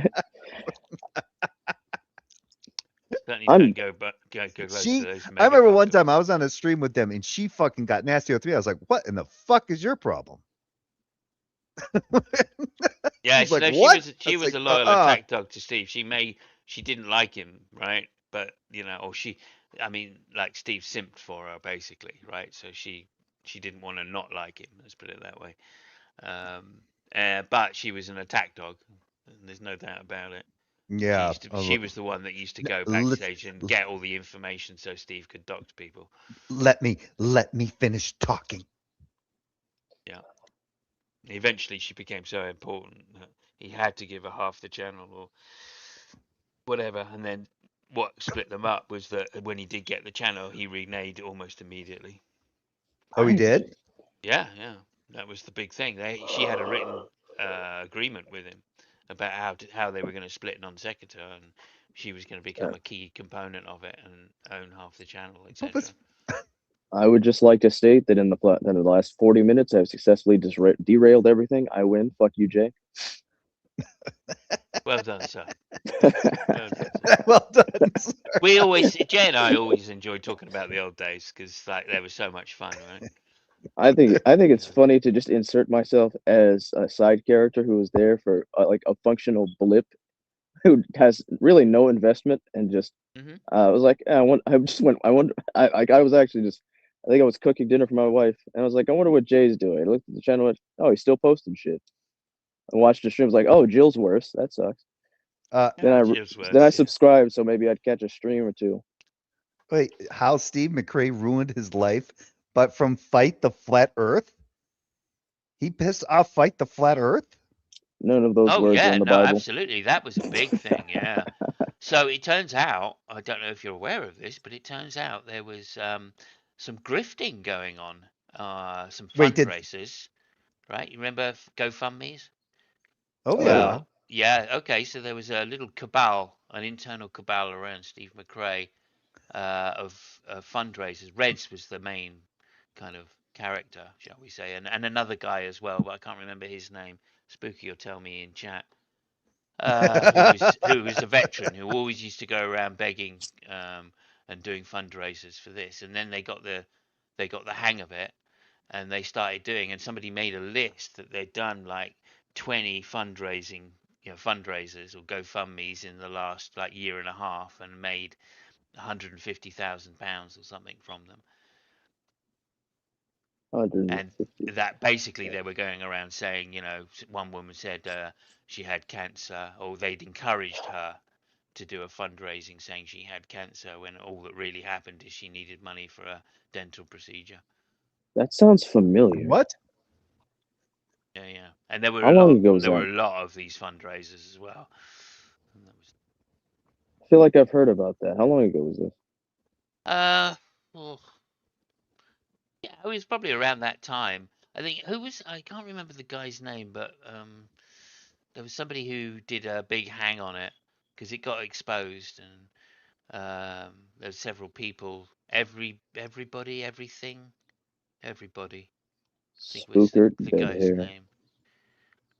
Yeah, Spooky remembers this kind of shit a lot better than I do, that's for sure. But yeah, anyway, so there were these, like, he made a list of 20 GoFundMe's for which none of the money was given back at all when they turned out to be fake, or if they turned out to be fake, of the ones that could be shown to be fake, and stuff like that was going on.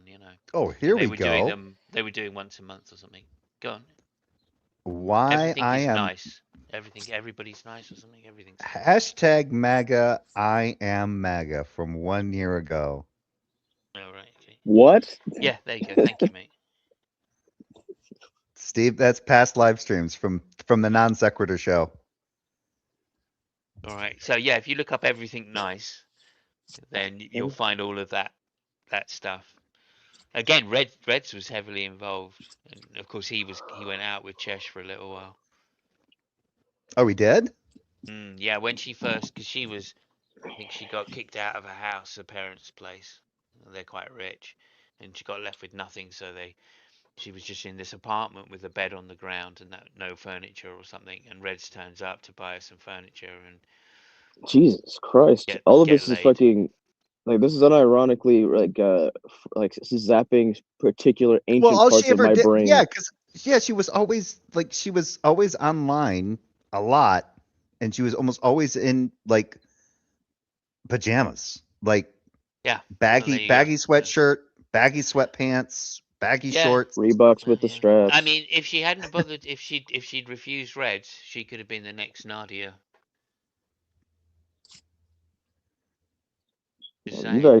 So wait, Red's rhetoric. I thought he was down in Florida. Yeah, he used to drive up there to get some. Yeah. Up, all the way up. I need to know. I know this is unrelated. Where the fuck did she live? I can't remember. I thought it was California or something, but no. I need to know, and I know this is unrelated. Is G-Man dead in a ditch somewhere? No, he was actually on Justin's channel, Justin or Deconstruction Zone, about a couple months ago. That went over like a part in a car. What a loss for humanity. Yeah. He's still getting those views though. Justin ran over him like a fucking dump truck. Just ran right through him like he was nothing. All I'm saying is there's definitely something fucked up about using someone who's very clearly mentally disabled for views on the internet. There is definitely some kind of ethical problem with that. Oh yeah, for sure. Reds, what was that? Reds loves driving. He does, yeah. He was going to call his channel Red Line because he loves driving so much. But, yeah. Oh, I see. Of course. Especially if he loves driving when there's pussy at the destination. Am I right? I don't think he's the type of guy to get a lot. Let's put it that way. So yeah, if it's on offer, he does what he can. he'll drive he'll drive across the country for that. If he's in a drought, he will go cross country for water. I think he'd been in a drought for some time. You know. Let's put it that way. Well, I remember the one girl that he was dating on here. Hmm? I can't remember her name. They Hannah. went to Hannah. Hannah, depending on how you pronounce Yeah, that whole what was her name when she passed away? it. Jade, you mean? Yeah, Jade. When she passed away, and a bunch of people came out to Monterey. I was gonna actually head out for that, but then after I heard about some of the shit that was going on, like the fact that he took them, Reds took them all the way into San Francisco from Monterey. Yeah. To go to see some guy about like a camera or drone footage or something like that. I'm like, did you guys not know where you were going? And they're like, no, nobody knew they were going all the way up to, because they're like driving forever. And they're like, I thought we were going to this burger place. And Reds is like, yeah, we are. Where's it at? Oh, it's in San Francisco. I know where it's at. I'm like, you guys drove all the way from Monterey. You guys travel all this way, get to Monterey, then get into a van and drive all the way up to San Francisco. He wouldn't let them out, right? They said, oh, look, you could just drop us here then. And he goes, no, we're on the road now. That's it now. You know, and like none of them had water. They was cramped in the back. I think JD was there, and like he and his wife was there, and his wife. Yeah, JD, his wife. I think Drag was there, and I was like, did nobody bother? And I remember this getting talked about. I was like, did anybody ask like where this restaurant was at in relation to where they were at? Yeah. Exactly. I'm like, they're all skeptics, and they all just went, "Oh, he knows where he's going." I'm like, really? None of you thought to ask? At that time, Reds hadn't come out as being the complete bullshitter that he turned out to be. You know? Yeah, might, because I think all of that came out after. Oh yeah, it all. He took sides with Steve McRae. I remember Reds saying to me, "Trust me, Steve has got a good reason for doing what he's doing. You can trust me." And I kind of went, "Well, okay, Reds, but I'm not sure, but." If you're going to vouch for him that he's acting honestly, then okay, I'll shut my mouth and I won't say anything about it. You know. And then 2 weeks later, it turns out Red's completely fucking bullshitted everybody. You know. Hearing this entire conversation has literally just been unlocking all these things that I fucking deleted from my brain because they didn't matter, and it's upsetting me. None of this information matters. Sorry about that. None of this information matters to me. It literally is just people that don't matter in my life and haven't for years, and for some reason my brain's retained it enough to where it's familiar while you describe it. Still don't. They still don't matter. They still don't matter. And once you get to a certain age, you're just kind of there's humor and a cold indifference to it at the same time. It's just like.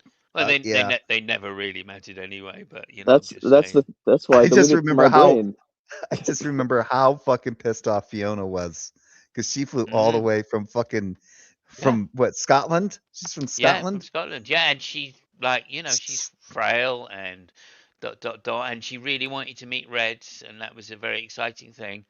And then later Steve said that Fiona tried to rape Reds, and he had the proof, and it turned out the pictures of them hugging each other at the airport.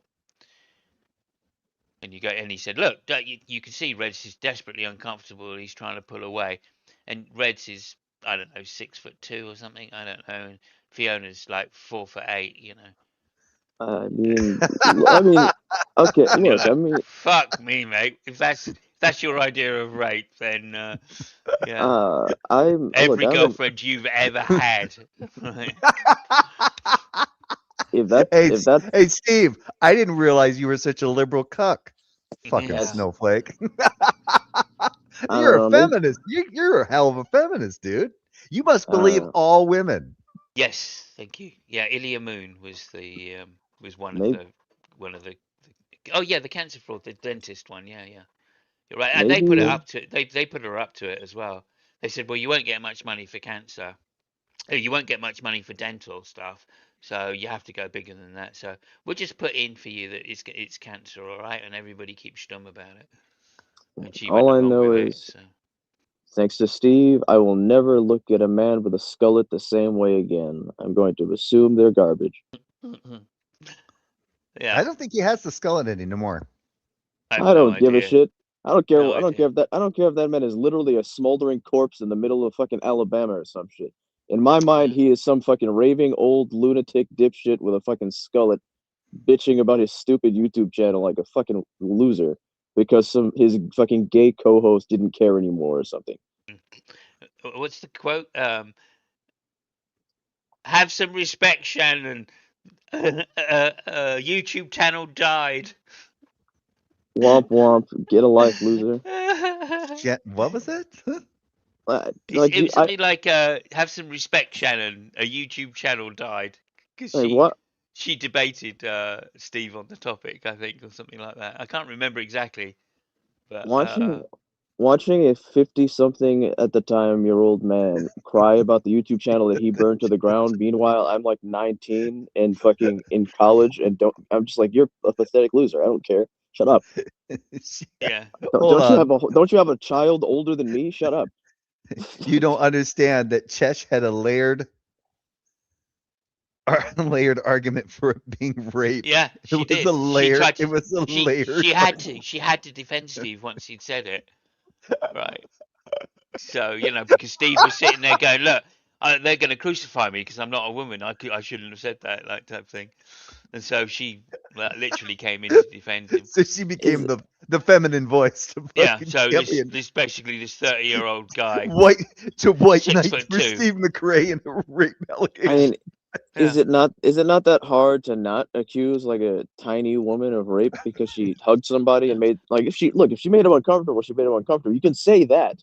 She's but like to go straight to 65 rape at is this time as well. She was 65 at this time. Like you can look if she made him uncomfortable, that could be stated whatever, fine. No, but she didn't to at go all. Look, She was the mum. This is just hypothetical. this is just entirely hypothetical. Like what somebody can make you uncomfortable, right? Fine. Yeah. But to go straight to rape from an uncomfortable hug is insane. Yeah, especially when there are pictures of it, and you can clearly see that Reds is smiling like anything, and giving a warm embrace. It's crazy. It was crazy. Wait, so these are the so Steve turned into the kind of person where you could actually show him like a receipt for something, and he'd just completely deny it outright. He'd be like, "No, you printed that." I think he became the model for Jill. To be fair, Jill's the Christian version of Steve McRae.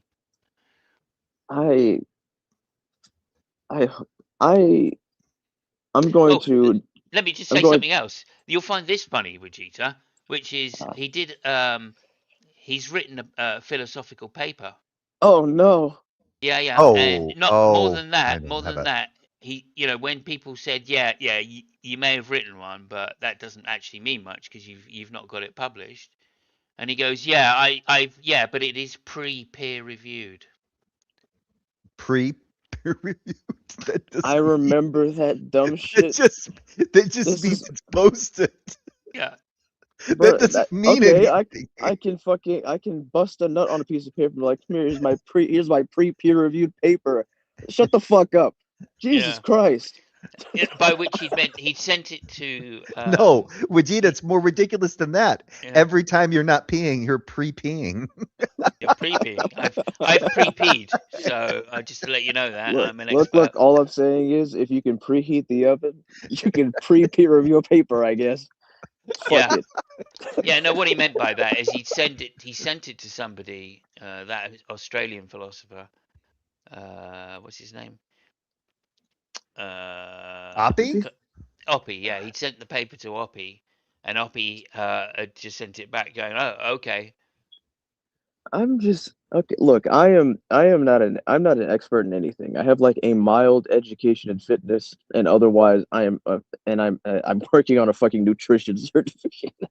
and I'm an artist, bro. I would not assume myself to be enough of an expert to even speak on fucking like fitness or nutrition, despite me actually knowing more, having actual education more than the average person. I would not consider myself until briefed enough on those complex topics to write a paper on it, and assume that I could even be respected enough to expect it to go through the peer review process. Some YouTube dipshit thinking that they can write a philosophical paper is fucking hilarious to me.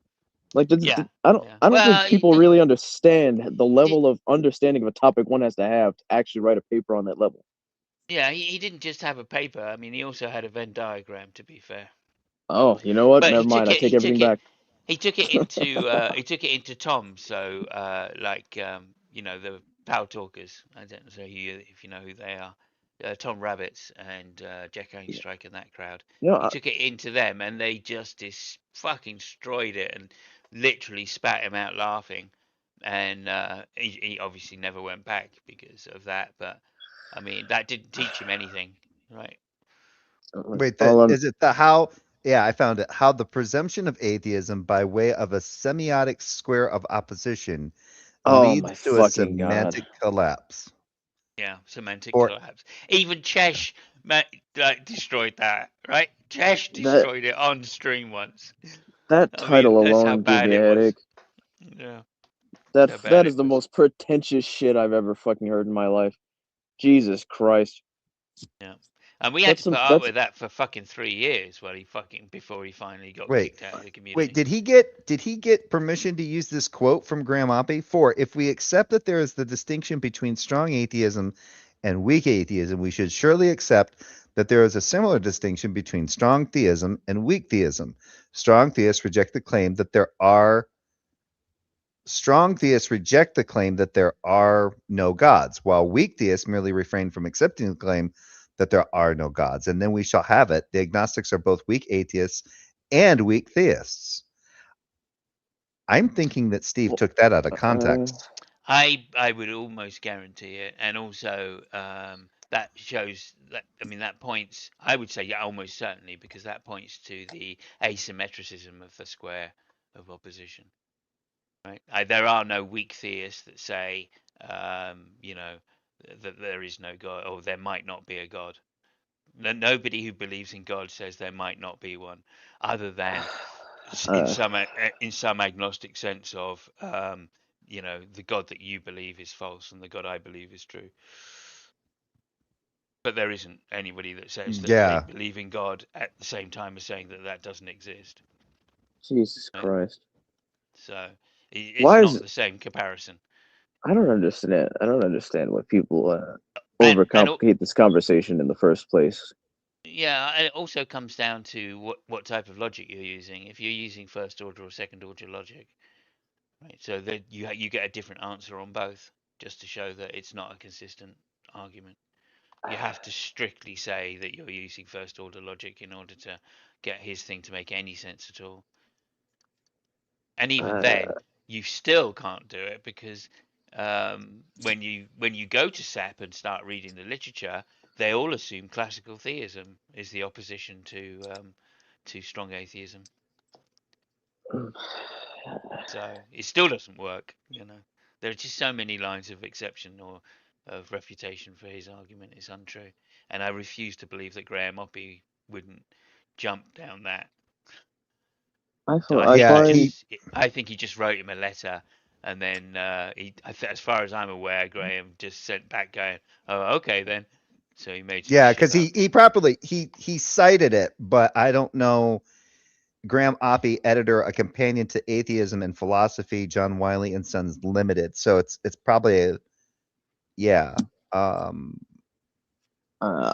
think I've come to the conclusion that that sometimes an agnostic atheist can be more annoying to me than a theist, with how much they want to prove that they are intellectually superior to the Gnostic atheist. Sometimes it's nauseating to sometimes. I don't give a shit about it. I don't either. As a strong atheist, I do not give a fuck if you want to be a weak atheist. That's absolutely fine. You can But say that lack of evidence is the reason for it. That's fine. You could just do a bit more research if you wanted, and that would sort things out. Fine. That's exactly that's what I find so frustrating about it. Is all it takes is to actually investigate why people go into the full Gnostic atheist category, to actually understand why.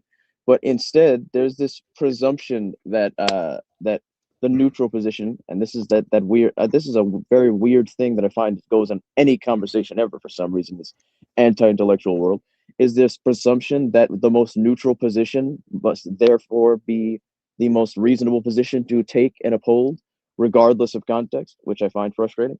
But why? I don't understand why it's so difficult to simply not be an Well, annoying asshole. yeah, I mean, I've had that conversation so many times, and it comes down to something like pantheism, really, right? It's just redefining the word God to make it unfalsifiable, which means you can't say it's false. That And at that point, literally is the argument. But then, that at that point you're talking about beliefs anyway when it becomes unfalsifiable, so it doesn't even apply to the yeah, proposition God does not exist.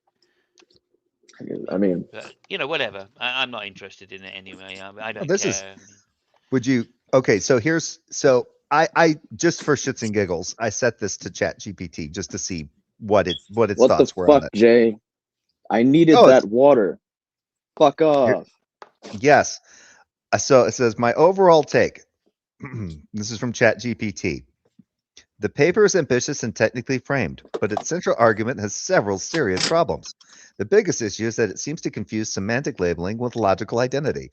It also appears to overstate yeah. what follows from calling weak atheism atheism. The paper's core thesis is that if atheism includes weak atheism, non belief that God exists, then by parity, theism could include weak theism, non belief that God does not exist. And this allegedly causes a semantic collapse where someone can be atheist, theist, and agnostic at the same time. That is stated in the abstract and conclusion. Yeah, I completely agree. I completely agree. Yeah. I like I said, I don't know if you remember me debating UCC or whatever his name is. Yeah, UCC.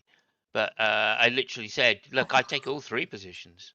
Just if you want to go be pedantic and semantic about it, then I hold all three positions because, if I define God as, a very handsome British person that plays aggressive guitar and has a big dick, yeah, I mean, called Simos, then yeah, I think God exists.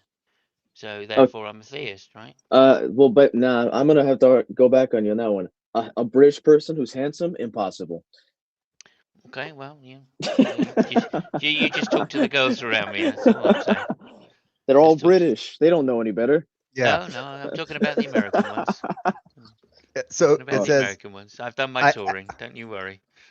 I asked it about Oppie's quote, and it says Oppie's point seriously undercuts the author's point. Um, and it says That sounds more likely. Oppie's point is basically if we allow weak atheism to mean merely lacking belief that God exists, then by parity we can allow weak theism to mean merely lacking belief that God does not exist. In that case, agnostics are both weak atheists and weak theists. The author uses that as an opening quote, but then tries to turn it into a problem for flu-style weak atheism. His argument is, see, this causes a semantic collapse. But Oppie's point can be read the opposite way. That is not a contradiction. It just shows that weak atheism and weak theism are not mutually exclusive categories. Yeah, Again, I find it completely disingenuous because it's, atheism and theism are not symmetrical, right? You don't get a theist that says, or you very rarely, I suppose they can be, but most theists, by a large majority, only have one, believe in one type of God. They don't hold all religions to be true, right? Yeah. Whereas the atheist holds all religions to be false. So it's just not an asymmetrical thing in the first place, and that's where Yeah. Steve completely fails to understand the difference or appreciate the subtleties of theism.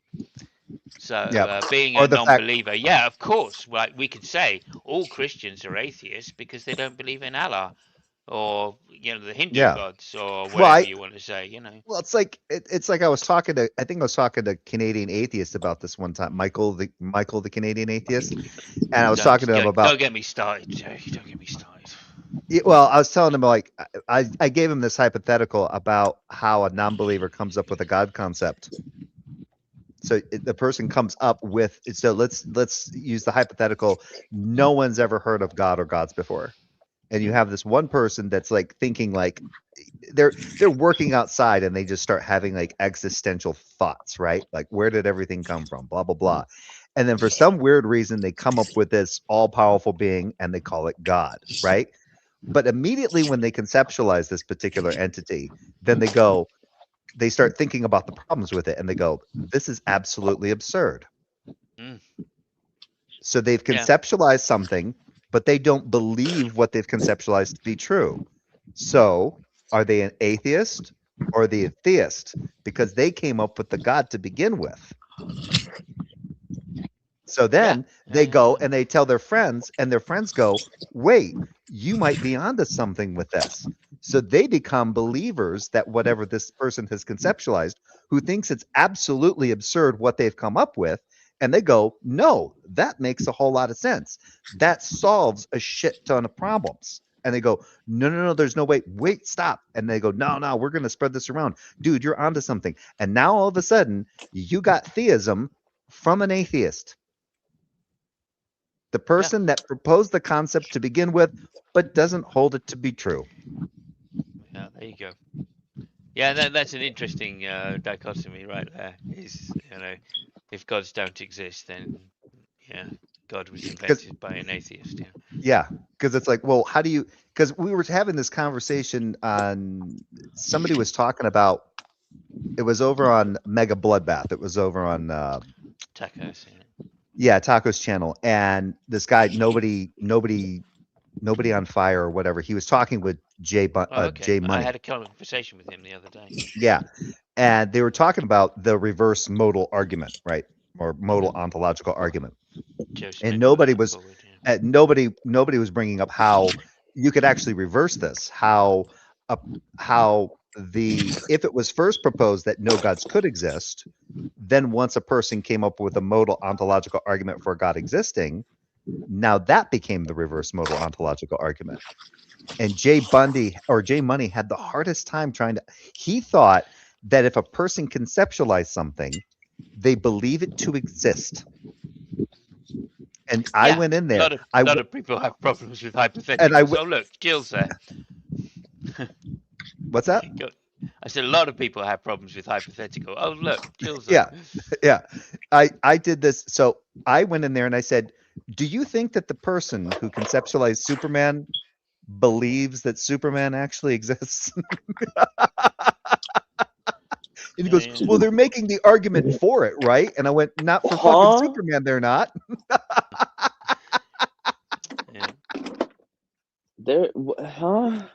Oh, it was sorry, that befuddled me a bit. Hold on. Because nobody was going round and round with Jay Money about this. Now, Jay Money, he does like his weed, so sometimes he gets really caked. And not baked, caked. He's already baked. He's cake. And and so they're going round and round and round about this. And then I came through and I said, maybe I can help with this. And then I asked him, and he goes, no, if you conceptualized it, then you're making the argument that it actually exists. And we're like, nobody. And I go, no, you don't have to do that to conceptualize something. This is only feeding into my crackpot theory that all of these internet theists who struggle with basic logic and reasoning are actually just mentally disabled people that are getting picked on by people on the internet. To be fair, Jay Money is actually a nice guy to talk to, but sometimes he does get lost. He gets lost in the weeds. Hey, I've literally. Yeah, literally in the weed. Just because you have a disability doesn't mean you can't be a nice person. Absolutely. Yeah, look, I'm disabled myself. but I'm an asshole, so I guess that's different. There we are. That's because you live in New Jersey, I think. Do you? You've said it Me being before, an so ass. I'm not Wait, knocking you. Is that why I'm disabled or why I'm an asshole? Maybe both. Probably. I've heard many people have tried to escape New Jersey and have failed. That's why there's still a population. Accurate. Look, Again, when we drove around America, that was the one place my dad wouldn't stop. In New Jersey. Hey, No, we're driving straight through this place. but Dad, they call it the Garden State. It's a lie. Okay. It's No, a but trap. Dad, I need to go to the toilet. No, we're not stopping. You piss in You the can- car. wait till New York. Yeah. Well, we were coming from New York, but yeah. Piss in Shit. this cup. Piss in this cup. Bro, Throw it out the. Just toss it out the window. Look, all I'm saying. Look, This was like 1970. I don't know, 4 or Yeah, you could get away with it. You weren't going to get arrested. Yeah. No. I just mean that's the reason we didn't stop. 1970s fucking. It New hasn't. Jersey. I don't think it's changed much. 1974. Damn. That's the year my wife was. That's the year my wife was born. Well, there you go. That's the year Damn, when we started touring America. You're older than Jay. Oh yeah, hell yeah. I mean, it's. I guess it was unfair of me to assume, but based on your voice, I thought you were close to like 30. Thank you very much. Appreciate that. He sounded. He sounded older before he had the surgery. Yeah, that is true. Sorry, there was a low blow. No, that's all right. It's true. It's funny. Okay. Don't worry about that. See, Anyway. when you listen to Hey, Jay, you can hear the years of pain and agony. Yeah, I was going to get back to this video, but Vegeta Well, won't shut the fuck up. So Yeah, no, Jill's gonna rage quit soon, I believe. So I think we should get back to it. sorry, Vegeta. I had to get it in. You called me bitch ass N word, so I had to fucking get it. That's where Am all I this wrong? started. That's where all this started. He said he was going to come in. I was like, I'll just let him do it. He's. It's ruined. It's done. Fuck it. He's in here. I let him in. Fuck. It's like the stray dog that you let in your house. Oh man, it just shit on my fucking floor. Oh, What fuck, the fuck? yeah. Look, my favorite part is once I derailed everything, there was moments where I was quiet for like 10 minutes and just let you guys continue to be derailed and talk about anything else. It was fun. It's absolutely fun. Yeah, I love being derailed from a Jill conversation because it allows me to get my mind out of the fucking gutter again. I'm glad I could help. Yeah, no problem. What I'm amazed by is like I was on early enough. I'm sure Jill probably popped in and saw this. I tagged him in this shit. Good. Okay. So, but he doesn't watch. He goes, "You didn't even watch the shit, did you?" Yeah, I watched it. I watched you. I watched you get. Not even. Never, you didn't. He never watches your channel, Jay, and yet he's always butthurt by you. He tagged me in this one. He tagged you. Yeah, and the one, well, the one that I'm using, because I'm not going to give him any more shit. I found it on his channel, but I was like, oh no, if I'm going to review this, I'm gonna give Robin the view. Yeah. I'm gonna give her the view. I went to Robin's channel. So we're watching this on Robin's channel. But on his channel, make sure you subscribe to her then. I see you're not subscribed. Yeah. Make sure you hit that button. Oh yeah, I do need to. But yeah, do it now, Jay. Do it now. Yeah, do it. Do it now, pussy. Do it. Subscribe. You won't pussy. Do it. Yeah. What's one more? Yeah. Exactly. Sorry, Robin. Yeah. Well, she's just got me to 500. Would you believe? So I'm pressing hard for people to sub to her. Oh, cool. You're at 500. I'm still under that. Just made 500. I've still been hovering at like the 400s for years now. Yeah, it was a long time for me as well to go between 4 to 5. Yep. Yeah. Yeah. Let me play this because I do want to see when he. Oh, she has to step in. Oh, okay. This might get interesting. Does she has to step in and moderate? Well, I think this is the 20-minute bit. I think he gives up at the end of it when she steps in. Just before she steps in, go back to before she steps in. Oh, there you see. Oh, he did what? Oh. Oh, that might be the thing. Just go back a little further. Okay, yeah. So that's. Oh, she doing single. Oh, that's their closings. That's the They do closing. they do the So- closings there. Yeah, I won't so listen. I'm not going to listen to their closings. I'll skip through that and go right to Yeah. the. So go back a little more. Just go back a little more before she steps in before the closings. Oh, I was going to still play this part because we're still Yeah. on Okay. this. All right. Well, go ahead there- then. Yeah. Yeah, Whatever because you see, wanna do. looks like she's going to stop it here in a few minutes and then go into closings, and I'll skip through the closings. I don't think he does the liberal full 20 scholarship. minutes. What's that? I don't think he does the full 20 minutes that he's got or something. Oh, okay. Won't help you. If you want to debate the merits of your claim, I'm willing to debate you on whether or not the Bible promotes chattel slavery. But for It promotes not just chattel slavery, but indentured servitude, which we consider slavery, arranged marriage, what do they call debt? How do they call those? Those arranged marriages where, here, I'll give you my daughter as a bride in payment of a debt. Those are brought up in the 1956 Slavery Convention, which you like to cite, which is slavery. So what the fuck, Jill? this debate, all you're doing is just citing one side of scholarship when I have a different side, another side of scholarship saying the opposite. So, So, where do we go from here? let's put slavery aside for a minute. What about Congratulations on understanding what a debate is. Yes. I have a He's only been in it for 2 hours and he's just worked out what a debate is. Yep. the part where the Bible says you should throw rocks at disobedient children? Is that a good idea? The Bible does not say you should throw rocks at disobedient children. Yes, it does. Yes, it fucking does. You fucking idiot. Oh. Yes, it fucking does. I brought it up near the It's the beginning. wrong interpretation. You know, it's not saying throw rocks. It's more saying like drop rocks on. It's something about stoning your children, right? Your disobedient children should be put to death. You haven't read that it's part of the just Bible? weird. What is a child? Where are you reading that in the Bible that what a is a child child? is going to be put to death? What is a child? Does he think that the child, does he think that the son, oh my God. Oh my fucking I think God. this objection, I seem to remember it. This objection is that you don't stone your child. Somebody else does if they're disobedient. You have to take Really? them before the council, and then when the council go, yeah, that is a disobedient Yes, child. that's exactly, then yeah. they do the stoning. You don't. But the do thing is, stoning. the interesting thing, yeah, because the interesting thing is this idea, like you've got this dynamic that's being given in this narrative, like you have these parents and you have this unruly son that's obviously still living with them to cause them grief, right? And it says in the verses that the main complaint is that they're a glutton and a drunkard, and it's like, how old is this guy? How old is your son still living with you? Like, right. Okay. and getting drunk, right? Is it actually a kid?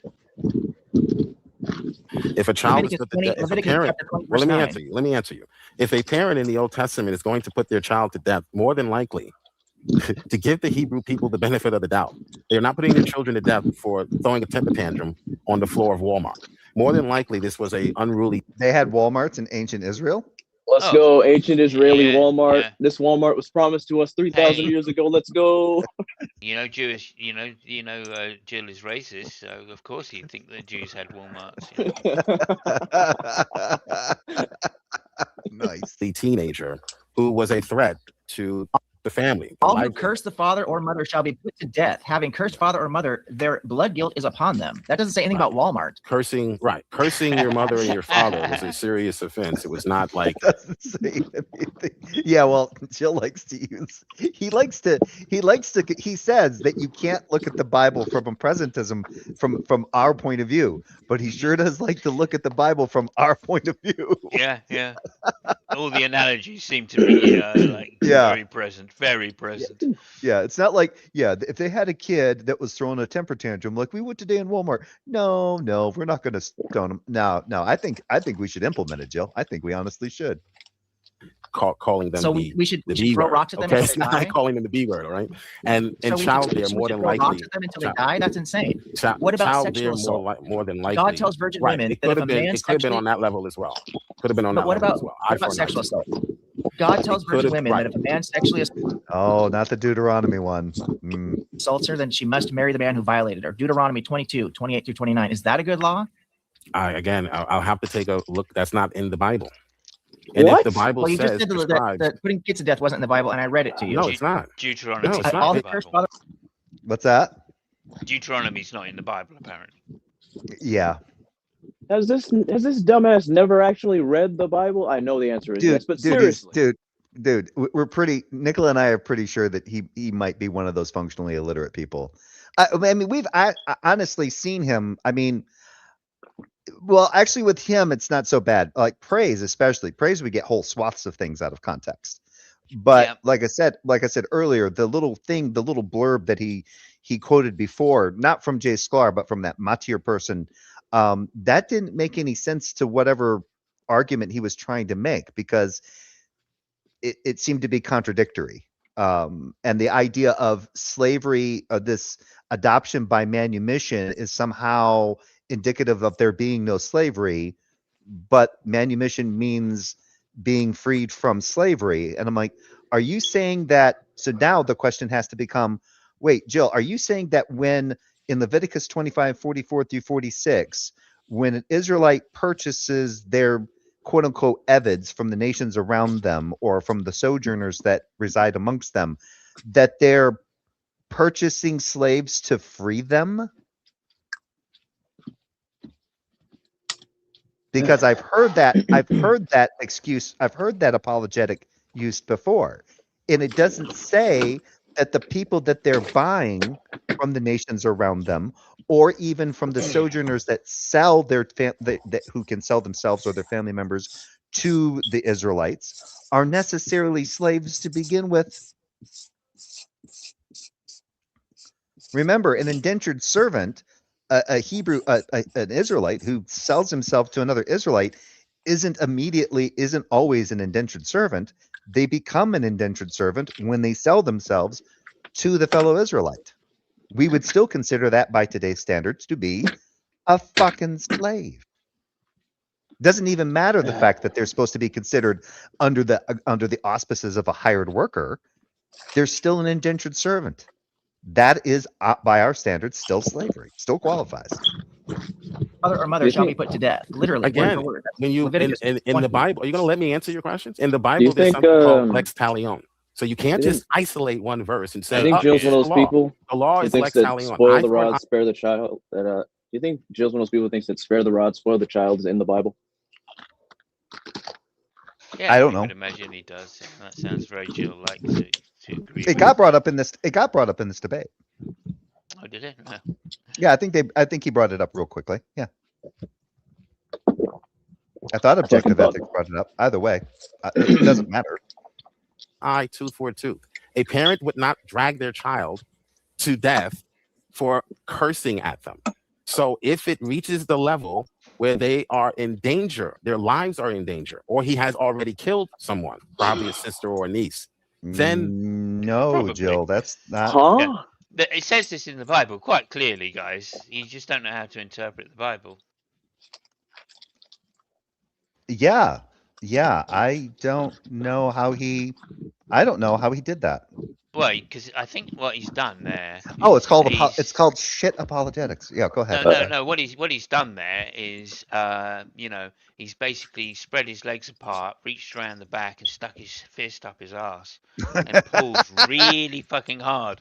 And suddenly it popped into his mind that, yeah, in fact, like when he says, like, it doesn't say that in the Bible, he's usually going to cross-reference something else totally inappropriate, and then say, look, it says that, but if you look through this particular rose tinted glasses, then it doesn't say that.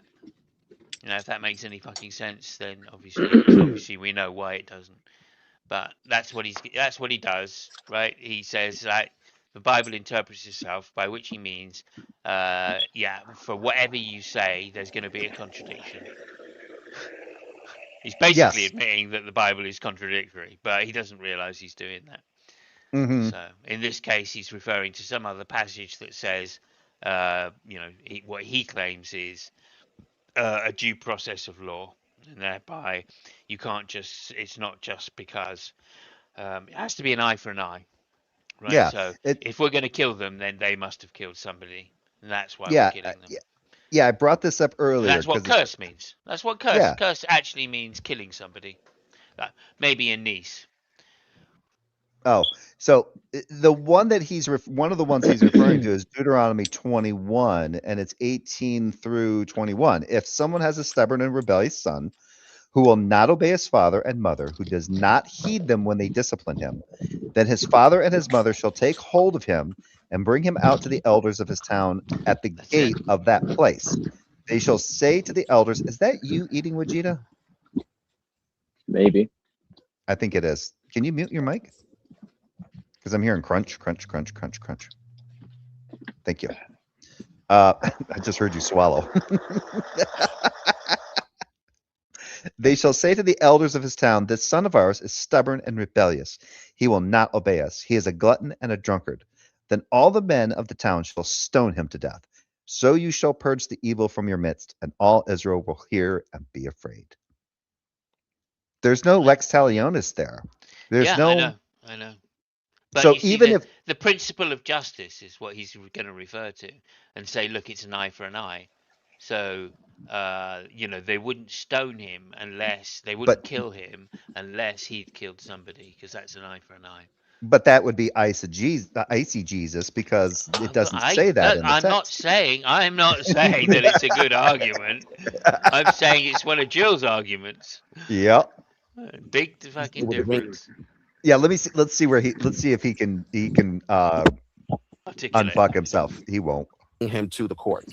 Joe, it doesn't say any of that. But He parents literally just typically do not invented bring all their of that. He children. literally just Parents invented typically, all of parents that. typically, Let's parents get the typically context do not here. bring their Let's get the children context. to be killed. Let's get the context. I If mean, a let's man not meets a let's be. virgin- If a man meets a virgin who is not engaged and seizes her and lies with her, and they are discovered, the man who lay with her shall give 50 shekels. Jill, please, shall give 50 shekels of silver to the young woman's father, and she shall become his wife. Because he violated her, he shall not be permitted to divorce her as long as he lives. Do you think it's a good idea for victims of sexual assault to have to marry the person that assaulted them?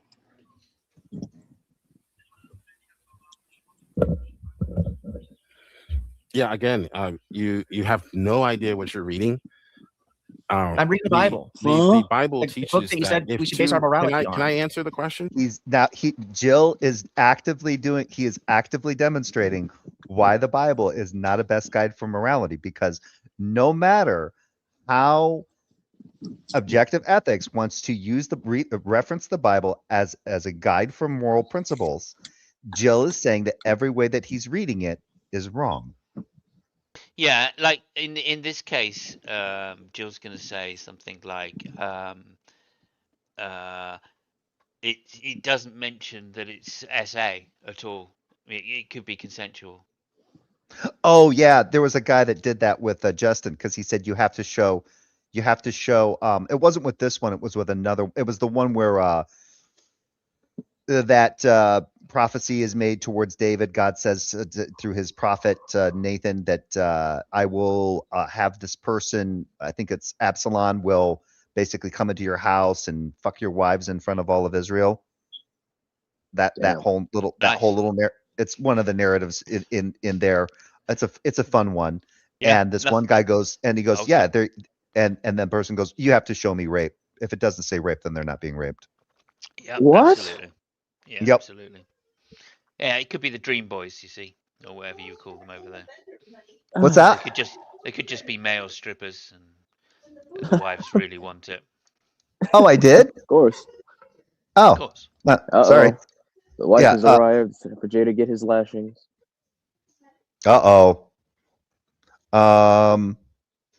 Okay.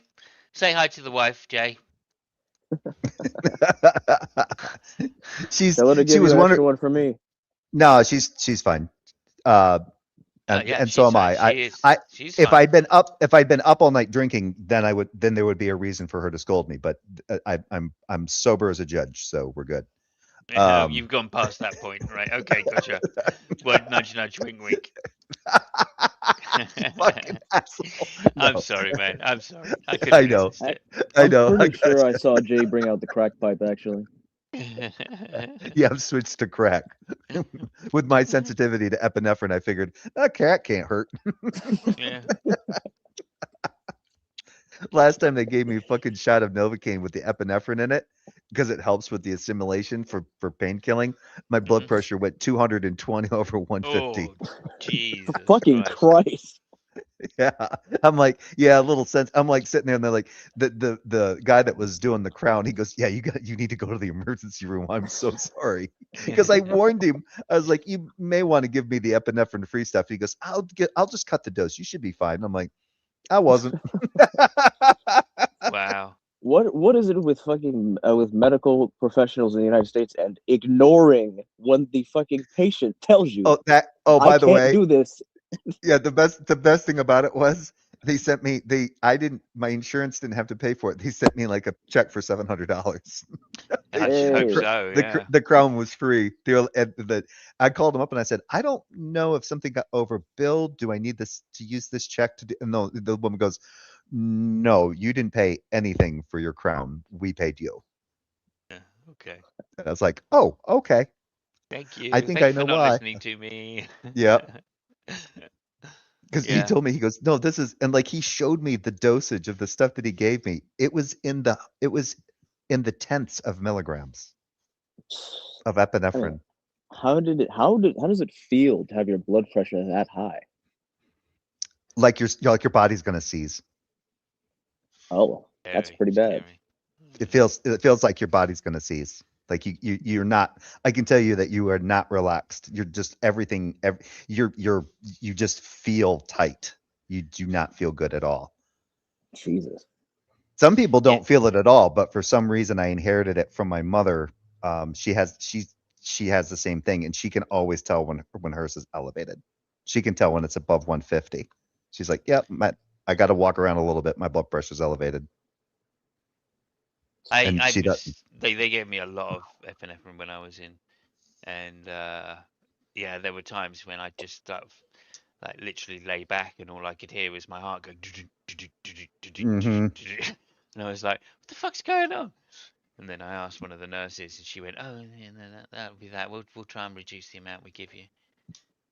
Yeah, it's always a good Thanks. idea. Thanks very Christ. much. But I mean, Yeah. I was on the machine measuring it all the time, so there was Yeah, no danger for me.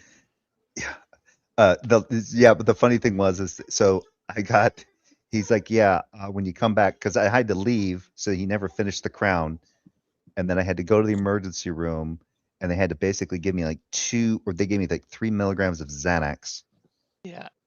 and I took like I think I took one of my blood pressure meds, and that dropped everything down again, and then it was good to go, and then the next day I went back in to get it fixed, and because he used the epinephrine free lidocaine or Novocaine, that doesn't work for as long, because I guess that's one of the things about the epinephrine. It helps to. Good Lord, that's my dog. Yeah, Scooby Doo back there. Yeah. God damn. So yeah, she's so excited about getting her food. And so what happened was he had to, because it was the epinephrine free stuff. Your body assimilates it faster because the histamine helps your body, keeps it from your body from breaking it down as quickly. Anyway, he had to give me 6 shots of Novocaine to keep my fucking mouth numb. Because I'm highly sensitive to epinephrine now and caffeine, but my tolerance for pain meds is astronomical. Right. And do you have a history of taking pain meds, or has this just happened just because? Fuck it, why not? The first time I knew I had a high tolerance to pain meds was when I took 2 700 milligram Vicodin capsules for a headache, and it didn't cut the fucking headache. All right, Dr. House. And then one time my buddy had Percocets, and I took 2 Percocets and drank a 6-pack of IPA, and I was sober as a fucking judge. Didn't faze me. Yeah. And the first time I tried one of my wife's Dilaudids, which is fucking morphine, I took 2 of those with 4 IPAs and slept like a baby. And it didn't even touch the pain in my knee. Yeah, well, next time ask for the PCP. Just, Yeah, Yeah, maybe you should just try crack. Just enjoy the hallucinations. but the best the thing, delusions, I should say. yeah, but the great thing is, for some weird reason, I respond very well to anesthesia. If they knock me the fuck out, I am out, and I come right back out of it like at the second. Well, there you go. I give them Listen, my exact. I'm gonna have to make a move because it's now mid-afternoon and I've got, believe it or not, things to do. But thank you so No, much. not possible. Pleasure to see you, Jita, and likewise, Jay. It's really great to Yep. catch up. So Yeah, it is. Goodbye. I'm thinking of starting the Onion up again. So please come on to that sometime. Yeah, if I'm not sleeping Yeah. because things are Except working this nights. time, don't fucking say anything to Alex, okay? Who? Alex. Don't say Well, anything to Alex. Did I do? No. You said something to Alex the last time he was on, and that was the last time he was on the show. He never came back after that. Alex who? Malpass. Oh, but did I jinx it? I don't know. I have no fucking idea. All I'm saying is that he was on the show every week before that, and that was the last week he's on. He gets terribly embarrassed by being recognized, Oh, does he? Oh, I didn't know that. Yeah, because I just told him that I'd read one of his articles and I was a fan of some of the stuff. No, you fanboyed a little, shall we say? Yeah. Oh, I didn't realize he was such a snowflake. Well, if you want to say snowflake, or you can just say he's a very modest, humble man. I don't know. Well, that doesn't mean that doesn't mean he can't go back on your show. That was like one of the few times I ever even showed up. Every other time you guys are doing it. It's like one time, and I'm like, really? Fucking spoiled it that fact? Jesus. I know. Well, I don't know. I don't know whether you did or not, but I'm just saying he never came back on again. Well, next time I show up, coincidence? I don't know. Correlation? Maybe. Well, next time I go on there or go on there, I'll make sure to put on my little title, Malpass Repellent. Fanboy. That's all you need to put on. Like I simp for Alex. Malpass. Yeah. All you had to do was stay off your knees, Jay. That's all you had to do. And you fucked it up. I think taking your trousers down on camera and saying, please, let me suck your dick, is just not the thing to do. But anyway, who am I to say what's inappropriate? Why would I need to drop my trousers to suck his dick? Well, you're an exhibitionist. We all know that, Jay. My wife is looking at me like, what are you talking about? That's never been in doubt. She's got her hands up. Like, All right. Okay. Thank you so much, guys. Great to see you. Yes. Thank you, Sabuki, as always. Thank you for the comments, and I'll see you when I do. Yep. See you, Simus. And now it's just you and me, Jay. It is now you and I. Jay is super sensitive. I think the phrase is ball washer. True. That is the phrase. I was gonna quote Tropic Thunder. Jack Black. Get over here, let's do this.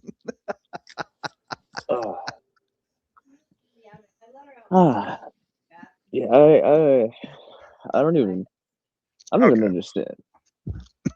Sorry, that was to my wife. My wife's like, "Can you let the dog out again?" I'm like, "Well, she gotta go out again."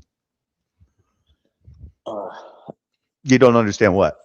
I don't understand how you have been able to tolerate Jill's shenanigans this long. Because it's not on my channel. If I'm just like watching somebody else have to deal with the shenanigans, it's fucking hilarious to me. I don't know how you do it. Even just hearing it without interacting with him directly is fucking exhausting to me. Anything that causes him like any kind of like modicum of aggravation is just like, it's fine by me. I wouldn't call it aggravating. It's more like you know when you've dealt with a child who's just a lot, and you get tired, even if the child hasn't necessarily done anything wrong. You just need to sit down.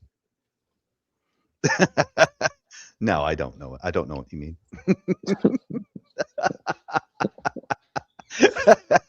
Not at all.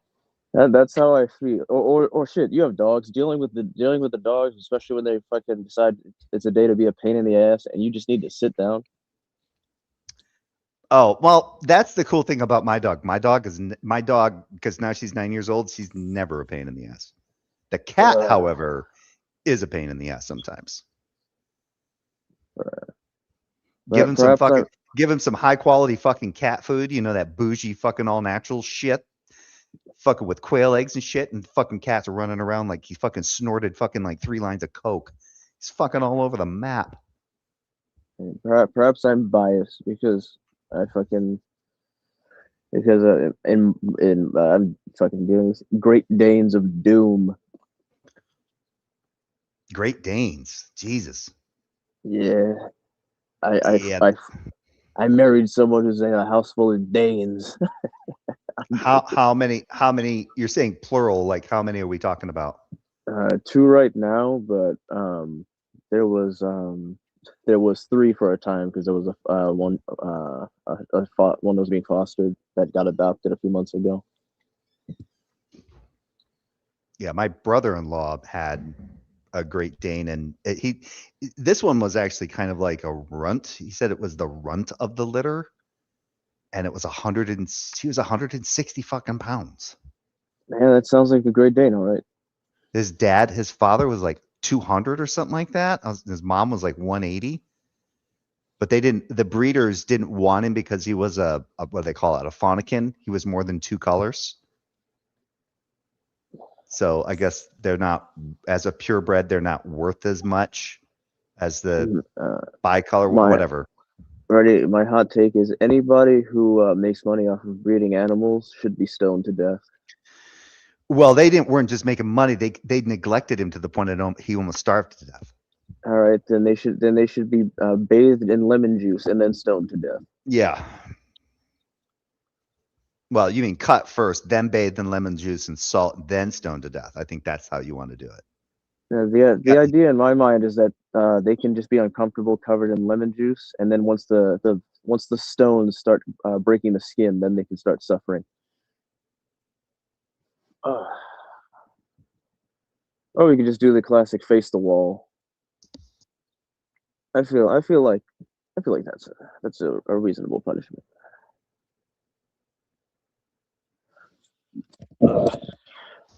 There she goes. Now she's done. I can get back to the video here. Do you think there was ever a time where Jill was like a bright-eyed, bushy-tailed young man with a whole bunch of potential? I think he was. I think dead. I think he came out of the womb this way. You think the doctor dropped him on his head while he was trying to cut the umbilical cord? Well, I know Nicholas made mention of something to do with like his mom, not an injustice because his mother wasn't like pushed down a flight of stairs when she was pregnant with him or some such shit. That's pretty accurate. And I'm pretty sure I remember him saying that. I think he's used that on more than just the insult on more than just Jill though. The world is the worst place having people like Jill in it. If you wanna bail, do it now because I'm starting this bitch back up. I'll just lay here in silence. We'll see how long that lasts.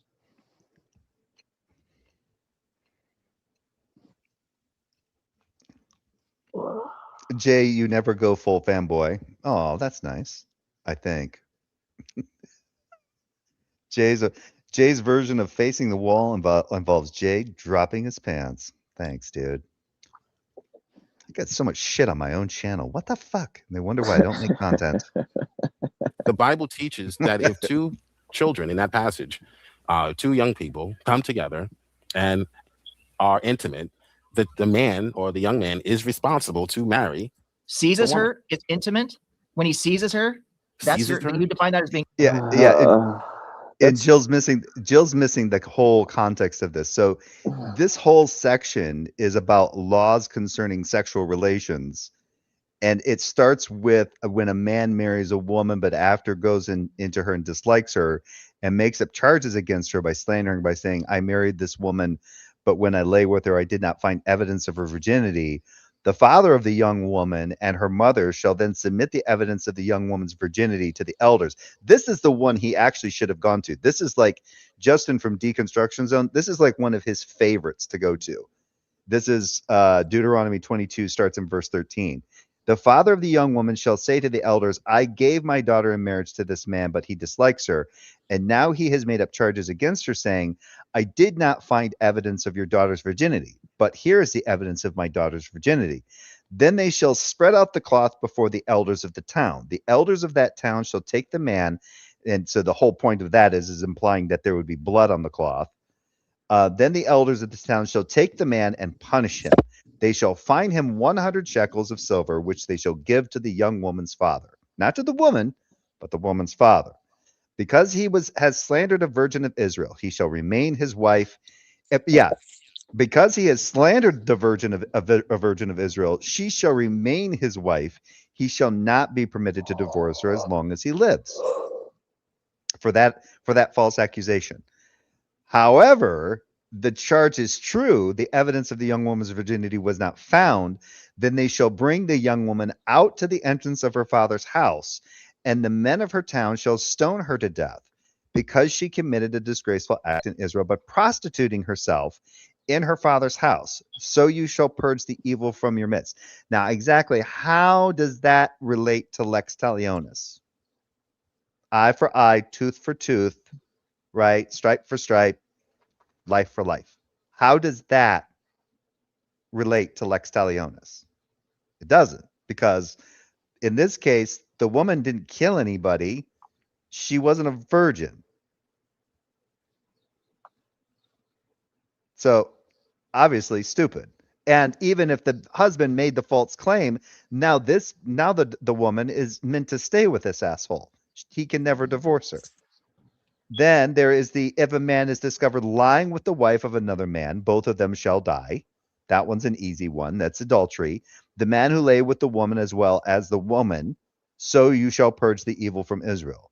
If there is a young woman, a virgin already engaged to be married, and a man meets her in town and he lies with her, you shall bring them both out of the gate of that town and stone them to death.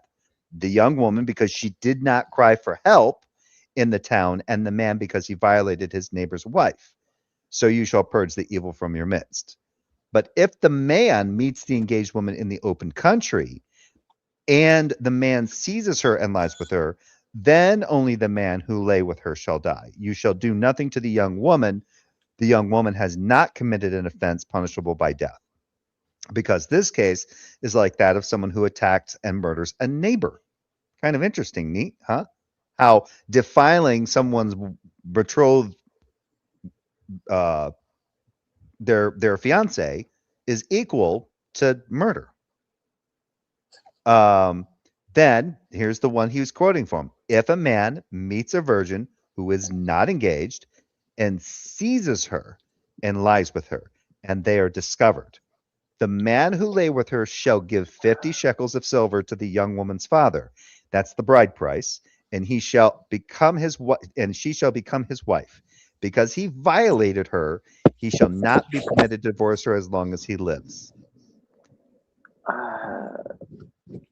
So, Jill, this has been discussed by a lot of scholars, and even there's Christian scholars that agree this is a sexual assault. Jay, I think that's a really important question here. Jill hasn't. Are you asking about Jill's ability to read? Do you think if Jill was making a peanut butter and jelly sandwich, she'd lose more or less than 3 fingers? I don't know.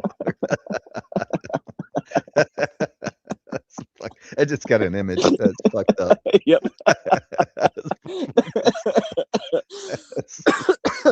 That's so stupid. It's fucking funny and appropriate. Being intimate with somebody. And in the Bible, As that's two people not being rape, intimate. sir. You interpreted that as rape. Nowhere did the Bible does it say rape there. Rape in the Bible was punished by death. Only if the father spares the rape. Hold on. That's not Deuteronomy. Now he's just adding shit. I also am just I also just find it baffling that that in the same the same passage or collection of passages it goes so if you rape somebody's wife, death. If you rape a virgin though, you get a free wife. You get a you get a wife for like $10. Oh, exactly. Wow. What an amazing fucking ethical system and the NIV, I believe, uses the word rape. It doesn't use the word seize like the NRSVUE does. But you're right, because in verse 25, before 28, it says it uses the exact same word. And when you look at it in an interlinear, the words are exactly the same. The Hebrew word is exactly the same. But if a man meets the engaged woman in the open country and the man seizes her and lies with her, then only the man who lay with her shall die. So the man meets the engaged woman in the open country. So obviously what's being implied here is that no one is around to hear her scream or to even ascertain whether she cried out for help or not. So now we assume that he raped her against her will. So he seizes her, has sex with her. She doesn't die. He dies. But then the next offense is he meets a virgin. Now this man seizes a woman that's not engaged and is a virgin. Now nobody dies. He just pays 50 shekels of silver and has to marry her. This is such a very reasonable and consistent ethical system, Jay. I mean, I don't understand how anybody would do anything but this. I mean, of course. And but if a married man and a married woman have consensual sex, immediate execution. But if you rape a girl, you get a wife and just have to pay some money. Of course. Yeah. Of course. So two consenting adults, even though they're married and possibly maybe unhappy in their relationships, they meet up and have flagrante delicto, off with their heads. Yep. But the rapist gets a free wife. Yep. As long as the woman that he raped is a virgin and not betrothed. Yes, not betrothed. It's fucking ridiculous. No, the rape was not sexual assault. Let's then try to he could be let go. But typically, Lex Tallion says that eye for an eye, tooth for Lex Tallion. Okay. For tooth. So it was up to the father.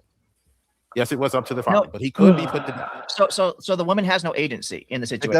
It doesn't say it's up to the father. Yeah, he just added that for no reason. It's her father who gets to determine whether or not it's a crime. It would be the family. The family would come to a decision. Of course, the father is the head of the family, so he would be the one. I think he's conflating those later verses with the one that I read about the false accusation. Yep, sounds about right. But in that case, if it's a false accusation, the father doesn't decide that the man committing the false accusation, the man can die. He just has to pay 100 shekels. If the man, if the new husband who makes the accusation isn't making a false accusation, then the daughter dies. She gets stoned. And the thing is that we know that women don't always bleed when they lose their virginity. They really, if they do, then you're doing something wrong, or she has a very delicate genital area. Yeah. And to go to the magistrates, to go to the elders and say, I want him put to death. We want him put to death. Or he would say he needs to recompensate for what he has done. So, and oftentimes, and even in our culture, people are let off for doing really heinous things, and they're given mere compensation to pay or restitution to. Jill, what are you doing? And even in this case, the woman, in the very first thing that I read from here, the girl, the wife who is falsely accused by her husband doesn't get any damages. Her father gets the money. Which is insane. She has to stay with the guy that's unhappy with her and has falsely accused her. Like, it's a lose-lose situation for the woman. Yeah. She either dies or ends up stuck in a relationship with somebody who does not like her and was willing to get her killed. Yeah. That happens. But that was up to the father and the elders. They pay the restitution to the father. The woman. Yeah, that's another good point. Because if the guy's familiar with the law, he's making an accusation that could possibly lead to her death. That would ultimately result in her being killed. And if he's willing to do that, what else is he willing to do? And she's stuck with him. Yep. And then has to marry the man. Who is the leader of the house? Who is going to take that money and provide for his it's family? Not like he took it up the ass. What are you talking about? Is she going to go off and start her own business now? This is the ancient Near East, sir. You give the money to the leader of the house. Giving the money to the leader of her, giving the money to the house, to the father of the bride does what for the husband? How does that benefit her if the money goes to her father and she's now the wife of the guy that falsely accused her, Jill? How do you fucking reason, dude? He doesn't. And he is the one that takes care of the household. So of course he gets the money. He realized how he's the father. This is. Fathers were important back then. I'm sorry they're not important now, but back then they were. Yeah, and God couldn't come up with a better system. That's insane. The father doesn't have any rights to the daughter at this particular point because she's fucking married. The problem is whether or not she's not a virgin. If she really isn't a virgin, then she disgraces the family and dies. I know this is a side tangent, but I think it's fair to say, since Jill's a conservative fucking reject, you ever find it funny how these same dorks who whine and piss and moan about how fathers are important in the home are typically the same losers who are like, now that the father's there, he needs to work all day and not interact with the children at all. Yeah. Which is it? Well, I don't know if you were around for this, but one time or even heard about this, but Jill was going on about something. He was going on about how he when he was, because he was talking about like child slave, like he was trying to do this apologetic for kids, child slavery or something. And he goes, well, it's like when I was 15 years old, I had to go off to work and I had to help my father to pay off our debts. So I was like, your father? And he was saying this, and I went into the panel and I went, your father was that big of a piece of shit? And he went, what? Or no, I didn't say it I said it in a post. He did it on the video, and then I wrote a comment and I said, you're how big of a piece of shit was your father that he wasn't man enough to make enough money to support you and a wife? That's pretty crazy. I mean, personally, my he father needed you to help him with his financial inadequacies. I mean, personally, my father would hug me and tell me he loved me when I was a child, but I guess I'm a little different. My father violated child fucking labor laws because he couldn't make enough money because he was a useless piece of shit. He married my mom knowing full well he didn't have enough, and got her pregnant, knocked up with me, knowing full well he didn't have the ability to make enough money to support me or a wife. What I'm hearing is Jill is an argument for antinatalism. Possibly. Hey, that is insane. This is supposed to be God making this prescription. Yeah, and it makes a lot of sense that you would have to pay restitution if you were spared. It only makes sense to a person who has moral So what's the punishment for rape in our culture? 10 years in prison? Not death. The punishment was death in their culture. Actually, the female can seek damages. I'll take that. The female can seek damages, actually. There's criminal law and there's civil law, both to protect the victim. And so could the female here through... No, she didn't get anything, Jill. Through her father's agency, because her father is the head of the household. She's forced to marry the person. No, this is not an individualistic society. How does the Jill? Oh my God, Jill! Yeah. This is the question that he needs to ask that question. How does it help the daughter of the father who is now married, who is now basically considered the property of her husband, when her husband has to pay her father 100 shekels of silver?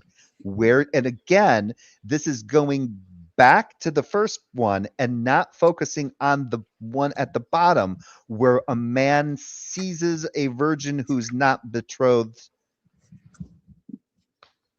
He's only paying at that, and that one he's just getting 50 he's just giving 50 shekels and can't divorce the woman. Can we talk about this lazy obfuscation, where rather than actually addressing the criticisms of of what's in the Bible, he goes, "Well, this in real life is not perfect either. So checkmate, athy tits." I'm like, yes, we have issues where rape is not treated as serious as a crime. It is. The Bible still has a worse way of dealing with it that arbitrarily decides that rapists are just get free women to rape at their leisure. So how Yeah. is that better? Yep. And the thing is that in this particular case, he's forgetting the fact that the consensual sex between two married people who are not married to one another is guilty of the same. They're guilty of the same. That's basically they both get killed. That case is not even a rape. That's two consenting adults who are both married, or even if the case she's married and he's not married, they will both be killed.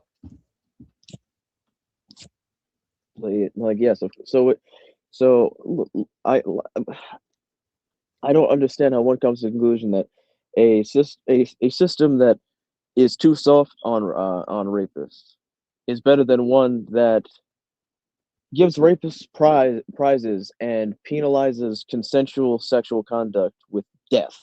Yeah. If a man is, it says here, if a man, so I wanted to make sure it doesn't say that the man has to even be married. If a man is discovered lying with the wife of another man, so the guy here doesn't have to necessarily be married, and he is discovered lying with the wife of another man, both of them shall die. The man who lay with the woman as well as the woman.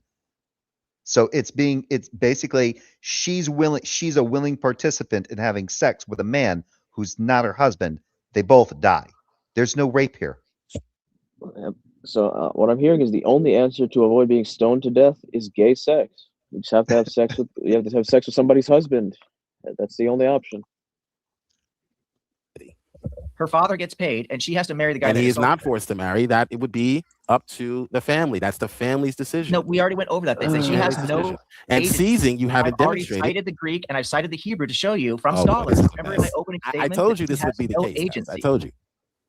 She has no agency. There's nothing. Now Jill's doing his famous, I'm going to appeal to the audience that's probably not even really, they've probably lost all interest in Jill's ramblings. In the text, there's nothing in here that indicates ranting off about what he thinks the Bible says. Any kind of intimacy. If you think this is intimacy, this is exactly what I'm talking about and exactly why I waste my time doing these debates, because people who claim that seizing her and lying with her is a type of intimacy, that trying to make it seem like there's some kind of consensual action here, is cope. It's really bad cope. What about genocide? When God tells people to go kill women and children, is that a good thing? Is that morally beneficial or justifiable?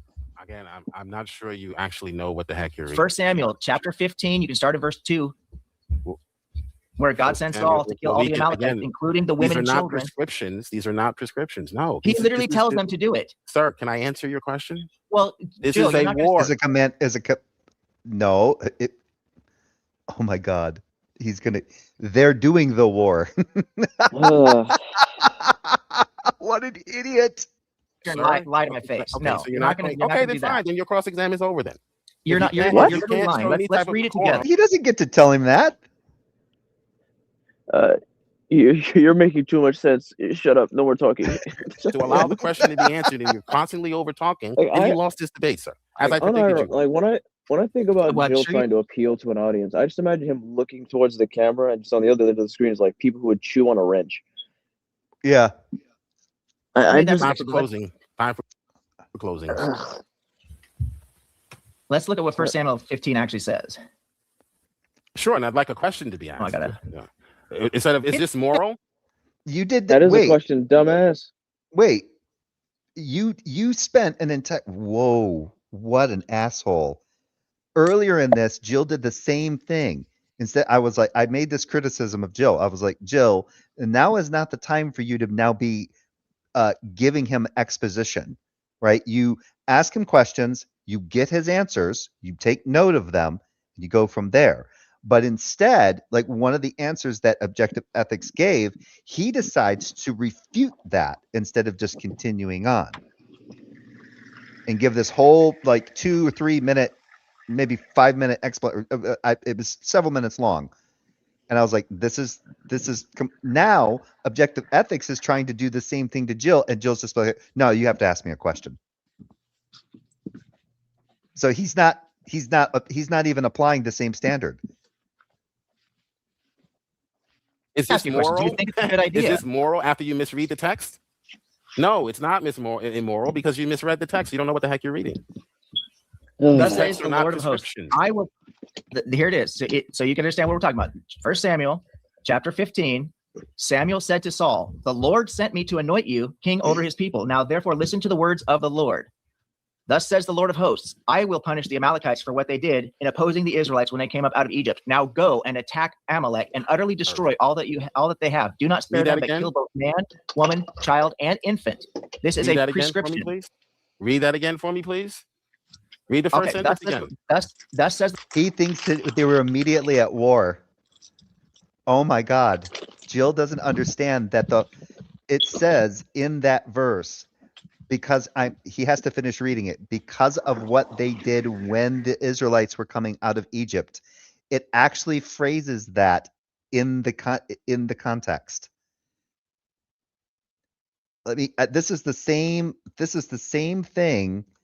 This idiot, I had a conversation with this idiot about the same thing on Skylar Fix's channel a long time ago. Samuel said to Saul, "The Lord sent me to anoint you king over his people, Israel. Now therefore listen to the words of the Lord. Thus says the Lord of hosts, I will punish the Amalekites for what they did in opposing the Israelites when they came up out of Egypt." Now this is 1 Samuel 15.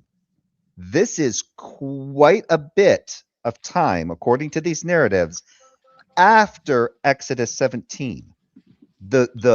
When the Amalekites were going up against the Israelites as they were coming out of Egypt was like in Exodus 17. That's when they had this big battle between the Israelites and the Amalekites, and Aaron and somebody else had to basically help keep Moses' staff up, because if Moses could keep his staff up, the Israelites would win, and if Moses started to basically slouch at all, the Amalekites could possibly start to overrun the Israelites. So Aaron and the other guy helped keep the staff up, his arms up, so that the Israelites can win the battle. That's what's being referenced here in 1 Samuel 15. And that's from generations before this shit is happening. So you're talking about a huge generational gap. And so God says, I will punish the Amalekites for what they did in opposing the Israelites when they came up out of Egypt. Now go and attack Amalek and utterly destroy all that they have. Do not spare them, but kill both man and woman, child and infant, ox and sheep, camel and donkey.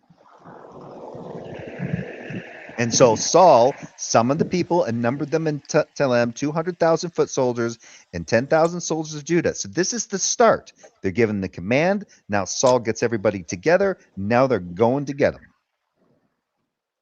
So they weren't currently at war. This is the start of one based on something the Amalekites did in the past. And this moron says he can teach people how to read the Bible? But Jay, I think there's a very important argument you're ignoring here. No. It doesn't say that. the Lord of hosts, I, meaning I, the Lord, will punish the Amalekites for what they did. The Amalekites. This is not a prescription for how you go to war. This is something God had planned for the Amalekites. Was it morally justified? If you go, it's not saying. It's not saying. Can I answer you? It's not saying if you go to war, this is how. I didn't ask you if you go to war. I need you to answer. That's what a prescription is, sir. A prescription is not for this particular situation. Was it morally justified? Jill, this is absolutely asinine. Now go and attack Amalek and utterly destroy all that they have. Do not spare them, but kill both man and woman, child and infant, ox and sheep, camel and donkey. If that's not prescriptive, I don't know what is. This is literally the equivalent. And this would be like literally, hey, go grab the remote. I didn't tell you to hand me the remote. Yep. What? You know, it says, I will punish the Amalekites for what they did in opposing the Israelites. Then they came up. So he wants to stop there and then completely ignore where it says, now go and attack Amalek and utterly destroy all they have. That asshole that is some disingenuous. See, this is where, in my opinion, when they're doing these kind of conversations, you need a strong moderator. You need somebody to step in so that this shit doesn't happen, so you can keep it on track. Correct. Because with Jill, you cannot grant him this. You cannot give him this leeway. In A this prescription specific is not. I mean, you can, but it's not a good idea. situation, Can I answer your question? you got to A answer the question I'm asking, Jill. You're Okay, go asking ahead. a Go ahead. question. Let me know when Is it's it a my turn to prescription answer for your in question. this This is your in this cross-exam. specific situation that you said wasn't a prescription when it actually is? It's a prescription to the Israelites for how they're to treat the Amalekites in this particular situation. Go and attack the Amalek and utterly destroy all they have. Do not spare them, but kill both man, woman, child, and infant. Was that morally justified? Okay, so a prescription is not telling you in the case of the Japanese internment camps. I didn't talk that about this the is- Japanese. Can I I don't answer think the Amalekites your were going to question, Japan. sir? Can I answer Yeah, your question? Amalekites. No, you How don't I want to filibuster. answer? I didn't cut you off while you Jill, were you're answering my filibustering. question. I'm asking about a specific Well, we can situation just go to involving closing then, people. because you're done, Has sir. he? You're done. Amalekites, not the Has Yep, he Japanese. been he's trying able? to- He's Has he been trying able to to cut complete? Has he been able to complete a single like sentence of his argument without Jill interrupting? Well, at this particular point, he's just trying to get him to answer a simple question, and now he wants to go to Japanese internment camps, which is a completely, in my opinion, seems just to be an inane analogy. The question is, because he's trying to counter that there's no prescriptive here. If I tell you now go and clean, if I have a kid and I go now go and clean your room, does he think that's not prescriptive? I don't think Jill can read past the second grade level. Done. You're done, buddy. Are you unwilling to engage? You're done. You lost your first debate. Are you unwilling to engage? It was fun. Robin, These are we yes, can, no we questions. can go to closing now because he's not allowing me to answer any As of his everyone knows, questions. losing a Awesome. debate is Let's go when close. when the I mean, Jill, you're not opponent engaging with talks the question. over you You're for talking about 5 the minutes, Japanese. and You're it talking tells you lost. Mm-hmm. Yeah, then that's what is that dance law? You declare a victory. It's how old is this man again? Yeah, well, he Huh? How old is this man again? This grown ass man. As far as we've been able to ascertain, my brother and I think he's around our age, so like late 40s. So about what time did you gain basic self-awareness? Would you say like somewhere between 15 and 25? Well, I mean, I kind of stepped out of the stupid at about 24. Okay. But that's that whole, when your brain, your brain starts to basically be fully developed and you stop being an idiot. But then other Right. things start to creep in, like existential dread, especially when you hit about 35. Yeah. See that was your mistake. You just had to be autistic like me and have existential dread at like 13, and then by the time you get to 25, you're like nothing's changed. Well, to be fair, I did have I think a healthy dose of anxiety when I was a kid. He was over talking every time I tried to answer, but we can go to closing now because he's finished. But it's a nice try. Well, okay. Yeah, you don't. Oh my God. He's like this is like it's genuinely just immature and childish. Like the other person is genuinely trying to engage in a conversation, and he's being a child. Yep. OE, how many more questions did you have? Well, it doesn't matter if Jill doesn't want to engage, and I'm not going to. I do, but every time I try, you talk over. All right, they're calling for how was he talking over you when okay. he was Moderation, the person talking? Is that okay? OE, you ready to go to the final? Yeah, I respect Jill's autonomy. If he wants to go to closing statements, then I'll respect that. I like that. Let me just say that before they do the closing statements, thank y'all both. I think y'all have both done a really good job, actually. No. Is all I got, so what? That shouldn't be too bad. Jill did not do a really good job, Robin. He threw the fucking debate at the very fucking jump. Do you think after Jill deals with these debates that he's more the person who like in his mind justifies how he's actually correct and never wrong, or do you think he like throws a tantrum when nobody's looking? I think it's the former. I don't understand what it might be a combination of both. I mean, you kind of saw there he was honestly irate. Yeah, I'm like, I don't. What makes it frustrating is, it's not even like the person. Is there an actual name associated with this person? Because objective morality is a stupid as fuck name. But anyway, it's objective ethics, but they call him OE for short. That's a dog shit name. I'm gonna call him I don't know, the other guy. Anyway, he is trying to engage in a pretty softball way. He's not even particularly trying to hit him with hard-hitting questions. He's simply trying to engage in the conversation. And Jill couldn't handle that without throwing a tantrum. Yeah, because Jill wants to be able to go on he wants to chew up the time. He wants to go into, I'm now going to learn this fucking liberal cuck on what it is to read the Bible. And it doesn't matter what OE does. Jill just automatically thinks he doesn't know how to read the Bible. And he already demonstrated that he can't read the Bible when he was reading that first portion of 1 Samuel 15. And he doesn't realize that if you read now in a narrative where God is supposedly telling through a prophet, now go and attack some people, that's not prescriptive. As though a command is not prescriptive. He is trying to find a way to weasel. Either he knows what the third verse means and that it is prescriptive, or he doesn't, and he's trying to weasel his way out of it by only focusing on verse 2, or he honestly doesn't know. He's that fucking stupid. And I'm beginning to think it's probably the latter. I think it's a combination of all of them. I don't get it. I don't understand how you can read 1 Samuel 15 just like he did, and then when he got to the bottom, he tries to focus on the very first part of it, and then tries to say, well, there's nothing prescriptive there. Reread that again. That's not the prescriptive part. He didn't say that was the prescriptive part. The now go and attack Amalek part is the prescriptive. Your Honor? Nuh-uh. Yeah.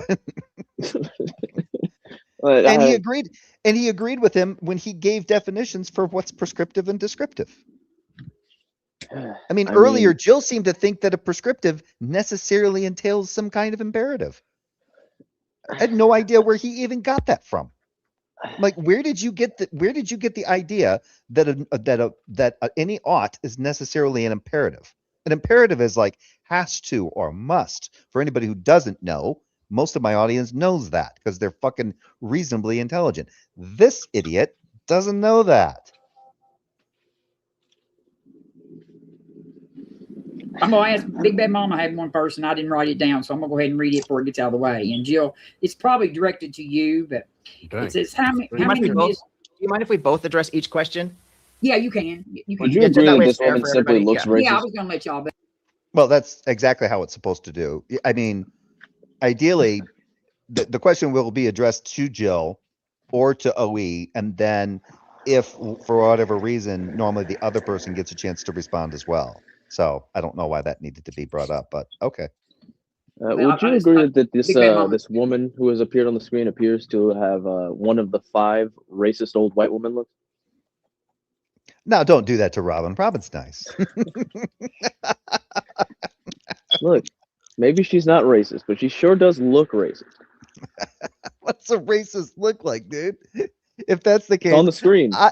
I just put my face up. Look at me. No, see, you have too much joy in your eyes to look racist. Well, dude, bear in mind she's been moderating a debate with Jill. The life has been her soul has been numbed. So what I'm hearing is interacting with Jill has caused her to be racist. Yeah, bum. It's like life force. It's just... I did point it out, Jill. Yeah. So I'll let him answer it first.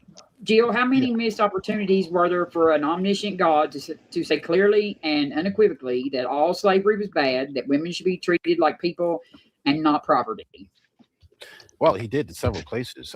Exodus 21:16 comes to mind. It teaches that basically slave trafficking, what we would call slave trafficking, kidnapping, and forcing into an industry. Again, This doesn't even address the Jill, question. Jill, judges, the Benjamites kidnap women to make them wives. Someone doesn't know their Bible. What? Selling, Jill not knowing the and Bible? even the Since Bible, when? Yeah. Bible even says, even if you had already sold that slave, after you kidnapped them, even if you had already sold them, meaning they're no longer in your possession, you were still put to death. So the Bible takes chattel slavery very, very seriously. The problem is when the atheist goes to read the Bible, he sees that the word A kidnapped person isn't necessarily a slave, nor is kidnapping necessary for slavery, Jill. You've been told this before. slavery is also used in other contexts, but he ignores the context. And instead he says, oh, well, The context of somebody being kidnapped to be a slave, and in this case it's a fellow Israelite that's being kidnapped. That's the problem. Kidnapping non-Israelites or women and children was not the issue. I just don't understand this bullshit idea that kidnapping has to be involved. If I'm forcing someone to do labor for free and they are property, but they were never kidnapped at any point, it's not slavery, guys. They were never kidnapped. Well, he thinks that anybody who volunteers to be the property of someone else isn't properly a slave. That the only way a slave can be a slave is through some kind of force against their will. If there's nothing against that person's will, then it doesn't count as slavery. It's just them freely volunteering to do something. So that entirely ignores the context that could be a culture that accepts slavery, and one could simply accept their fate as a slave, which is pretty common until they escape eventually. It's pretty common for that to be an accepted part of society. So that would just take a lot of slavery off the table. It's like, oh, well, this is just the way it is. I am a slave, I guess, and therefore you're not a slave anymore. That doesn't follow. You would still be property. You would still be forced to do free labor as property. That doesn't change just because you aren't resisting it actively and being forced by through some physical means. Whatever, I guess. Yep. Where is that one? And this is we did go over how the very fucking paper describing slavery that he uses as a reference, he doesn't even comprehend and doesn't understand how it literally violates everything he says. Yeah, it refutes everything he says because I'm trying to find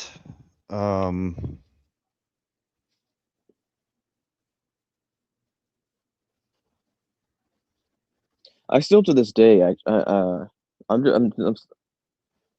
right now thinking about, I remember it was an abortion conversation, and to challenge his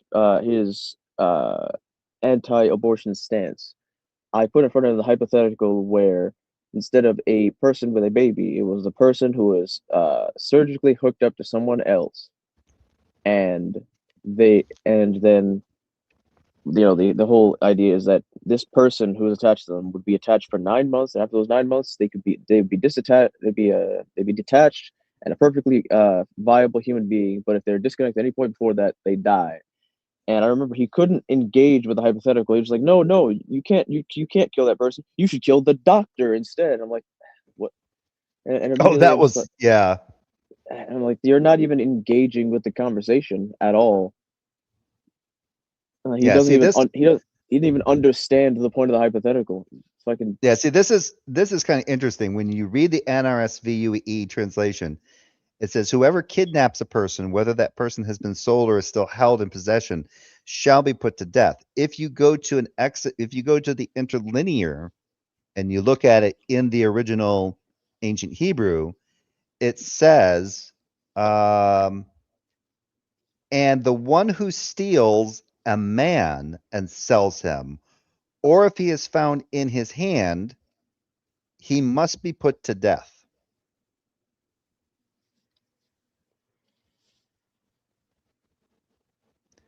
And so the term here is the word that's used is, I think it's pronounced ish, which mean it's the masculine. It is a man. So what's being referred to there is that the man is a fellow Israelite man. It is not women, not children, and not foreigners. Because obviously we have it in Judges later on, which is written, I believe, is written after all of this, where the Benjamin guys of the tribe of Benjamin kidnap women to make their wives. They are not put to death for it. That refutes what Jill is saying right now. He is actually biblically illiterate. I'm pretty sure Joe will be defeated by a Cat in the Hat book. Yep. This must be the case. Child slavery must be the case here because it says Yvette. But again, no, it does not have to necessarily be chattel slavery if it says Eved, Jill. That is dishonest as fuck. This has been explained to you multiple times. An Eved Avri is a Hebrew Eved. They are not necessarily under the context there is that they're indentured servants, not chattel slavery. They are to be treated in Leviticus 25. They are to be considered as hired workers, but they are still technically an Eved. They're just not to be treated as Eveds, considered as hired workers. Ibrahim, the Eved of Abraham, or Eleazar was his name actually. That doesn't fucking matter. It doesn't change the fact that Eleazar was a slave and Eleazar did not get shit. And the only way Eleazar was going free and getting anything was because Abraham was dying. Any other time, Abraham could bequeath Eleazar to his kid. But at that time, he didn't have one, Jill. And again, the whole thing with Eleazar is before the fucking laws. It's the narratives are before the establishment of the Old Testament laws. It doesn't apply. Slave of Abraham would have inherited all of Abraham's wealth, born in the household of Abraham. That wasn't the fucking laws that were fucking established in Exodus, Leviticus, Numbers, and Deuteronomy. You're appealing to something before that. Right. So we have actual case studies. They don't. They have nothing. They have nothing but the word says slave. That's the word says purchase. That's all they have. They have zero case studies of a taskmaster from Israel rounding up people. Okay. Wait a minute. Stop. They didn't. Whoa. Case studies. Why is he bringing up the term case studies? Number one. I have no idea, and nobody is saying that slavery is it requires a taskmaster going up and rounding up people as slaves. He knows better than this. So this is because now I'm genuinely concerned about why he's bringing up the idea of a case study. Because one, why the fuck would there be any case studies? How could there even be a case study in reference to a conversation around theology? And number one, and number two, case studies are like one of the lowest forms of evidence in when it comes to studies. Yeah, and a case study would be like, is there a case study in establishing any history to this? Not, and like you brought up the key distinction there. In a theological discussion, it's not a case study because we're not arguing historicity here. We're arguing this based on a theological position about a God, people believing that these narratives are true and that this God is an all morally good God, and people have written this stuff based on this God being true and telling them what's right and going off of that. That's a theological discussion. So apparently Joe lost the fucking. He always does this. He always loses the distinction between a historical critique versus the theological critique. A historical critique is entirely different. The theological one is exactly what they're discussing in this debate. It's whether or not we have the Bible and you Christians holding to the Bible being true, is this Bible the best guide for morality? And you took the affirmative and threw it the fuck away, Jill, at the very fucking beginning. I don't know how many times I have to fucking say this. You threw the match at the beginning. You lost at your opening statement. And then you lost repeatedly the entire time in this discussion. I know I joke about him being a moron, but I genuinely wonder: is it actually him having an inability mentally, or his mental faculties actually failing him, or is he just so deeply ingrained in this that he can't handle the cognitive dissonance and refuses to even acknowledge anything that contradicts his beliefs? I think you're onto something with that, and I think it's a lot of it's based on pride, and he's emotionally. Oh, absolutely. He's not. He thinks that there's it's not only that, but it's a matter of like, I could never possibly, because Jill has actually tried to say that, where he's never wrong. He's not always right, but he's never wrong, and this kind of goes along with that kind of stupidity that comes out of that personality. This is why he likes Trump, because Trump doesn't admit that he's mistaken. He will fucking fake it all day long, even if he's just factually. I mean, everybody can point and say you're just completely fucking wrong, and Trump will say, "Yep." And Jill likes that shit. To him, there's something to be admired about a man that will do that, and I have no idea why that is. Meanwhile, it lacks honesty, and it actually lacks accountability. Correct. And meanwhile, those of us who understand that we're fallible and can be wrong have evolved as human beings. Yep. You take accountability. You just say, "Yep, I made a mistake here." You take accountability. He won't do that. He'd kill somebody and say, "I was right doing it." It's been almost 10 years since I was first exposed to this goblin. Any way he's changed has only been for the worse, but he hasn't actually made any improvements, even in the conversation that he's deeply invested in. Supposedly, you have gone so deeply into the conversation that you could fucking lap me several times over easily in this conversation. You have more easily, you're more easily able to know where you're going for an argument, what part of the Bible you're addressing. You even you clearly understand the fucking philosophy behind these arguments and the logic behind it very well. So you've made that, and I've simply just grown as a person in several ways, including becoming far more emotionally intelligent, which is something that I needed. And this man is still in the same place in his life, but worse. And I feel like I come here every time, but I kind of just feel bad for him. I don't at all. And anybody who's attempted to be, even if they've attempted to be gracious with him, you fucking run him over. He's a cocksucker. He is a cock-sucking asshole. I mean, I don't know. I'm not going to give him. I tried giving him grace years ago. I'm not doing that again. If I interact with him, if I heard, look, if he were talking to me and he said case study, I would go spell case study. I would not respect him at all. I started out, my first time starting out conversation, I was genuinely being respectful, and he treated me like an asshole from jump. Yeah, I tried that too, and then I very quickly, all right, I'm just gonna fucking make jokes about gay sex and see how quickly it upsets him. Yep. Of servitude, 0. All right, thank you. And then everybody clap.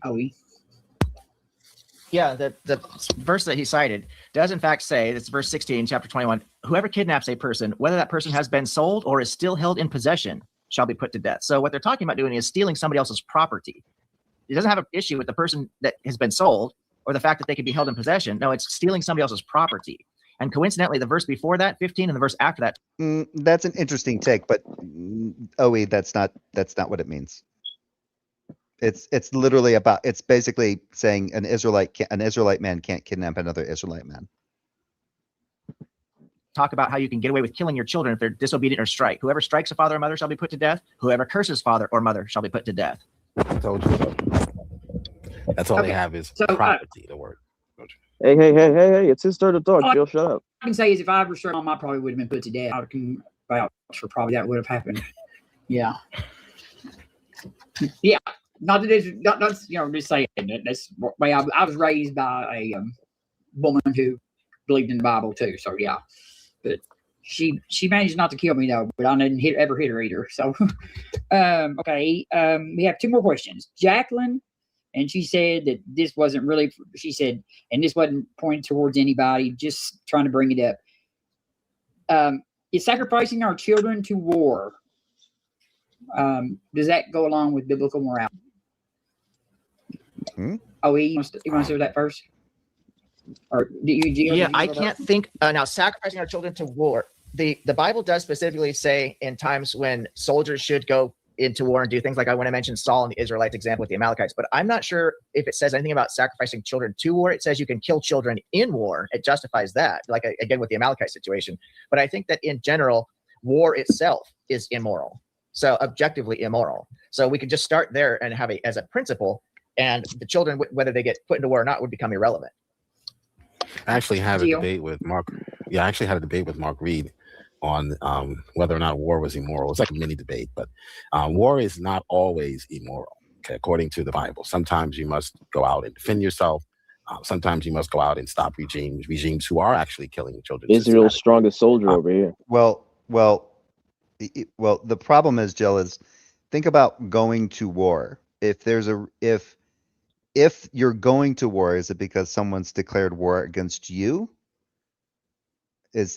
And then whether or not they declare war against you, is that immoral? And then whether or not they're doing some kind of they're doing that, then we go to war in kind because they've declared war and we're doing so in defense.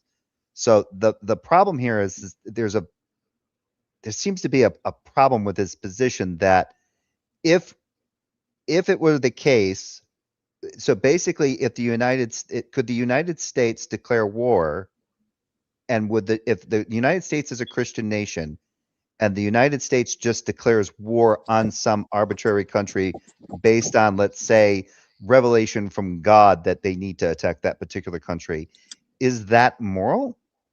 Or is it only moral if another country is declaring war on you and you're quote unquote going to war in response to them wanting to war with you? Because at that point, let's just say diplomacy, let's say it's possible that even diplomacy has failed. So there's a real problem with what Jill is doing here. He's acting as though he's not looking at who started what. Are we participating in a war because did we participate in World War II because we started World War II? Or did we participate in World War II because Germany did shit to start war, and then by them starting war because of their position because of what they wanted to do, we then came to the aid of the Allies in order to go against them. So is it immoral for someone like Germany to declare war? Is it always immoral to declare war? Because America didn't declare war on Germany. America didn't declare war on Japan until Japan attacked us. Japan had to attack us before we got involved in World War II. There was very, if I remember correctly from the history, there was a lot of resistance about America getting involved in World War II because of what happened, because of lessons learned during World War I. And then once Japan struck us at Pearl Harbor, we declared war on Japan because they basically declared war on us by attacking us and them being allied with Germany, and we got fucking into it. So there's a problem here. And in this particular issue with the Amalekite position, I think Jill would probably try to say, well, look, the Amalekites had already started shit with the Israelites. So, and I think he tried to do that with OE earlier. Oh, they were already at war. That's not in that narrative. That narrative is specifically referencing something that happened in another narrative from Exodus 17, which is supposedly generations before what's happening in 1 Samuel 15. And then God says, go and kill them all. Does he think that doing that kind of war is a moral thing? To kill all men, women, children, and infants, and all of the livestock?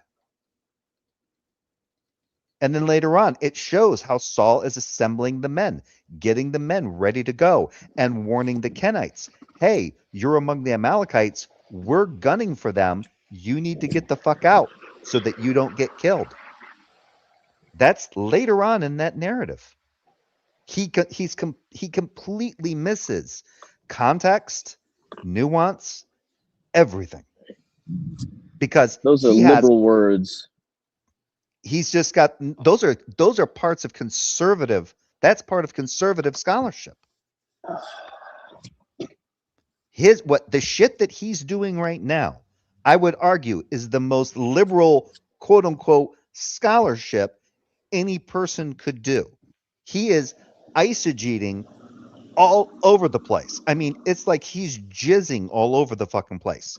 He's throwing shit all over. And the problem with this is that OE, because he's not used to talking to Jill, sometimes you have to slow down. But the problem with slowing down with Jill is that Jill doesn't always, he will fucking soapbox. He will keep going. And then later on, you'll find out he'll do a review and start laughing how you were a chump and he ran out the clock. He kept just look at how I'm owning him because you were being polite.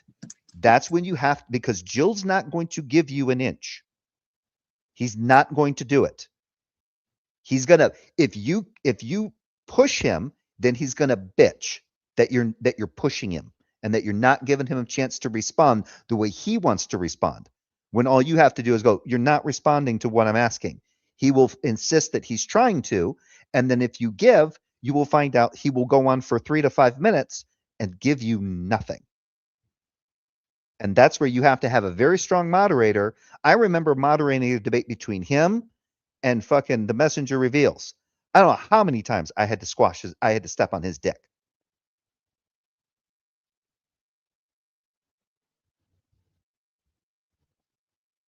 He wanted to be able to ramble and just preach at the Messenger.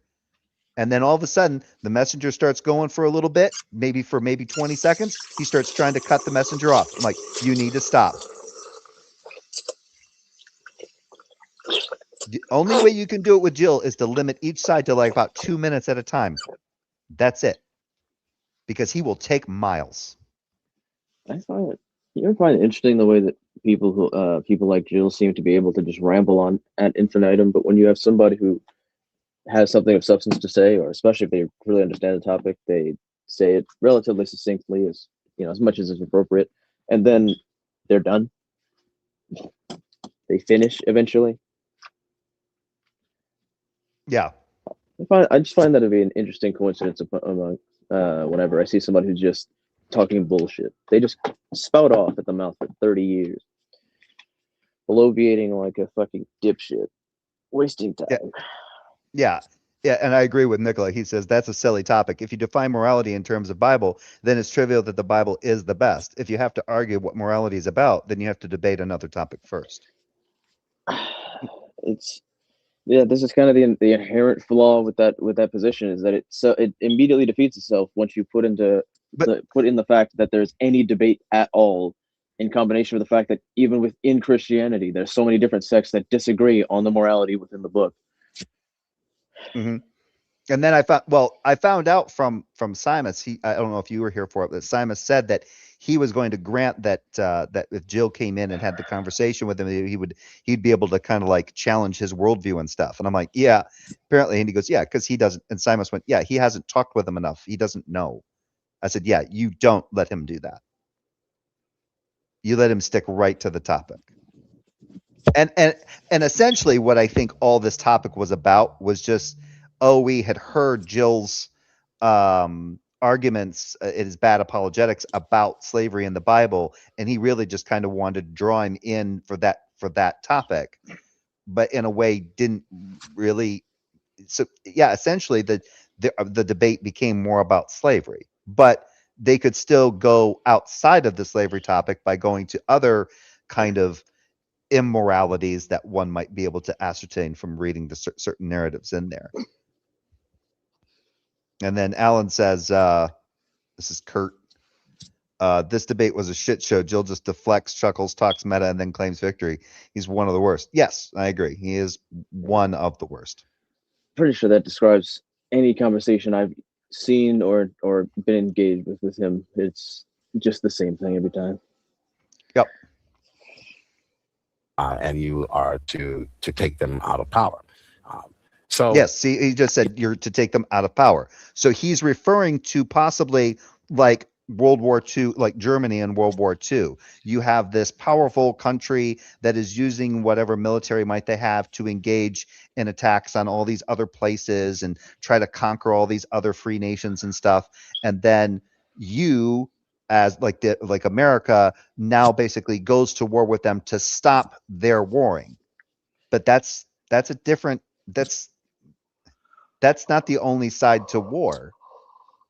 Was it moral for Germany to declare war, to start wars with people? There's a difference between going to war and starting a war. You know, when you're reading the Bible, you have to understand context and what is going on. So it's dishonest to read the Geneva Convention and say, look at how America treats people. I would never be an American. Well, that's the Geneva Convention. Those are laws concerning war. So you don't take laws concerning warfare and how you treat people in warfare. It's very harsh. It's war. It's a reality. Okay? Jill, they don't treat people that.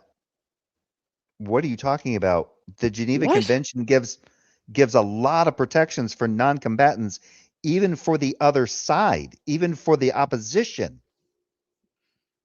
What are you talking about? Convention is? No, he doesn't. It took us a while to get him to. It took Slim Jim and I, a while just to get him to realize that there were several different iterations too. He didn't realize that there was one before World War II and one after World War II. Or like shortly after World War II. There's like a 1936 one. There's been multiple different Geneva Conventions, and all of them have been modified throughout. But you got to remember, he had a hard time just getting through the idea that there was a section in the Geneva Convention for combatants, which are actual POWs, and the non-combatants. Jill used to, he still does a lot of times. He will call both POWs. That POW applies to combatants and non-combatants, and it does not. POWs are combatants. The non-combatants, that's a different side of things. Does this mean he doesn't even comprehend how war crimes work? No, he does not. I don't think he does. Not really. He's, you know him. He'd say he does, but once you got into a conversation with him, I don't think he does. Really don't think he does. If people are captured, they're put in transport vehicles, they're taken against their will to places they don't want to go because they're survivors. Okay, they're women and children more than likely. Okay, so that's the reality of war. But they're not necessarily. Have you not ever watched a war documentary? They kept residents of German towns there to do cleanup. They didn't take them out of there. They didn't remove them from their homes and shit. It depends on the state of their homes at the time, but they had to render aid. They had to do all that kind of stuff. Methinks the math classes that Jill was in high school may have involved learning how to count change. But it's dishonest, and I would even say a bit anti-Semitic, to go to a Hebrew culture when they speak about how to treat survivors of war and suggest that they are practicing chattel slavery, which is what.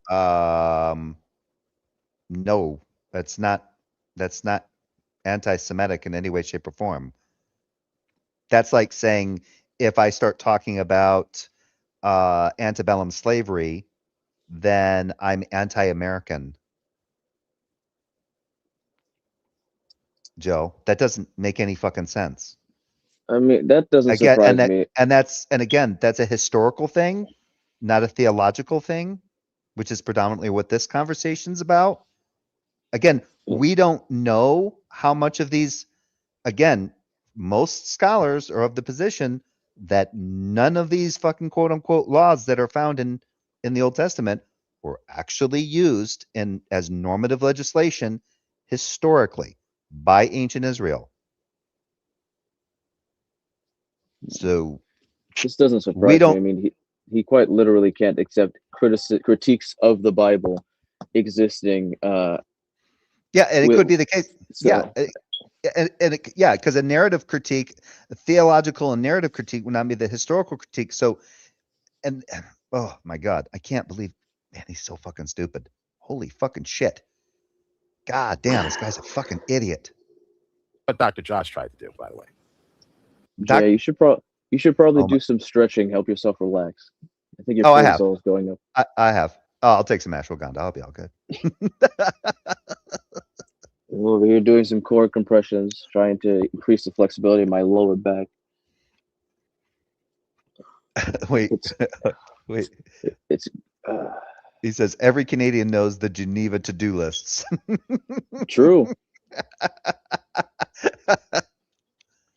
Yeah, my wife is a filthy Canuck, and she's made sure to inform me of Canada, how Canada invented multiple war crimes.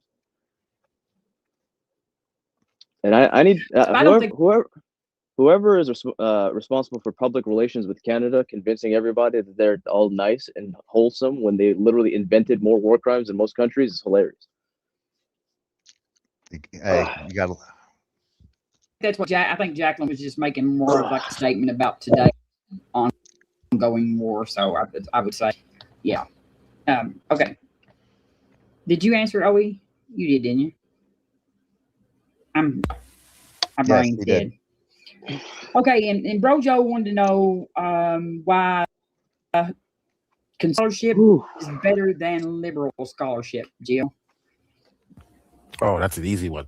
Conservative scholars typically approach the Bible in a different way in that they look internally instead of. That's not the question you need to ask. The question that needs to be asked is, what is a conservative scholar? What is a liberal scholar? Jill's answer would be a conservative scholar is a Christian conservative Republican who happens to be a scholar, and a liberal scholar is a scholar who is a Democrat and an atheist by default. As long as you ignore the fact that the majority of the United States is Christian, regardless of political affiliation. Mm-hmm. And yeah, but we won't get into that. That gets into a whole other bunch of shit. We're persecuted as a minority because there's only so many real true Christians. Those Catholics don't fucking count. Outwardly, inward. So you can look at, for instance, what the Bible says about the surrounding nations. It says that when you go into these lands, they're practicing similar things that you are, but learn not the way of the heathen, meaning, that wasn't the case with the Amalekites, man.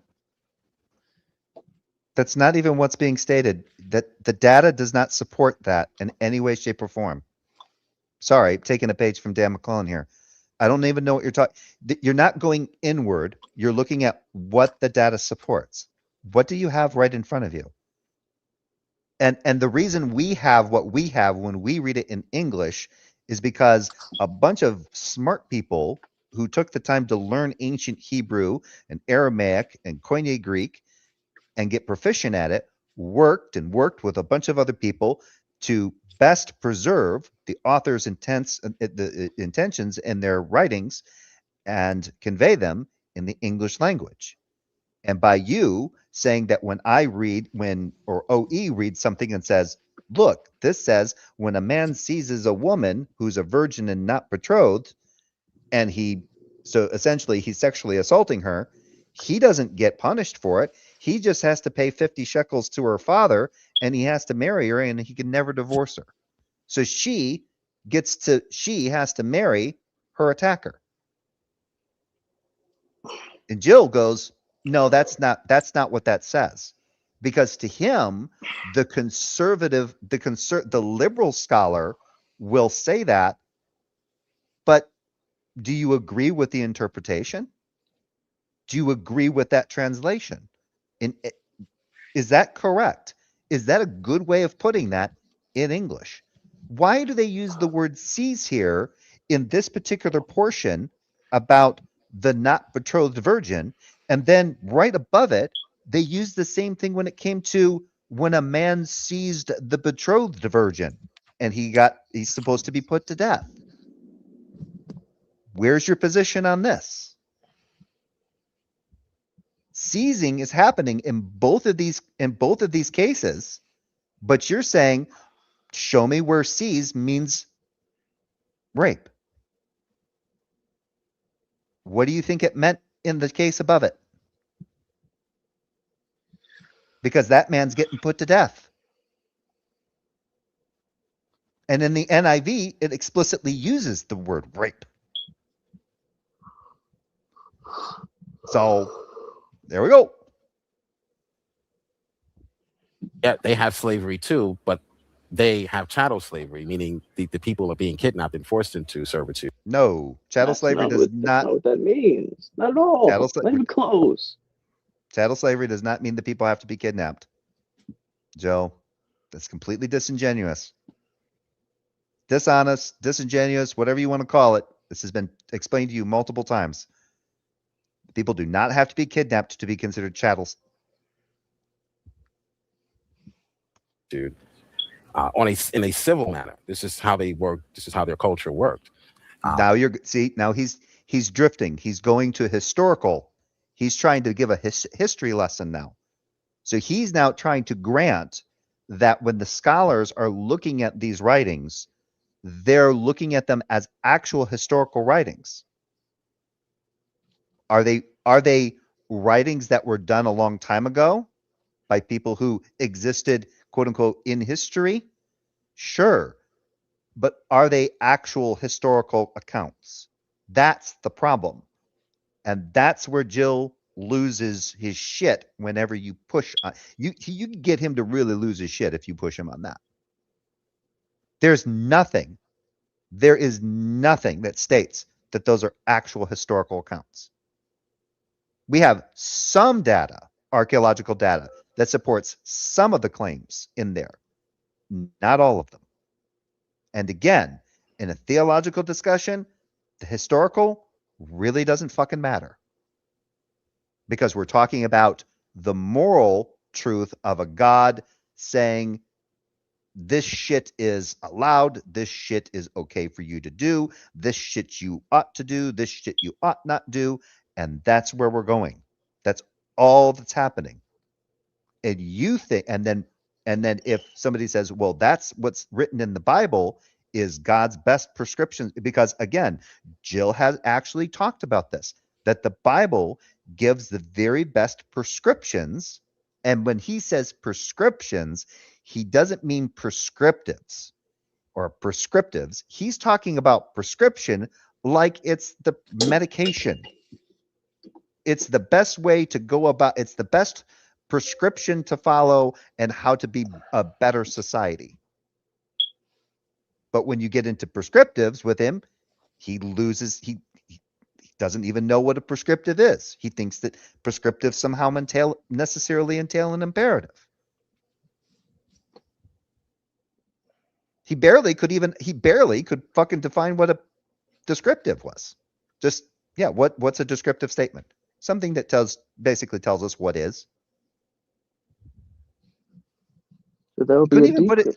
That would be what's a prescriptive? Like what we should do, what we shouldn't do. That's all he had to say. Couldn't fucking say it that simple.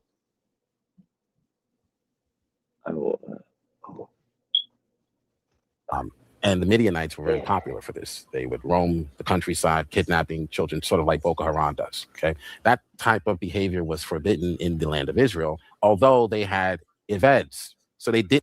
Oh my God, what are you talking about? And why are you letting him ramble on, Robin? Let me see. Let's see. We are nice and polite. We also the people that saw a frozen lake and said, "Let's go get some sticks, strap knives to our feet, go on the ice, and punch each other in the face." It's kind of crazy. You want to be friends with?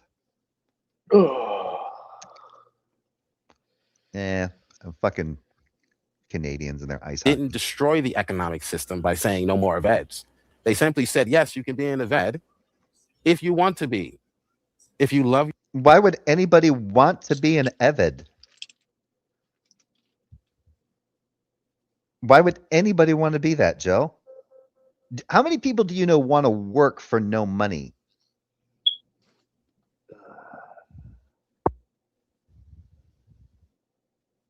And why would you think that it would be a good thing for people to work for no money? Isn't it say something in the Bible that a worker is worth his wage or something like that? Either way, that's kind of funny to me. And none of the data, if you're looking at the Bible in a strictly data-driven way, there's nothing in those narratives that say that if a person volunteers to work for nothing, then it follows that they're an eved. Your master, and you want to dedicate yourself to this household, you want to be a part of the tribe of Israel, you would join the tribe of Israel, you would take an oath, a blood oath, a suzerain vassal covenant, it was called, with the master, and you would join his tribe or his household. That was an eved. So no, not necessarily, Joe. The suzerain vassal treaty thing that you picked up from Praise, that doesn't hold water.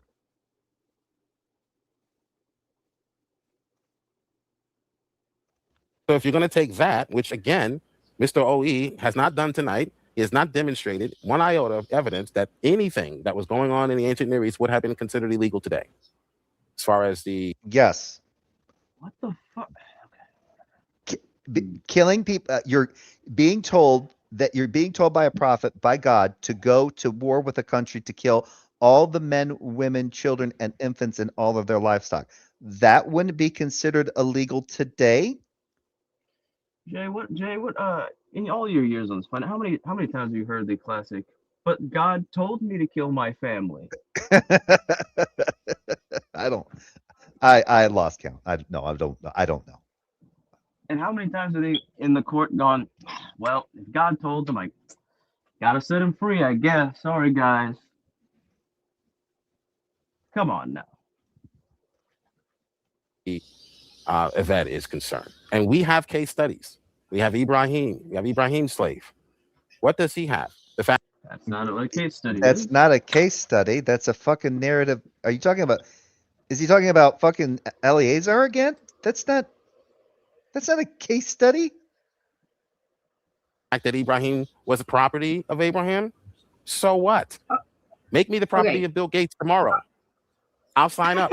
Bill Gates, where are you? I'll sign up to be your property. Well, you got to come over to the liberal side. That's where Bill Gates checks go. Well, he's got money, so money doesn't. Yeah. I know. Money doesn't care about politics. Yeah. Sign me up. Check. You got to join. You got to be liberal. We got to be liberal. Right. The point is okay. You got off the scholarship. I think Jill's still giving it. Well, that's why I interrupted him. He kind of got off the scholarship. He's re-arguing his position again. Okay, I don't care how long he wants to take to answer these questions. I think if you want whatever kind of answer. Well, I would say that scholar CJ Cornwaite actually addresses this really well, and I recommend checking out his channel, PhD Scholar. And he's absolutely right that the term conservative scholar is actually something that apologists have come up with fairly recently, and it's an attempt to poison the well, to make it seem like there's this critical scholarship that shouldn't be trusted, and then there's the conservative scholarship that's can be trusted because they're more conservative, whereas a critical scholarship is always looking for something wrong or whatever. It's just but you have to ask Jill, because that may not that Jill's position on that, his take on that may not actually line up with what you're talking about, OE. I'm pretty sure that Jill is of the position that a conservative scholar is a Christian conservative who's a scholar. A liberal conservative is a liberal scholar. Is a scholar who's a Democrat. And by Jill's own words, anyone who's a Democrat is an atheist. So you have Christian scholars, atheist scholars. That, I believe, is what Jill means. You can't trust the atheist scholars. Just poisoning the well. There's only scholarship. You either have it or you don't. What you need to do is look at beyond the credentials at the actual argument, which is what happened in tonight's debate, is that Jill was constantly saying this scholar, but he didn't cite a single journal, no peer-reviewed work, no papers, no actual citations other than the little graphic he showed with 2 specific studies. Everything else was just an appeal to authority. Whereas what I did is I cited the scholar, the journal, or the book. Well, actually, I think he gave 3, but all 3 of them had nothing to do with, none of them had specifically to do with whether or not the Bible is the best guide for morality, and they never specifically pointed to Christianity as a optimal ethic. It just talked about religious services and religiosity in general. Book, the article, the page number, the date. Then I applied the argument they made to the scripture itself. So that's how you make an argument using scholarship. The problem with biblical scholarship in general is that every single accredited seminary in the US and most of them worldwide require what's called a statement of faith. This is a fact. The statement of faith is a contract. It's a document. It's a contractual document that you sign with the seminary that says you will affirm X, Y, and Z. And they're all different depending on, is it a dispensationalist seminary? Is it a Baptist seminary? Some Catholic seminary, so on and so forth. So every seminary is going to, just depending on what the denomination. Yeah, I think he's correct on this. But there's, even with the statement of faith, and even when people go to those seminary schools where they learn to do that kind of stuff, a lot of people, there's been a lot of people who do that. And once they start diving into those Bible studies, that's when they deconvert. Dr. Josh did. There's been a lot. I've seen multiple people on here that are, well, Justin, Deconstruction Zone, he went to seminary school for like 3 years. That's what contributed to his deconstruction or deconversion or whatever you want to call it from Christianity. There was a couple guys that they used to have on the atheist experience. They went to seminary. There's a lot of Christians that basically dug in deep, studied hard. They didn't necessarily go to seminary. They wanted to go to seminary, but they just, they started having questions. They started diving in deep and ended up deconstructing just from reading the texts and being a little bit more critical. That's the critical scholarship part. It's not just being biased and say, well, my God couldn't possibly hold to this. You got to let that go for critical scholarship. You got to put your emotional investment off to the side.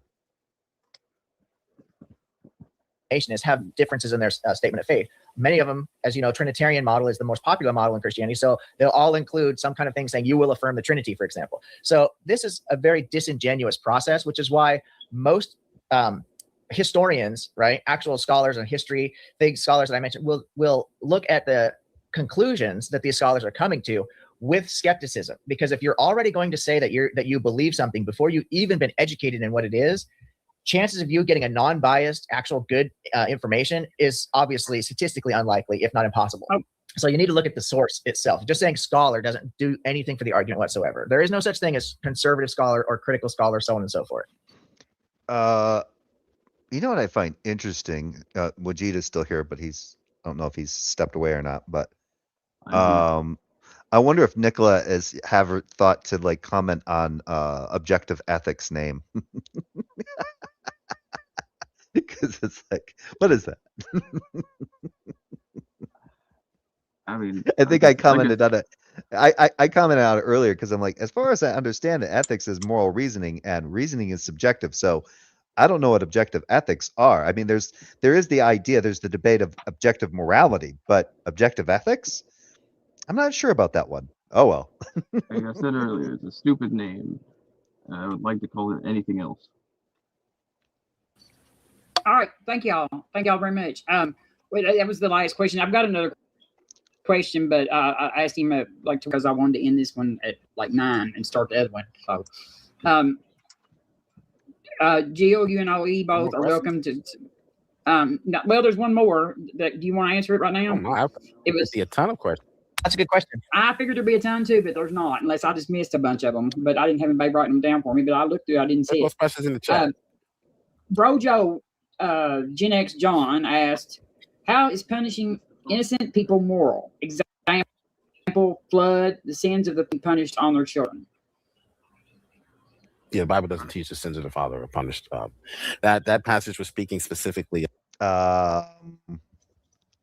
You sure?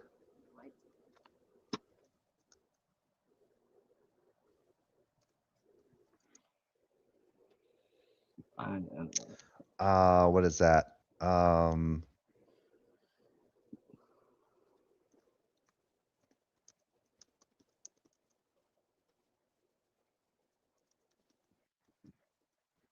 I often wonder if there is any way to reach people like this. You know, if there's any way to actually get them to use any kind of critical thinking and process their biases or not. That's a good question.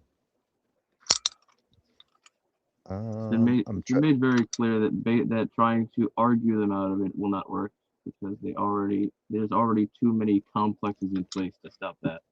There's got to be some other strategy. Maybe there isn't. Maybe they're just cooked. I don't know. Yeah. So I am the Lord this is part of the 10 Commandments. I am the Lord your God who brought you out of the land of Egypt, out of the house of slavery. You shall have no other gods before me. You shall not make for yourself an idol, whether in the form of anything that is in the heavens above or on the earth beneath, or that is in the water under the earth. You shall not bow down to them or serve them. For I, the Lord your God, am a jealous God, punishing children for the iniquity of parents to the third and fourth generation of those who reject me, but showing steadfast love to the thousandth generation of those who love me and keep my commandments. So yes, Joe, God does punish the children for the sins or for the iniquities of the parents. You got that one wrong.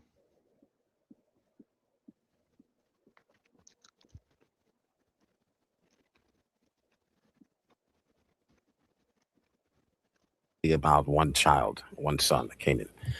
So oftentimes we just need to take some courses, biblical studies or courses in hermeneutics. There are so many errors, biblically illiterate errors that were made tonight that I don't really have. Hermeneutics is a joke, Joe. Have the time or hermeneutics is a way of reconciling and negotiating with particular texts the way they're written in order to basically work in dogmas to reconcile certain dogmatism or dogmas with those things. That's what hermeneutics is. That's all it is. It's not critical scholarship. It's a joke. It's something that apologists like to think is an actual legit thing. It's not. It's a joke. I feel the need to correct them all. But when you talk about scholarship, I did cite the entire Oriental Seminar, who again, about 10 to 15 scholars, including Meredith Klein, came to convene on this matter. And Dr. Josh. How did Meredith Klein go to the Orient, dude? Meredith Klein's dead. Did he just say that?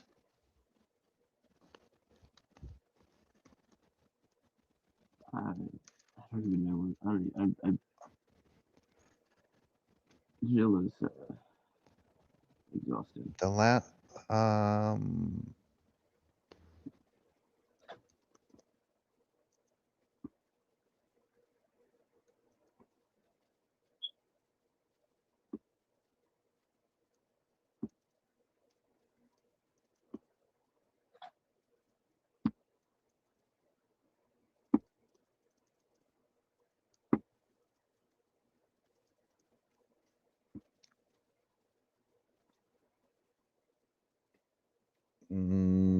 yeah, the thing that he's looking for, or that he's referring to,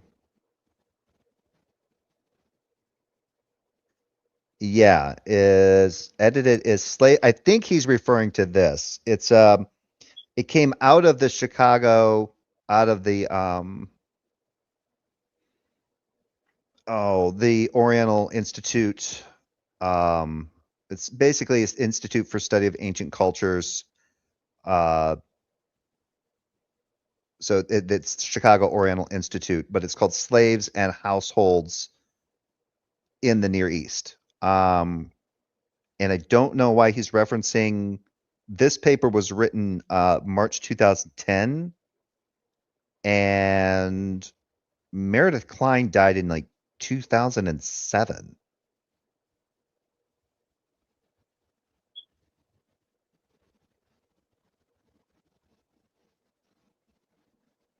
So I'm not sure how he's doing that. Josh wasn't invited. Neither was any liberal scholar. Meredith Kline came to convene on this matter, and 10 to 15 scholars, including Meredith Kline, came to convene on this matter, and Dr. Josh wasn't invited. Neither was any liberal scholar. They simply don't qualify. And there are, and the difference is Meredith Kline. Meredith Kline's arguments are that there is slavery in the Bible, Joe. Meredith Kline is cited by Dr. Josh in his book. How did you fuck that up? the distinction is, Skylar, again, the approach they take. They are reading the Bible about, for instance, slavery. They're taking the Bible and saying, well, look, this is how slavery was done in the ancient Near East. Therefore, that's not the claim. They're not saying, they're taking the Bible and saying this is how slavery was done in the Middle East or in the ancient Near East. That's not what they're saying. That's not even the fucking claim, you moron. That has never been the fucking claim. Holy shit. It's about looking at the narratives, but we have more than just the Old Testament narratives when it comes to something being indicated as to slavery practices in the ancient Near East. And OE actually did bring some of those up. The law of Code of Hammurabi, what was it? The what is it? The law code of Urnamo. There's a bunch of Lipit Ishtar. There's several of them, right? From all sorts of different, from multiple ancient Near East cultures, right? The thing about the narratives in the Bible is nobody. So they would agree. It seems to be more along the lines that with the other law codes from these that they have of these other ancient Near East cultures, those do seem to be normative legislation that they actually used. So the Code of Hammurabi and the way that it talks about like how slaves are to be treated and all that kind of stuff, that they kind of hold was actual legitimate normative legislation that was used by that culture. When it comes to the Old Testament, those narratives, there's no evidence that historically those were used by ancient Israel. And definitely not to encompass all of the ancient Near East.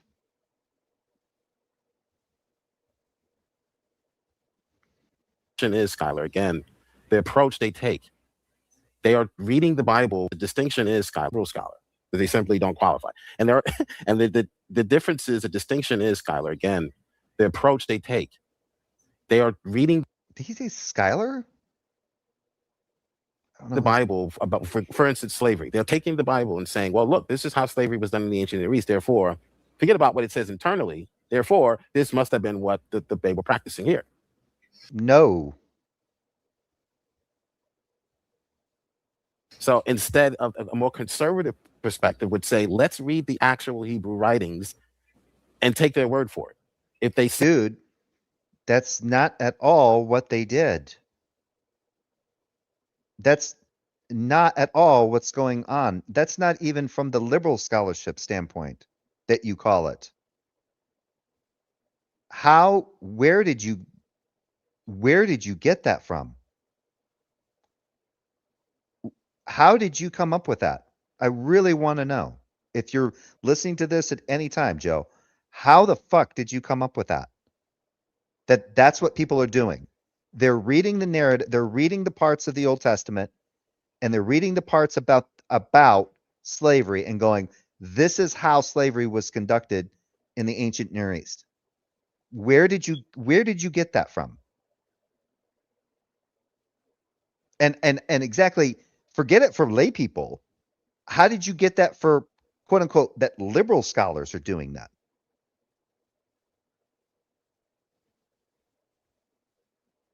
Say you were put to death for doing that, then let's take their word for it. And let's not assume that they made this up, or maybe someone then posed this later, interpolation later, maybe. Let's not assume any wild conspiracy theories. That's mainly what you get from critical scholarship, is wild conspiracy. What did Jesus do when he was 12? Where, did he go to India? Nobody does that, man. That's not at all what critical scholarship's about. Yeah, he might have went to India. He is literally poisoning what critical scholarship is. He has no understanding of this at all.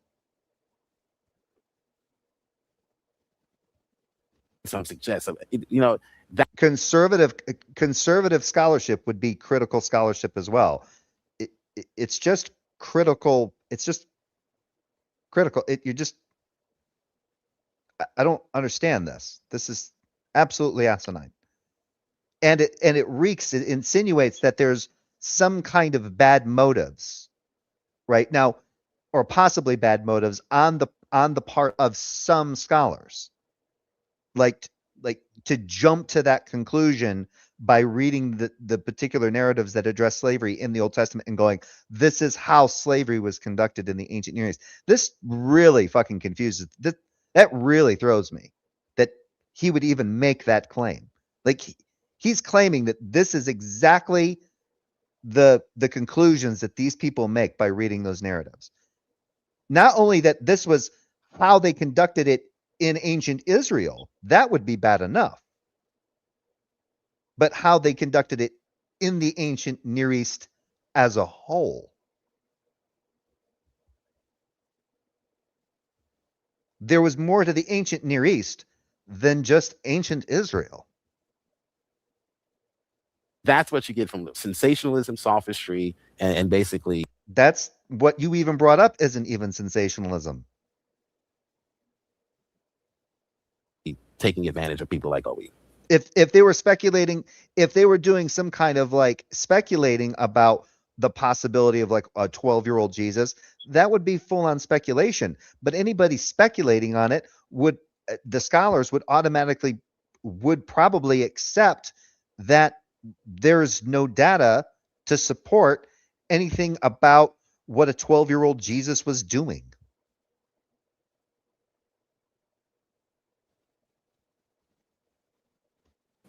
Well, do you think it would be better, like on the Old Testament things, to go to the Jewish scholars because they're more maybe aware of like the traditions of the time, or the would you think they would be Jewish scholars back then? Yes, Jewish scholars back then. Well, I mean, I don't think there's any problem. There's probably no Jewish Paul. scholars that were back then that's still alive anymore. I'm saying, let's say, well, the Apostle Paul, even those 900-year-old people wouldn't have made it this long. I don't think. The Apostle Paul was, according to historians, was a major part of that society as far as the Jews are concerned. He was sitting on the seat, one of the highest seats in that religious circle, the Sanhedrin. It was called the Sanhedrin Council.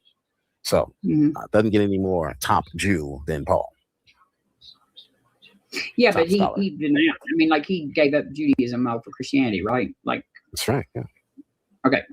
Well, it wasn't called Judaism, but you want to answer that question, and then we'll go to the. I just want to make sure. I was just reading through the chat to see if there were any questions that might have got missed for you, just to help you out here. And it looks like, are we on the question about punishing the children for the sins of the father? Is that where we're at? Yes.